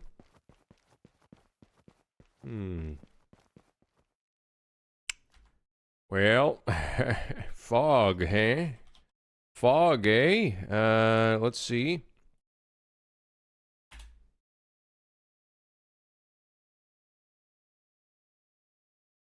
Hold on, let me do something stupid. Nah. No. Oh my goodness.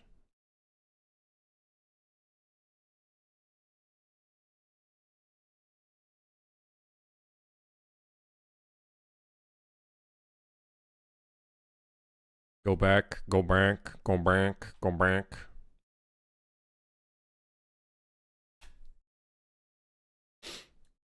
I do plan on adding the lower floor. I'm just really lazy right now.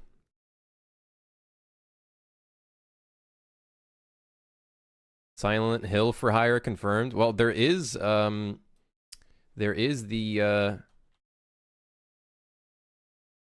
here, let me I have to go to the main menu to turn it on. We have the modifier that is short-sighted.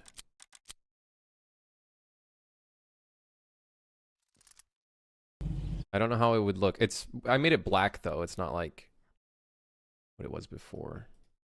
I wonder how it would look in this level.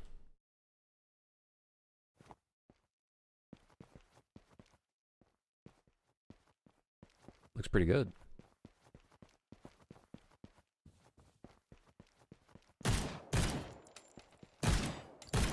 Yeah, it like there's like a distance fog.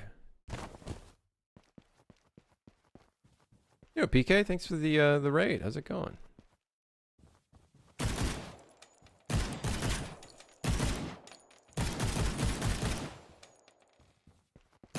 So yeah, we have that. It's one of the gameplay modifiers. I think it gives you like 5% more score or something.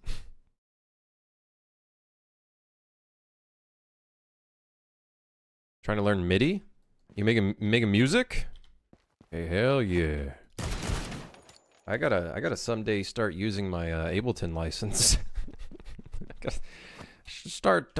should start using that at some point. Okay, the lighting bake looks a lot better. We should do this to the older levels. It would be a good idea to get a tool.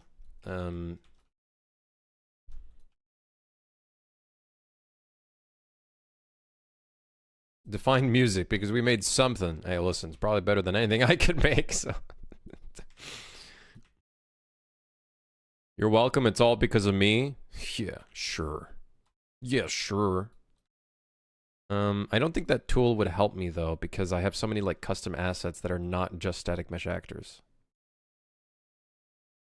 This man has a license for everything. No wonder he's poor. I got an FL Studio license too, and I don't even use that.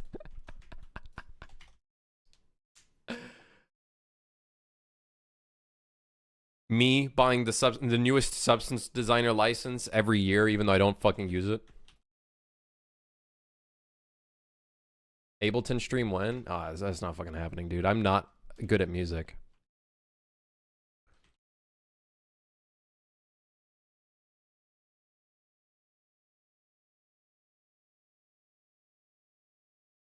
Authentic instruments that aren't 8-bit? I would say it depends on what you want to do. You know, the vibe you want to go for. I think that's what it really comes down to, is the kind of vibe you want to go for.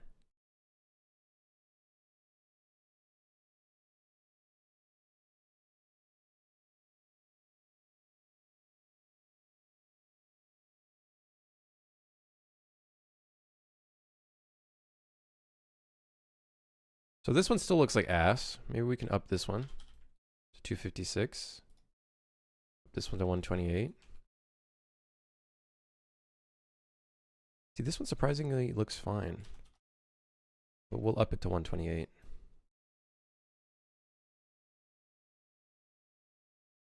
This one could probably be increased as well. Did I increase it? It might be the painting. It look like ass.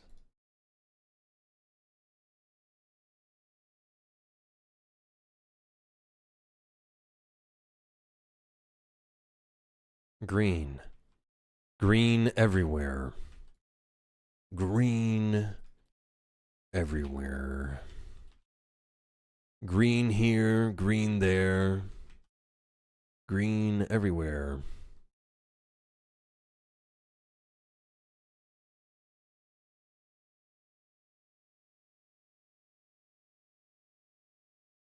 Run a bulk acid change, do it per folder.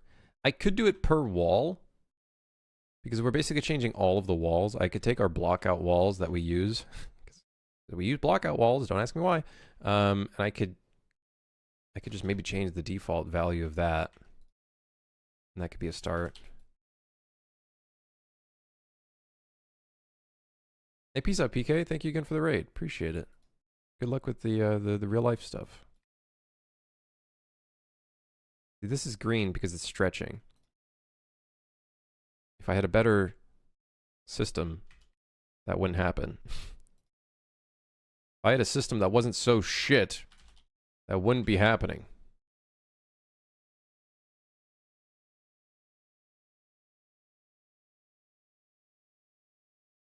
We're gonna have to do this across the entire game, by the way.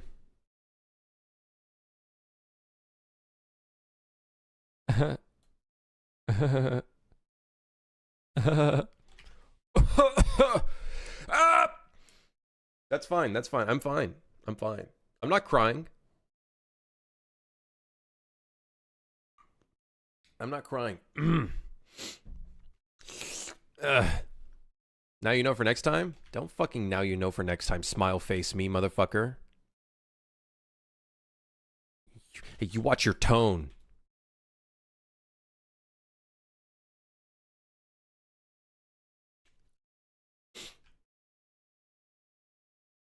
You live in Canada now? Be nice to your viewers.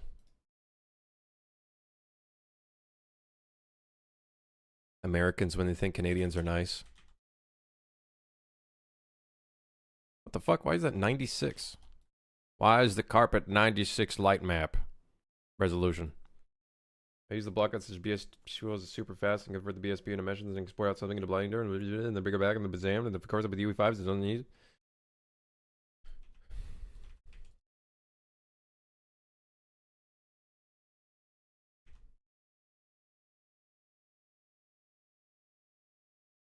Krim will soon be an American, so being nice won't matter.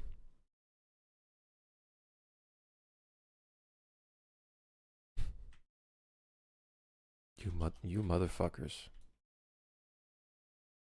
The mesh tool plugin? Oh yeah, that thing looks cool.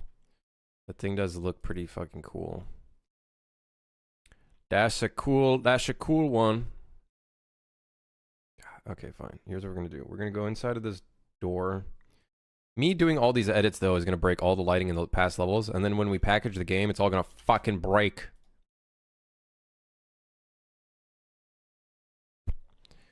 It was 32? You know what it is? It's probably because it's a blockout mesh.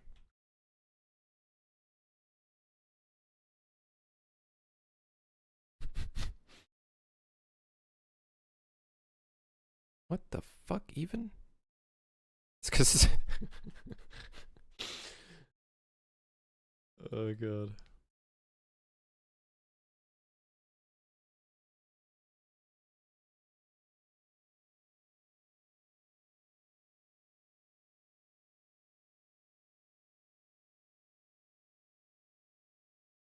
Ugh. Hey, look at that. Mesh tool has its moments. Every tool has its moments, you know.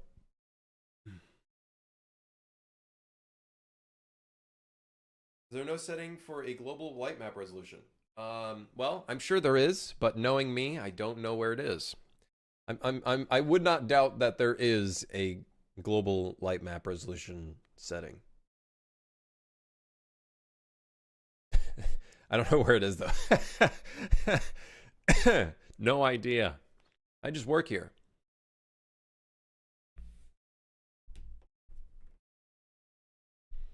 I just work here. Yeah, I just work here. Yeah.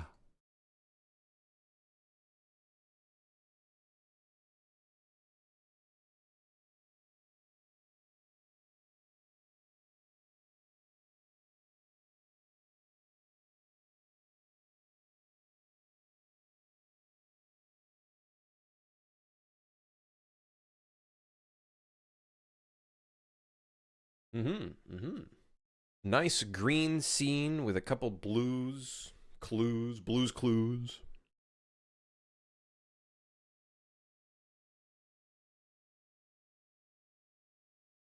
A little bit of weird fuckery going on, but we can get past that.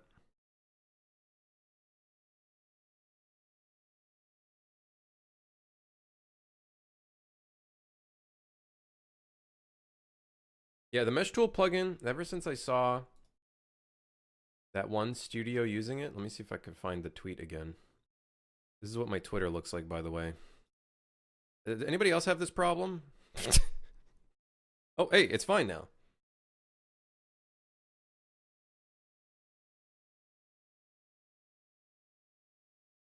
We're going to be going down for a long time. We're going to be going over a long time. A long time. Oh, wait. Oh, no. That's not the tool. Hold on. We're getting there. Hold on. Everybody, hold on. We're almost there. Trim sheet. Anyways, moving on. Hold on. Hold on. Almost there. That's not it. Wait, what is this? Oh, very cool. I remember that one. Fuck is it? Where is it? Oh, here it is. Yeah. Mesh tool. And then also hotspot texturing. Very fucking cool. All in Unreal.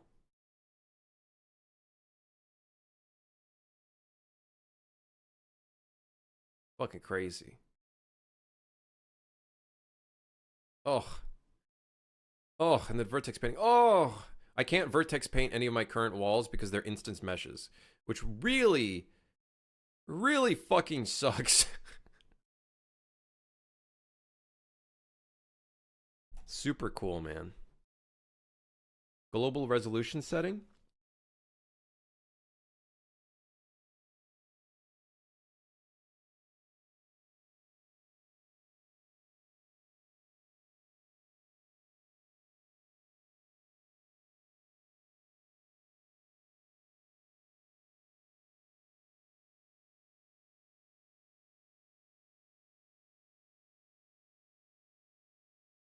Lighting info light map resolution adjustment. This is going to break things, isn't it?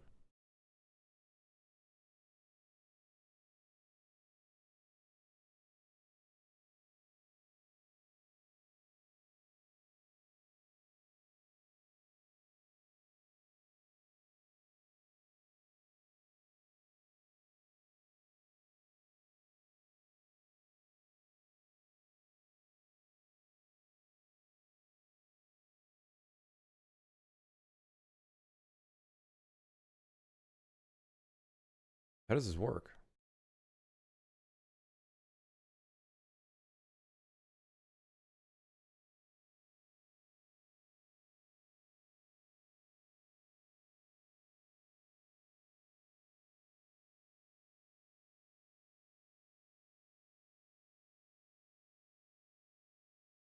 How does it work? I don't get it. So fucking confused. Wait, we still have some blockout boxes? Oh yeah, we do, the staircase.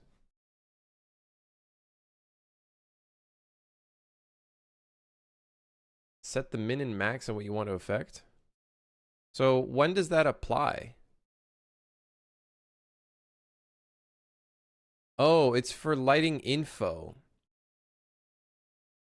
I don't think this would actually like change the things to the value.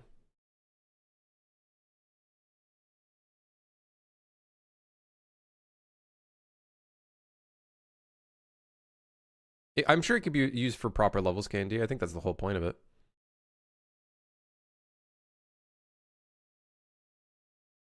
Yeah, mesh tools, that's the one.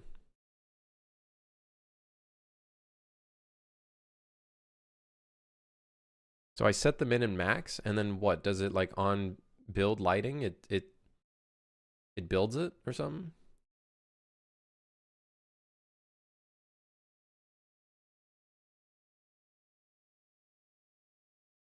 I don't think this builds it based off of like a consistent value.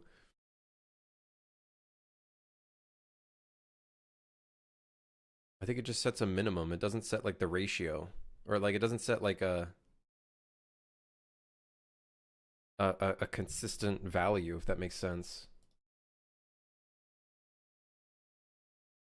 Doesn't really help us.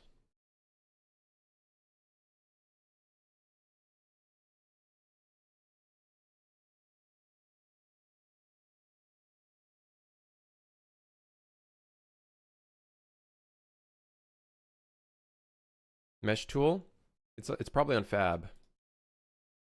It's literally called mesh tool.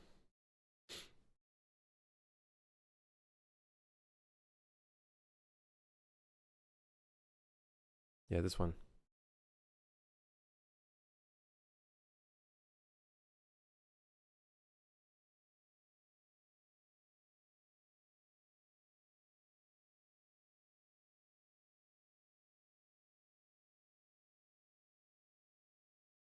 Doesn't really look like it gets updates anymore though.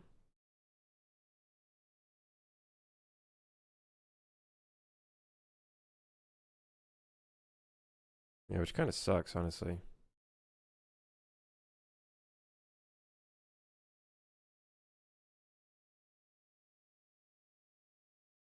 Kind of a bummer.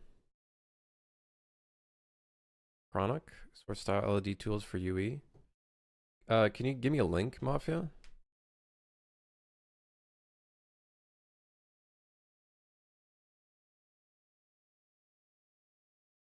Do I have to rebuild lighting? What the fuck happened to the window here?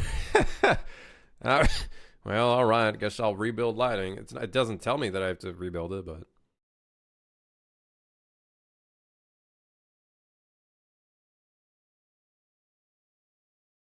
time lapse of a tool. Let me see.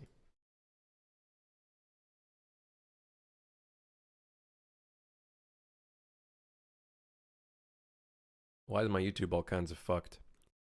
This looks like this looks a bit like Cube Grid.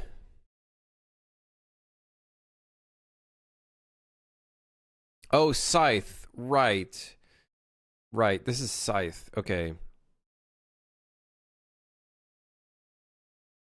I remember someone showing me this. It's like a Call of Duty editor inspired thing. I don't think it's Source, right? Or is it Source? I thought Scythe was meant to be more like, I guess, Call of Duty's editor. Or I guess maybe they're both kind of interchangeable. Like, I wouldn't go as far as like making like door frames with a system like this. It would just be more so like just architecture. Like, I wouldn't do something like that, what he just did there. Like, I would maybe go like walls and shit like that. Like, that's what I would probably want a tool like this for. Source 2 hammer features Unreal. Oh, okay, okay. Okay.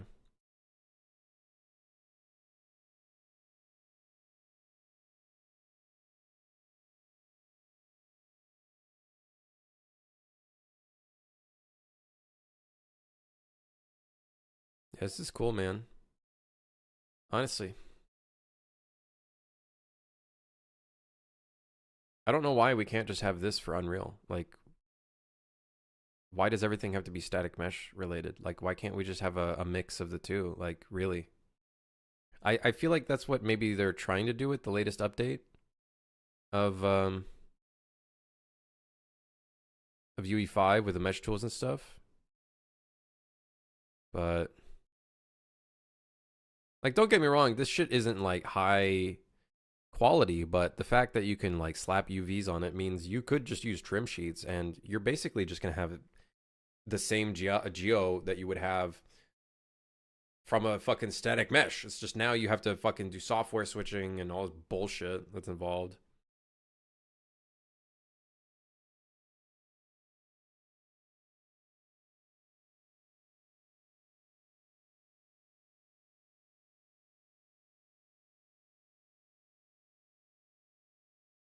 Even if it's just for architecture, like I wouldn't do like props like that, like the keypad and stuff. I wouldn't do it there.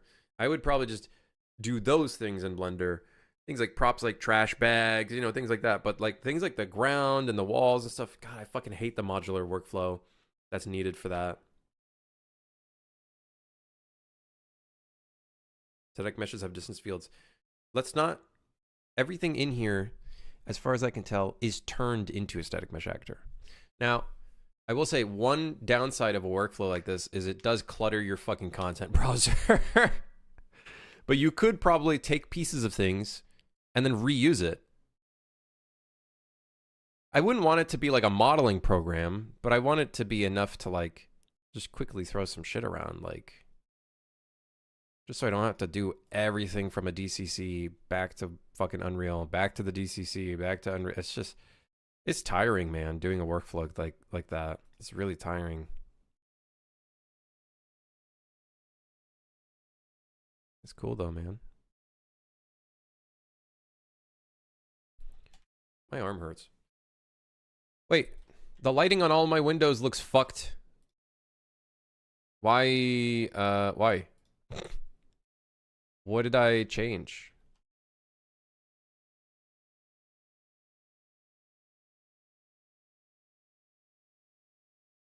What happened?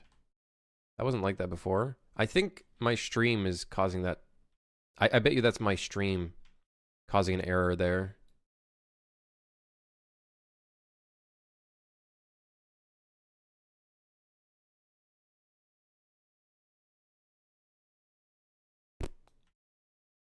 Blaming us? No. I mean OBS. When I stream for some reason. Oh, wait. Now it's fine. Am I going fucking crazy? Am I going fucking crazy, man? Am I going crazy?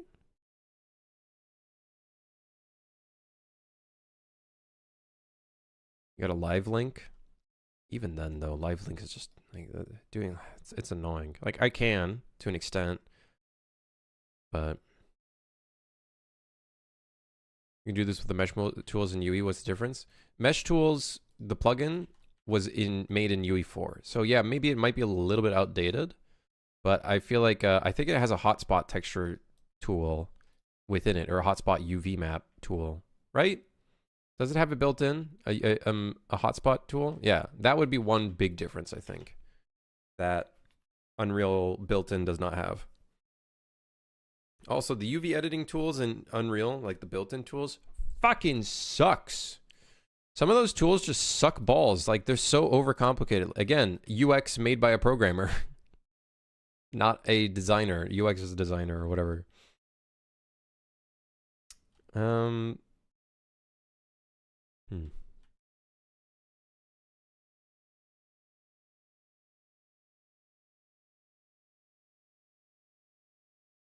Yeah, Cube Grid it's cool, but the fucking like the experience of using it is just atrocious.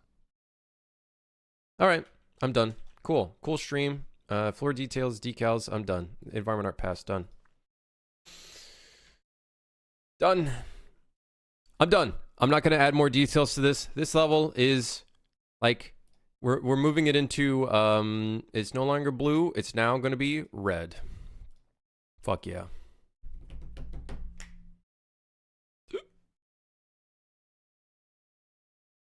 Cool. I'll see you guys tomorrow. I'm going to figure out food. I might go out and get something. Maybe some wings. Ooh. Maybe I'll go get some wings. I'm kind of feeling it.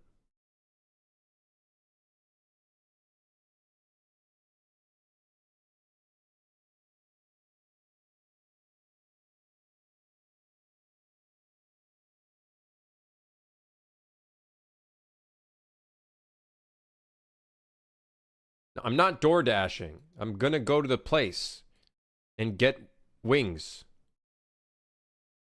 Didn't hit bingo, check DMs.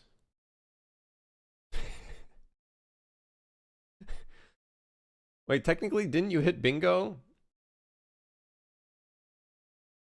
Well, I guess not. I guess you're not working off of the like, because it's usually 5 and you have to do a line, right? You don't have to, it doesn't have to be everything.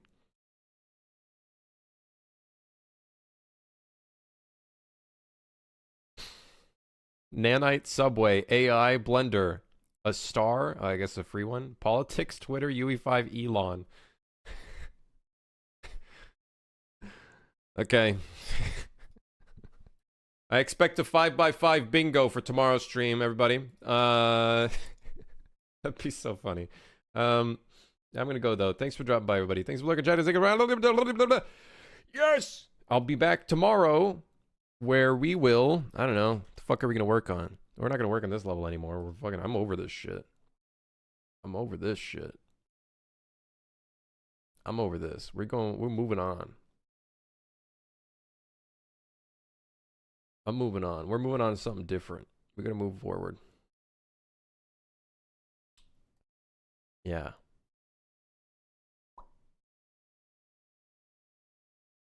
I'll see you guys later. I'll raid Kindred. Go say hi to him. Is it Kindred Games? Kindred Games. Yeah, go say hi to him. And thanks for dropping by. Give him a little wave or something. And yeah, I'll see you guys tomorrow. All right? Okay. All right. Sounds good. Sweet. Okay, cool. All right. Goodbye. See you later. Goodbye. Goodbye.